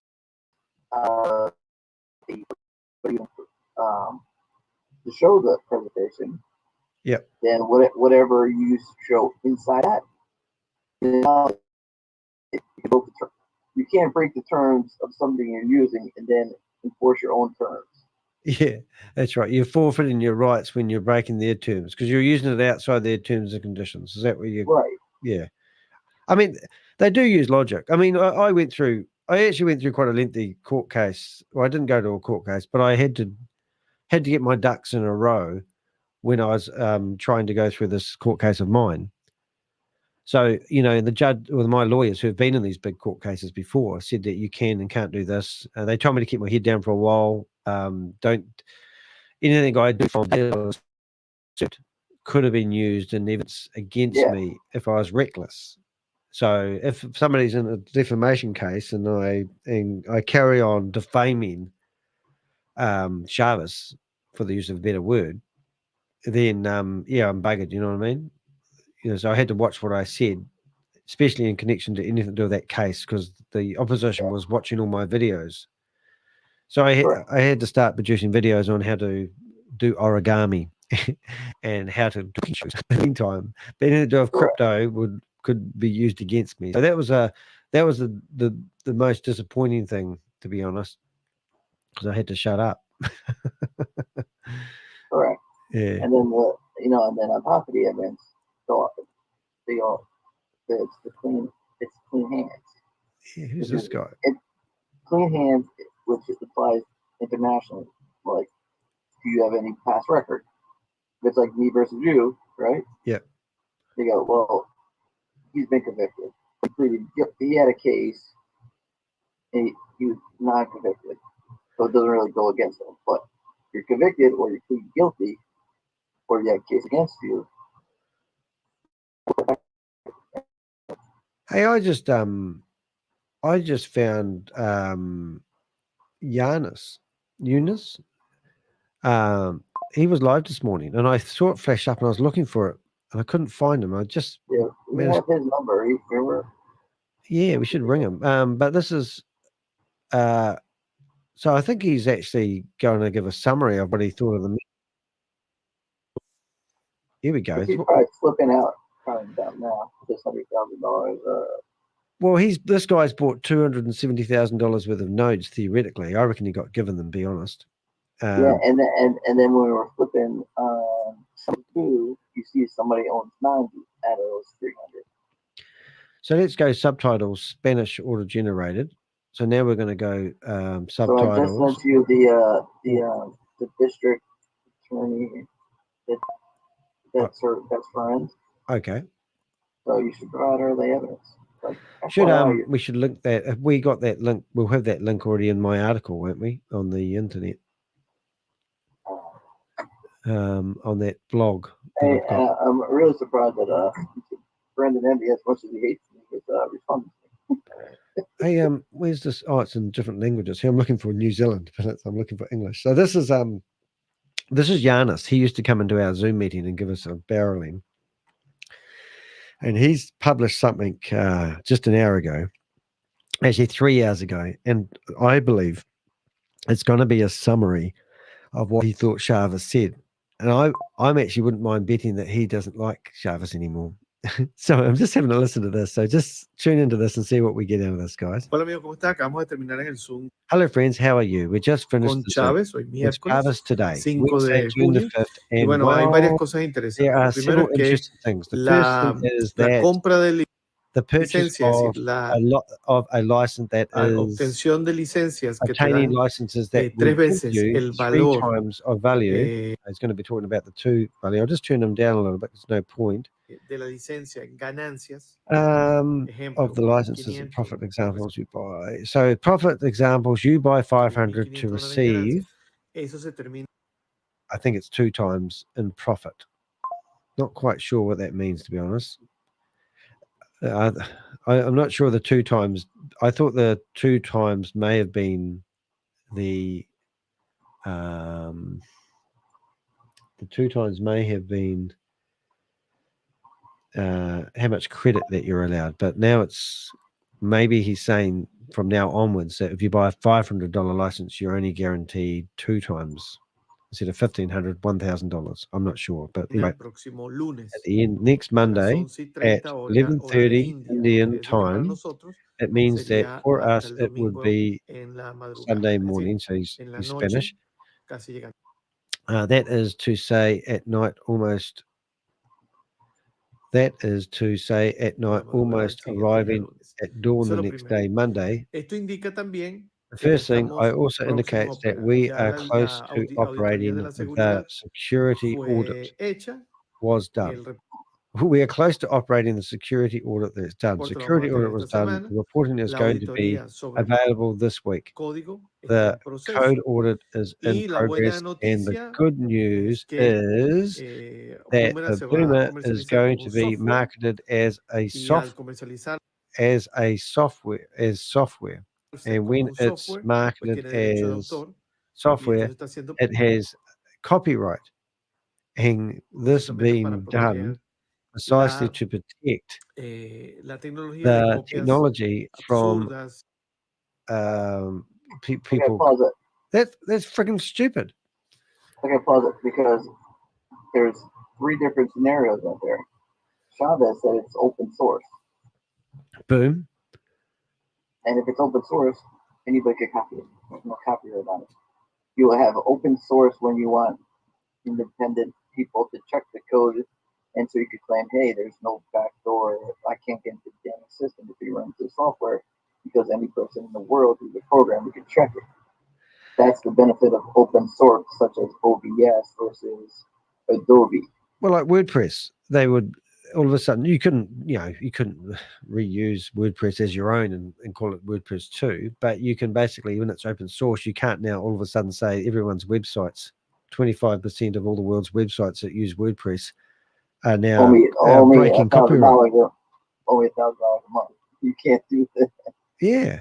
So, I mean, that's ridiculous. So, and the fact is, I mean, this is obviously just stalling tactics for those weak-minded people out there who don't realize what's really happening here. But, so this Yunis guy is friggin' blind as a ghost, isn't he? He's just blind. He's blind to the science. You can't have software both ways. It's either one or the other. Meanwhile, I've just changed the battery. So no, it's interesting. So I think to me, I sit here and I look at people like Yunis or Yunis, whatever his name is, and I think that they really truly believe that this is going to happen. I think he's put so much in it. Well, that's true. That is true. He's just too far. He's too far down the hole. Sí, balurdas que hay por ahí en la calle. Versus if Yunis only put 500 in, right? Yeah, nonsense that they're what's he saying? Nonsense that there are out there. Streets have many businesses. What's that saying? Protect the technology from nonsense. You can't protect the technology. The technology is out there already. How to do it. As much as you need Flatpacker, the software is out there. How to do it. Yeah. So many businesses or projects that say they're going to use Flash and do the same as Boomerangs. And remember, Chavez last week said that they've already taken people to court. How can you say that no one actually notices that he says that? So not only are they going to take people to court, they've already taken people to court over this. And never even say where or the outcome. Information. I develop my own right now. Come to America. Well, yeah. Well, we could just copy what he's done, and then we could challenge him to take us to court because we're trying to copy his stupidness. It's not having a car accident, isn't it? And then saying to people, "I'm going to copyright my car accident," and then I'm going to have the same type of car accident. And then when you step in court, I'll call the real owner of the Boomerang trademark into the courtroom. That is not available, and the reason is because they are waiting. They believe that once the code is ready and going to be able, the code is ready and going to be able to change it. They're going to be able to copy it. So this is what I reckon. I really do believe Rob's come up with a theory that they're going to make this code and they're going to make it that it's not going to be on the blockchain because they're so worried about people copying their code because the blockchain don't lie. And then it will just become a straight Ponzi scheme. And it will be going back to what Hyperverse did. You invest $600, wait 600 days. Why would they cap your money at $1,500? Like, why would they cap you 3 times? So you pay $500 for a license. The most you can ever get is $1,500. If this is arbitrage trading, then why are they capping what people could potentially make from purchasing a arbitrage trade. He's not capping it. He'll say he's just guaranteeing that you're going to get 3 times your investment. But one point in time, you were going to get paid $10,000, get $3 million worth of flash loan money, and you could do whatever you like. So now what he's saying is we're going to drip feed you back money as slow as a wet hen, and guarantee that you get, if you pay $10,000, you're going to get $30,000 worth of money. But it might be like, I don't know, squeezing blood out of a stone if you ever do get your money back. And so far today, anyone that's paid $10,000, we've only ever seen up to $800 returned to them. And that's it. And that was all on the beta testing, which is all fake and simulated, manipulated by website results. It's just crazy. Because it's going to be software with copyright, so this is good, news for us and the community. Oh my God, because this guarantees operations and investments. Any similar product has to operate in this. So has he got a patent on the software? That doesn't work. This is how stupid it is. You'd have to prove that he's doing real arbitrage trading to copyright this shit anyway. So the next thing is now what does he say? Wait, people, we are going to operate well. He did not say a specific event that is going to occur. This is coming Friday the 7th. Friday the 7th, we are going to see ShaveZ in a special meeting. My bullshit poos and wheeze. Every time ShaveZ is announced he's going to come on a Friday, he never turns up. But they get 1,000 people screaming into the Zoom meeting, hoping to listen to an announcement for ShaveZ. Last time, Grace claimed that ShaveZ was going to turn up at a meeting. We had 1,000 people in the room. She never even mentioned ShaveZ's name, nor the fact that he's not going to turn up. It was just ridiculous. Okay, show us how good the tool is, and we are training about what new on the new. So, sorry, this is translated from Spanish. There are a few things. Okay, the first thing, the licenses that they give you. So the licenses that you get 3 times your money is ending. So don't worry about it, because you're never going to get the 3 times anyway, even if you bought your license 10 years ago or yesterday. That's just all bullshit anyway. The profit ceilings have changed. I love this. The profit ceilings have changed before anyone's even made a profit. No one, not one person has made a profit out of this. Well, actually, I lie. Top Trader has. He paid $1 and got like $1,500 back in arbitrage trading.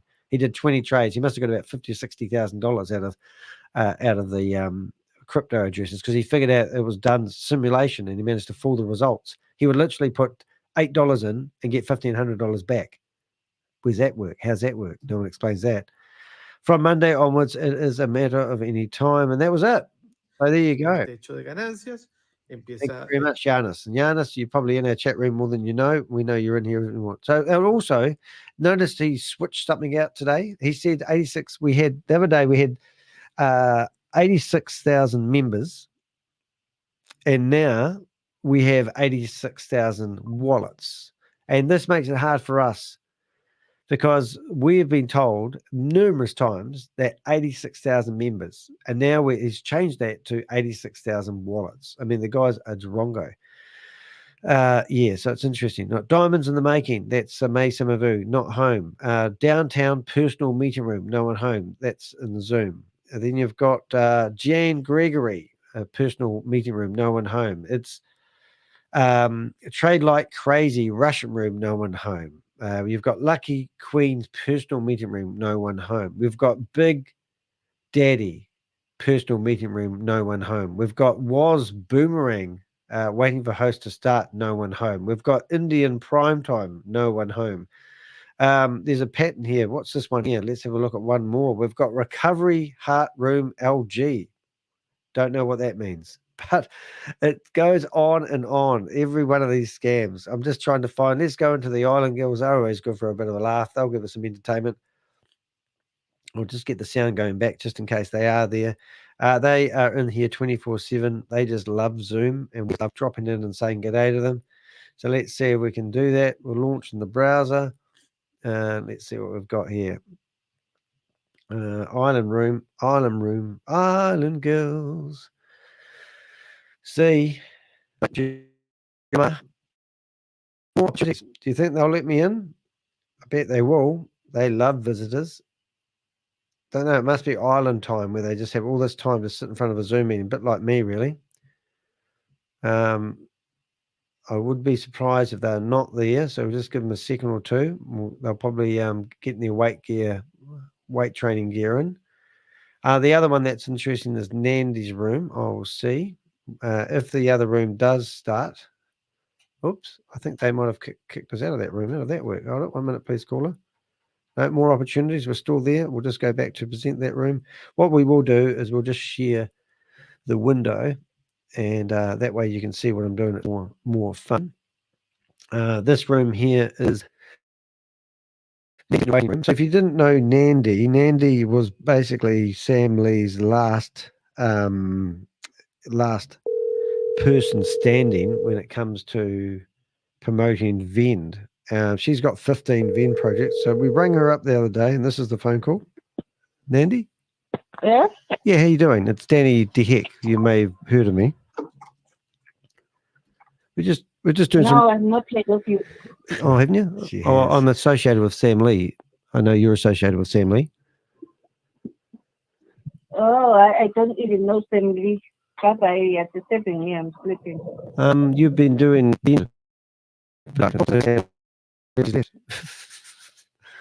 Of a laugh. So that's always a bit of a crack up when we get those sort of phone calls. But we do ring up people. We do a few ranked phone calls. But as you can see, I'm not having much luck here. I don't know what time it is. We've even got, I don't know if you noticed this, but we've actually even got Pinicky Narks. I should say it really the way I always say it, Pinicky Nark. But I've even got his personal meeting room. And every now and again, you go into these and you find a meeting happening. And it's actually quite exciting, to be honest. So it's just a bit of a crack, really. Oh, I've been going for I think personal meeting room. Let's see if we can find. There must be somebody in here. I know I've been on here too long when things like Instagram tell me I've been streaming for more than 4 hours, which is their maximum limit. So I'll just get rid of that. Just get rid of that button that popped up to tell me that. So let's go in. We'll just keep trying for a few others. You just might be lucky enough to find one. Dexter. This is Dexter. The other one that we found quite interesting is we've been trying to get a guy by the name of Brendan Ivy, and we've got a few of his links in here as well, which is quite cool. So we'll just see if we can find him. I think he's called APP Marketing International. But to give you an idea, you can see we've got Diamonds in the Making was May, some Downtown Personal Media Group, Trade Like Crazy. We've got Big Daddy. We've got a Zoom in Indian Primetime, Recovery Zoom. We've got More Opportunities, which is the Island Girls. Nandy, which we just listened to on the phone. We've got Roy, don't even know who that is. Pinicky Nark. And then we've got other ones like these. I don't even know who these are. Let's see who this one is. And No One's Home. So that's a sign that we need to give it a miss. These people sleep. I just thought what's your way to wealth? So how many scams do you need? How many more scams that you can shake a stick at, really, isn't it? Well, I'm going to start my day. I didn't have too much sleep last night, so I'm a wee bit tired. I might go cook my partner some beautiful lunch. There it is, Brendan Ivy. Ooh, I still like to find one Zoom meeting because AEA marketing, and I actually think that's his meeting. I'm pretty sure that is his meeting, actually, but I'll just check to see if I haven't got another one. See, we've got Gills, Nandy, Gobi. Wow, wouldn't it be funny to stamper into a Gobi meeting? I think India's half asleep now, isn't it? So this is Gobi's meeting. Wonder if he still allows people just to pop on in. And why aren't these meetings shut down by Zoom? Every single one of those tabs are against Zoom's standard terms and conditions. Satoshi Show, are you familiar with them? They lost. So I don't know if you guys could. Oh, now we haven't finished off the what do we call those things? We call them poll. So if you guys want to click on the poll and do that, now would be the time to do the voting. We had 44 votes. This is literally the most we have ever had do a poll. So thank you so much for that, guys. And if you are watching on the rerun and you want to support the channel, please do so by saying thanks. There's a button underneath the video that you can say thanks. So I do get people doing that even 6 months after a video has aired. I get the occasional thanks coming in. It does help keep the show going, but that is absolutely amazing. So what I'm actually going to do with those results, I'm going to close out. If you haven't voted yet and you're still sitting there's 17 people in the chat room. We had 44 votes from different people today, which is absolutely fantastic. I'm really wrapped with that. So I'm going to close that off in 1 minute. So do your last voting. If you haven't voted in the chat room, you'll see there's a poll, and the poll was, where is Jarvis headed? Now, heaven for sure. Yep, I hope you believe that. 14 people believe that that was true. He was going to heaven. Stuck on earth. 9 people think he's just going to be stuck on earth. That's probably the non-religious people. And then straight to hell. 41% of people believe that he's going to go straight to hell. And some other people think he's lost in space. So it's just entertainment. And this is really, truly entertainment. So that's really cool. So what you can see there, this is my video that I'm doing right now. And I think it's my video I'm doing right now. I'm just going to go edit. I'm going to shut that poll down. You've got 44 votes. Something went wrong. That was just not very encouraging. So we're going to go back to that. But I still want to find a meeting that's live because I don't really want to end. So I'm just going to look and have a close look. So we've got Satoshi Show, Watch Your Wealth. Oh, this one here, behind MLM. I remember going into one meeting once and I thought it was a scammer meeting, and it wasn't. It was a recovery meeting. It was basically offering support to people that had lost money to Hyperverse, and it was the Napoleon community. And they got me to speak on the stage. When they saw me, it was really cool. I produced a video about it. So if you search for Nepal in my YouTube channel, you'll see the video. And then they asked me if I'd be on the really fun. So people were actually playing with their life savings, and a lot of people have lost so much. It's just ridiculous. Vend business model with Sam Lee. The other ones, if you can help me out, we'll do a bit of an intro and I'll get off here and go back to my real life. I've got to record some videos today, so unless I'm in fine form, I'm going to create some videos on how to groom products that you put into your dropping website. So that's my goal.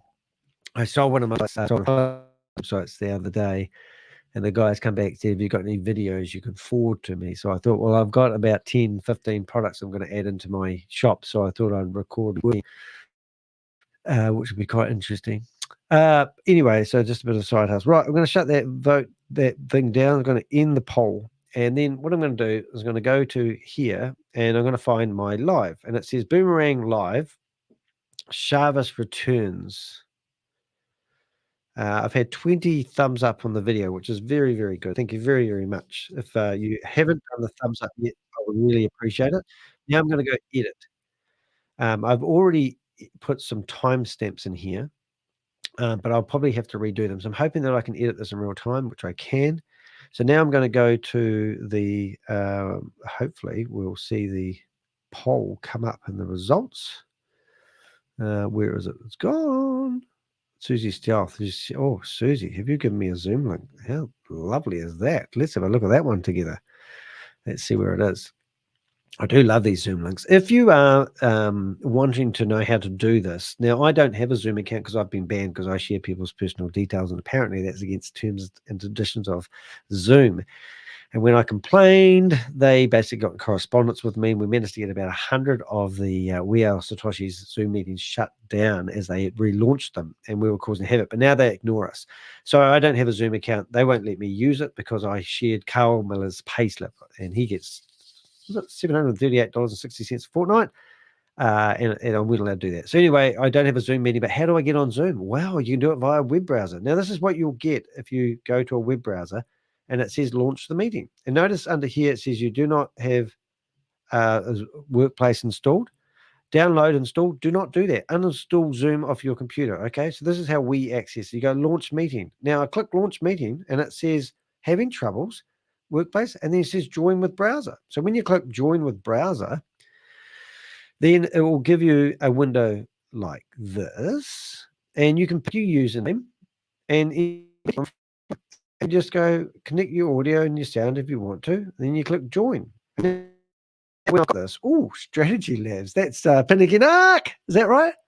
Strategy Labs, it isn't it? Oh, that's cool. Oh, cool. So now what I do with these is I get the Strategy Labs education. Oh my God, I've been in this game for so long. I even know the names of their communities.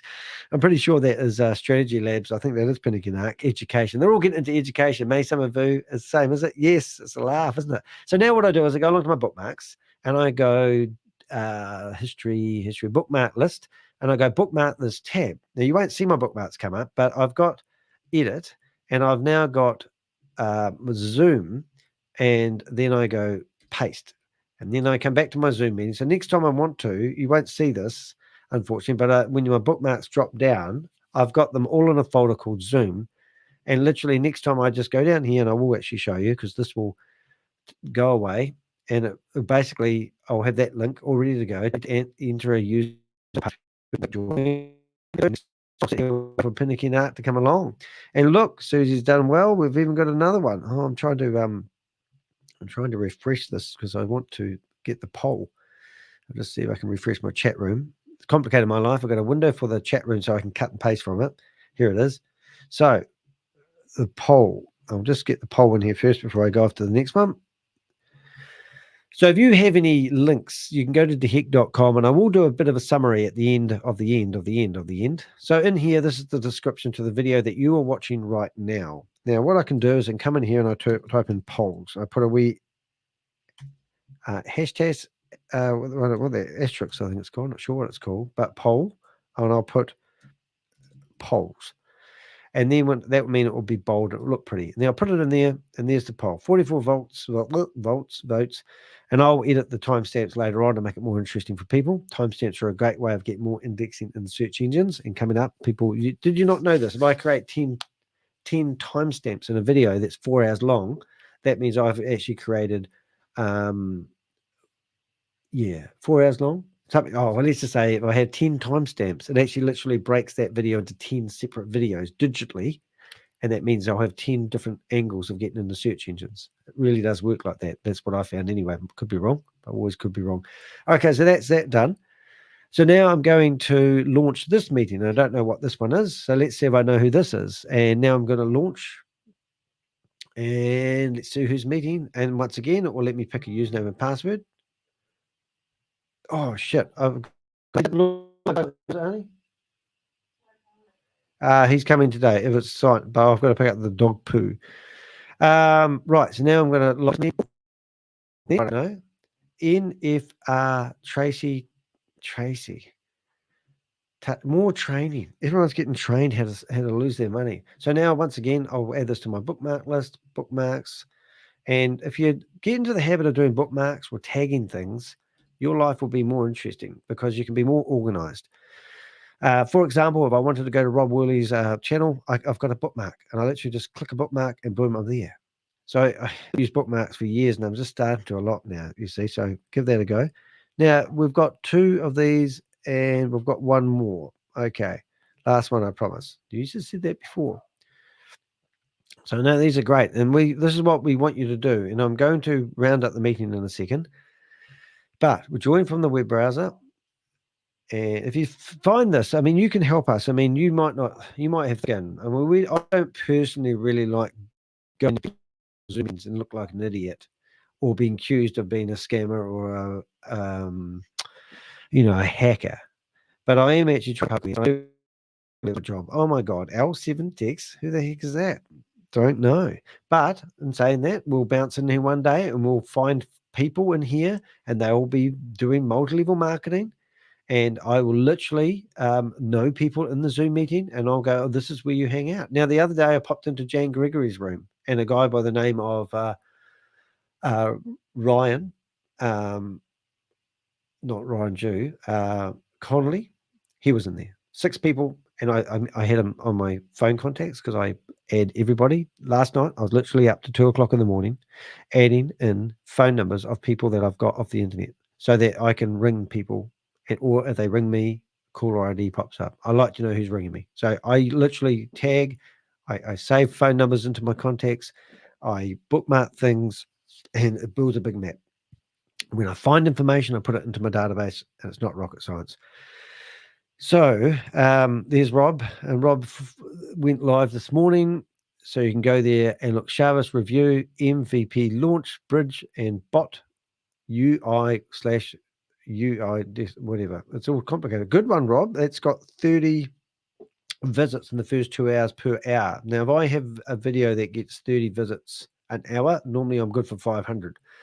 My YouTube channel is not as powerful as it used to be, which is a shame. And I'm going to blame the court case and that I had to stop producing videos, because if you produce regular content consistently, it does make a difference. If you stop for 3 months and get back into it, you've got to go through that painful process. To give you an example, Rob has spent the last year trying to get 1,000 subscribers.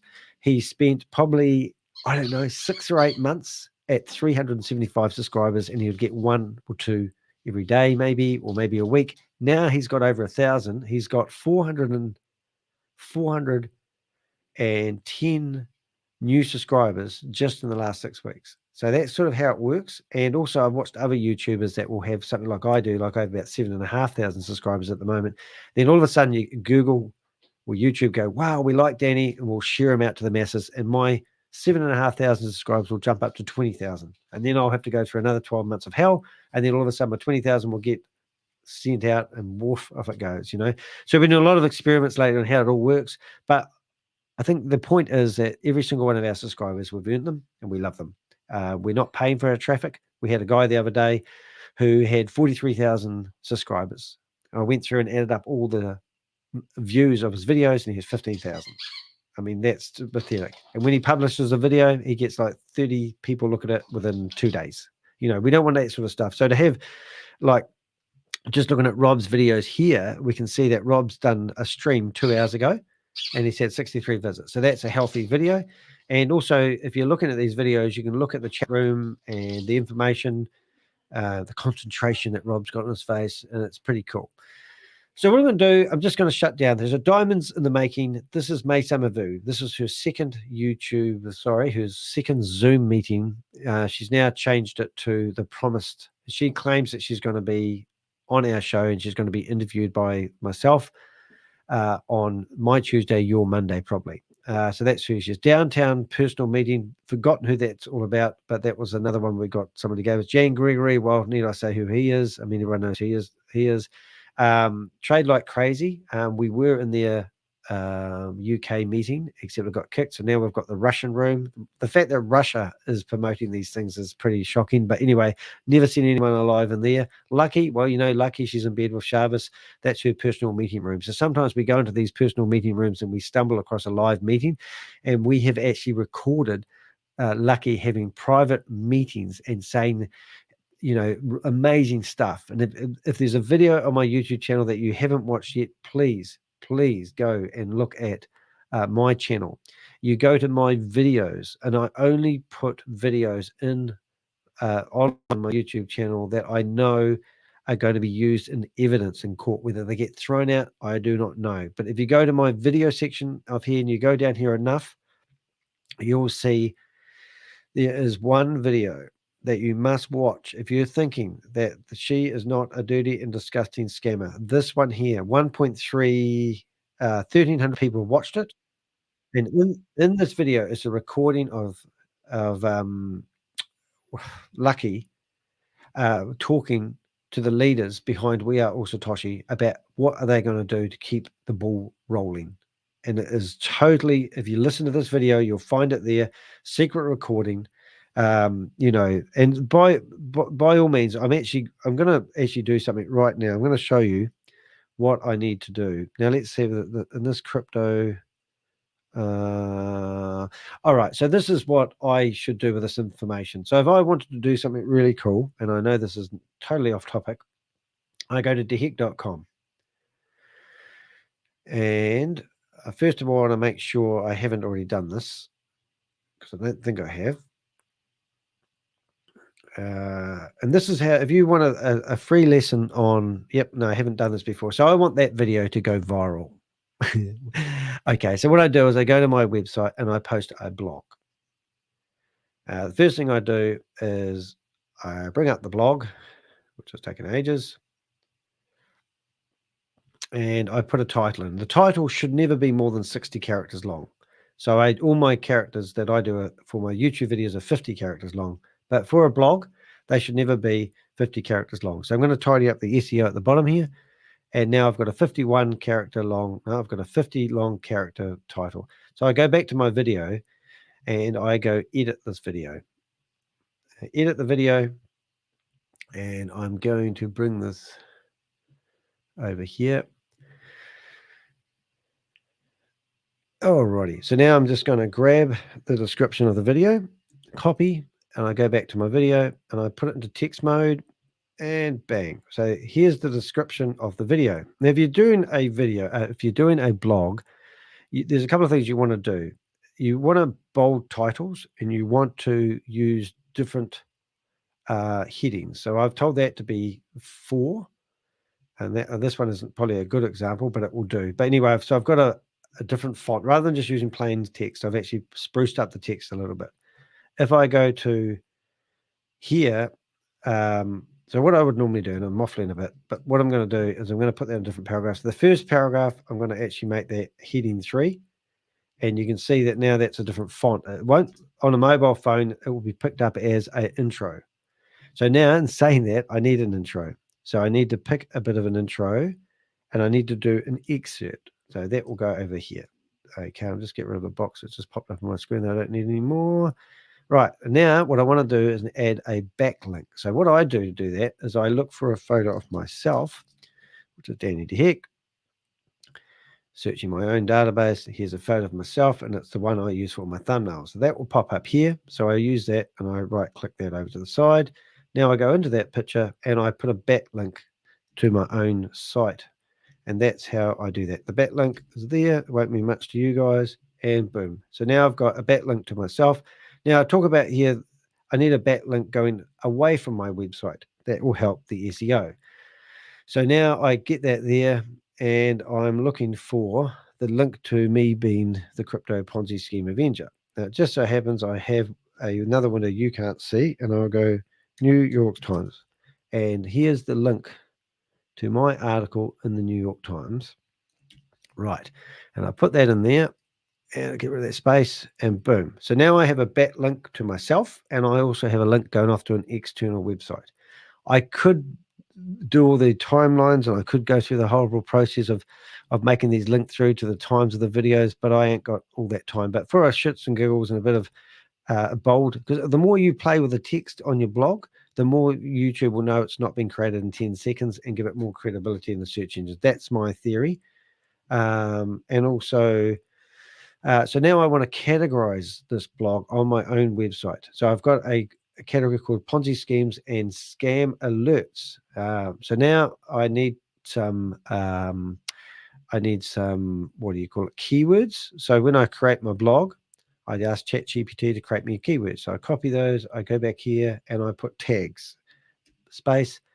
Now the rating of the website is so far out of 100, 92 out of 100, which is a pretty good score for SEO.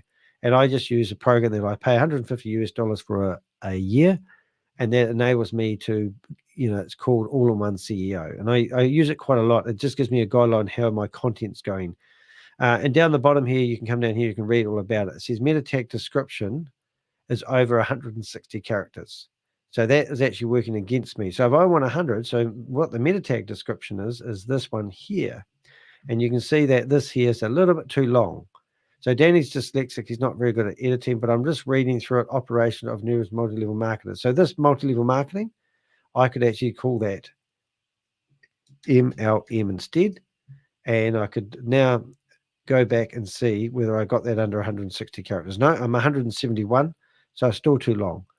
In this hour-long reservation, in this, and now it says reservations, and I'm still 1 character long. I'm going to lose the full stop. Right, so now I've got, this is what they tell me this blog post will look like in the search engines. So I come down here, and I might have a space at the end here. See, you're going to be clever, space. And now I'm perfect. Now I should be able to come down here and I've got tick, tick, tick, tick, tick, all good. And readability, there's 2 errors. I don't worry about those, but if you go to Here, I'm now up to 95 out of 100, which is pretty cool. Now, there's another thing I can do to get that ranking up even a little bit more, and that is to embed a few things. So what I'm going to do, I'm going to go live builder. Oops, sorry. I'm going to, first of all, I'm going to go back end builder. And you can see now it breaks into what we call blocks. So I go edit and I go YouTube. Now I'm going back to the YouTube video and I go up to the top here and I copy the number of the YouTube video, which is there. And I tell it to center. I tell it to be 192 pixel, and then I tell it to be 108 pixels. And that will tell it to display at what a normal TV screen is, 1920 by 1080. That's done. And it says, what do you want to do when people go there? I'll automatically start playing the video. So that means I'll get view counts, which will actually help me. When people land on my blog and read it, the video will start playing automatically. However, I don't want the sound to come on because it's annoying. So mute the sound. And now I go save. So now I've got a YouTube video that will play at the start. Now there's one other thing that's missing, and that is a thumbnail. I need that thumbnail, but I haven't got that thumbnail handy, or have I? If I have, I'll grab it. If I don't, we'll just have a look. So I'm just going back a couple of weeks and I'm going to see if I need to grab it. Mesa Mavu. I might actually have it handy, and if you'll just have to wait and see if I do have it handy. Oops, excuse me. Hello, how are you doing? What have we got here? Just if I have it handy, I won't have to go grab it. Save a bit of time. Chances are pretty slim, but I might just have it. Who knows? I might have it handy. Now I'm going to show you a couple of tricks if I do have it handy, and hopefully, well, I think that might be there. No, tell getter, boomerang, training day. You won't see what I'm doing at the moment. You'll just have to wait there for a wee bit. Wait a second. Oh, what's that one there? Oh, maybe close. Oh, that was actually recorded ages ago, that one, so it probably isn't handy there. Handy. Boomerang. Hold up, we're getting closer. Oh, no, we're not. What's that one there? Oh, God, so many videos. I do 29 videos in a week. And here I am looking for a thumbnail I saved to my hard drive ages ago. Was that it? No. Oh, I've got some good thumbnails there, though. So I'm looking for some red writing in one. No. Red writing. These are like the tiniest you would ever see.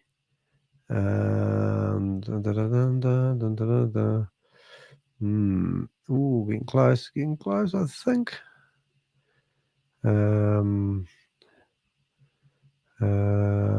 Don't worry, once I've done this, I've got to save it. It might be a bit boring for you guys to watch, but I appreciate if you just hang around for a second. I'm going to show you something special at the end, and we'll look at this some other time when you guys remind me, and we'll do a search for this content. And because I've gone to the extra mile of making this into a blog, it means that I'm actually literally giving ChatGPT some information that it will index, which is a bit of a laugh, really. So I can control the narrative, as they say, by creating content and putting it into my blog. I'm nearly there. I think I'm about to find it. It's just so close. I'm just having all these flashbacks of all these videos. I really got to get out more, I think. Right. Okay. Doesn't look promising. I think I'm going to give up in a second. You always say they're going to give up in a second. I think I found it. Oh my God, I found it. Right. Exposed. So, love this one. All right, let's go. Oops. Oh, no, I just opened it. I didn't want to open it. Oh, I didn't want to open it. Did I say opened it? Rename it. Boom.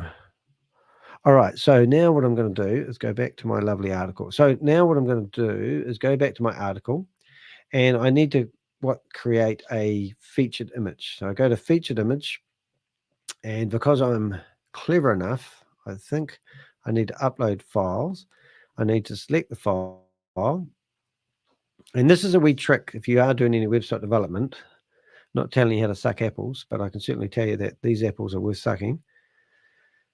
Okay, so here's my video here of Lucky, and I'm now uploading that video.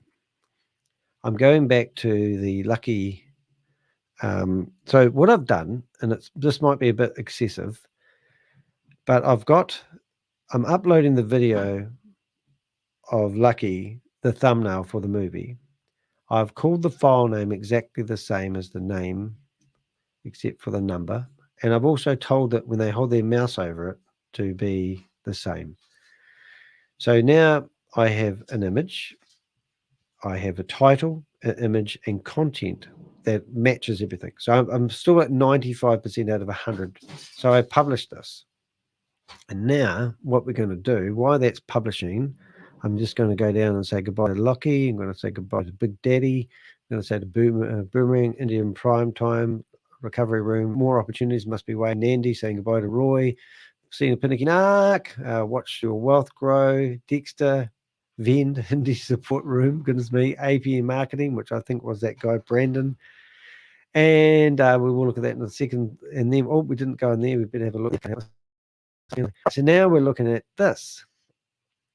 And this video content.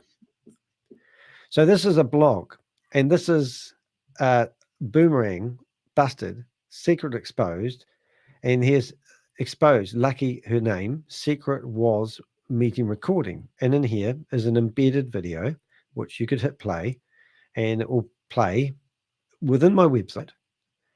The secret recording that I was talking about, which it automatically was on mute, but that's okay. And then here I've got content. Now, I promise you that if you search for this video now in search engines, it will probably won't come up as good as it does tomorrow, because once my website is picked up by other website gurus and the like, it will, I'm just doing some updates while we're there.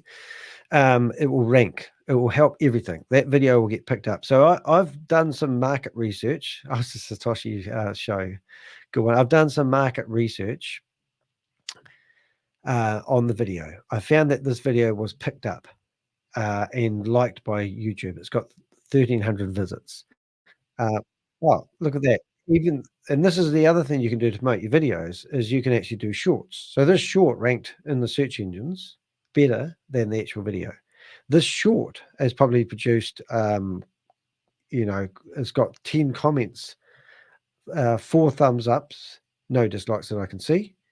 However, when you watch this, it takes you off to the video in question. So it sort of breaks down. And that might be why that video got such good traction. But I also know that video's got great content because it was a secret recording. It's got great graphics. It looks like a recording. It's got a guy on a phone. All these things that they'll look at to help their index. And now it's embedded in my website, which will help it marinate in the search engines. This website, I've had some videos take off and they've had 25,000 views simply because the Google algorithms just picked it up and away it goes again. So that's my point. That was my lesson. Now, what have you got here, Susie? We just saw another one come in, Vimeo. Why is my thing not working the way? So we'll have a look at this Vimeo thing. But that's your SEO with Danny training today. I hope you enjoyed that. We will try and get this Zoom meeting. What have we got there? Dan, what did you say? Don mentioned earlier we need to do an experiment with your hashtags on your videos. Yeah, well, we do, but I'm sort of past that in a way because I know how it works, I believe. So is that for ChatGPT to see whether it picks up stuff? Or, yeah, I know, I got that one yesterday. I don't now. This is where I could get done from copyright. You see, because these guys,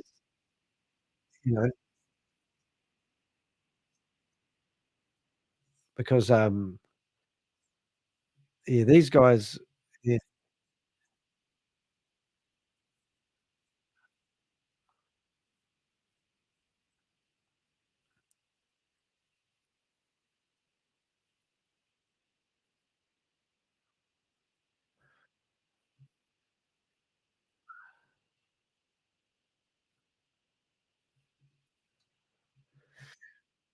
Yeah, so these guys are just once again another scam, and this is Neolife, which It seems like they're going after Julie Anderson at the moment because she's gone quiet, unfortunately. Yeah. These guys, these are just another Ponzi scheme, isn't it? Just goes on and on and on. You know, I saw that one the other day, but I haven't done anything over it. To be honest, I'm a bit dubious about doing a voiceover on anything that's on Vimeo, and I won't explain why, but I'll just say update version, this and that. I think we're done. I think we're done. I hope that was useful, and thank you so much for everyone that's what's Rob saying? Oh my God, I left, walked the dog, groomed the cat, brushed my hair, waxed my back, and came back, and you're still going on. Yes, Rob, we have. We just gave everyone an SEO technique. I'm going though, guys. Hey, look, it's been awesome. I'm trying to figure out what button to push. I'm a bit flustered for some reason. Don't know why. Maybe because Rob's in here. He's my reviewer. Thanks, Susie. Thank you, everyone. Hope you love the picture today. Gaslighting Jesus returns was the theory of this one. And there's Shavis wearing his cross. I don't know if you actually, I tell you what, we're just a little bit longer. I've got to show you my thumbnail. Did I actually break down and tell you about the thumbnail? What was so awesome about the thumbnail today? It's called Jesus Day. So let's bring it up. Let's have a look at this. All right, this is Jesus Day. So what have we got here? A thumbnail. I've been creative. We've got 1, 2, 3, 4, 5, 6, 7, 8 presenters who have done presentations on Boomerang. Gaslighting Jesus returns. There I am doing an Oscar performance with my keyboard. And then we've got people in the Zoom meeting which shouldn't have their cameras on. And we've got scam. And notice the blue tones, all the blues are all from the logo. Did you notice that the Bitcoin code logo? So I managed to change the colors from yesterday's image. Now, yesterday's image to me didn't really have much, I didn't like it as much, but I'm going to put that up in a minute so you can see it. Here it is here. So it just wasn't as exciting as today's one. Notice pretty much the same, but I've just changed all the colors, and there's a picture of me in there, the Crypto Ponzi Scheme Avenger. And I did have a worse picture in there than that one. But then I've spruced it up, new background picture, bigger images. Shavis was, because I colored this logo, and then I realized it was Shavis Day. And then I thought, I'm going to fit Shavis in there. So he's got his cross on, he's got his white Jesus top on, and we've even put the Holy Bible in there, as you can see. And then we've changed all the logos. I quite like that logo, so I'm going to use that for quite a bit. And then we've got that lady, that blessed lady in there that's all the time. She must be on Ritalin. Don't know what she's on, but she's interesting. And obviously we've got the pot smoking, I've forgotten his name. Funny, isn't he? He's a crack up, that guy. So, yeah, so we've done pretty well. So that is me. That was my picture. That was my day. You guys rock. Thanks for being here. I'll see you tomorrow morning at 6 a.m. my term. Future presenter. You imagine him being on there with his big white label. Imagine that guy with the smoke boot. Welcome to what do they call that thing? Boomerang. Take up a chair and be happy as you sit here in my lounge as I do my presentation on arbitrage trading. He'd be quite good, wouldn't he? Have you seen him smoking? Never smoke, never eat a pie in public when you're wearing a suit. These are things I learned as I grew older. Hey, look, guys, I've been waffling far too long. Have a great day. I'm going to have my breakfast. Thanks for being here. I am... Ooh, isn't that noise?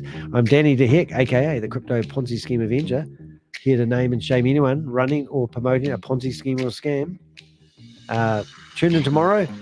What's tomorrow going to bring? I don't know.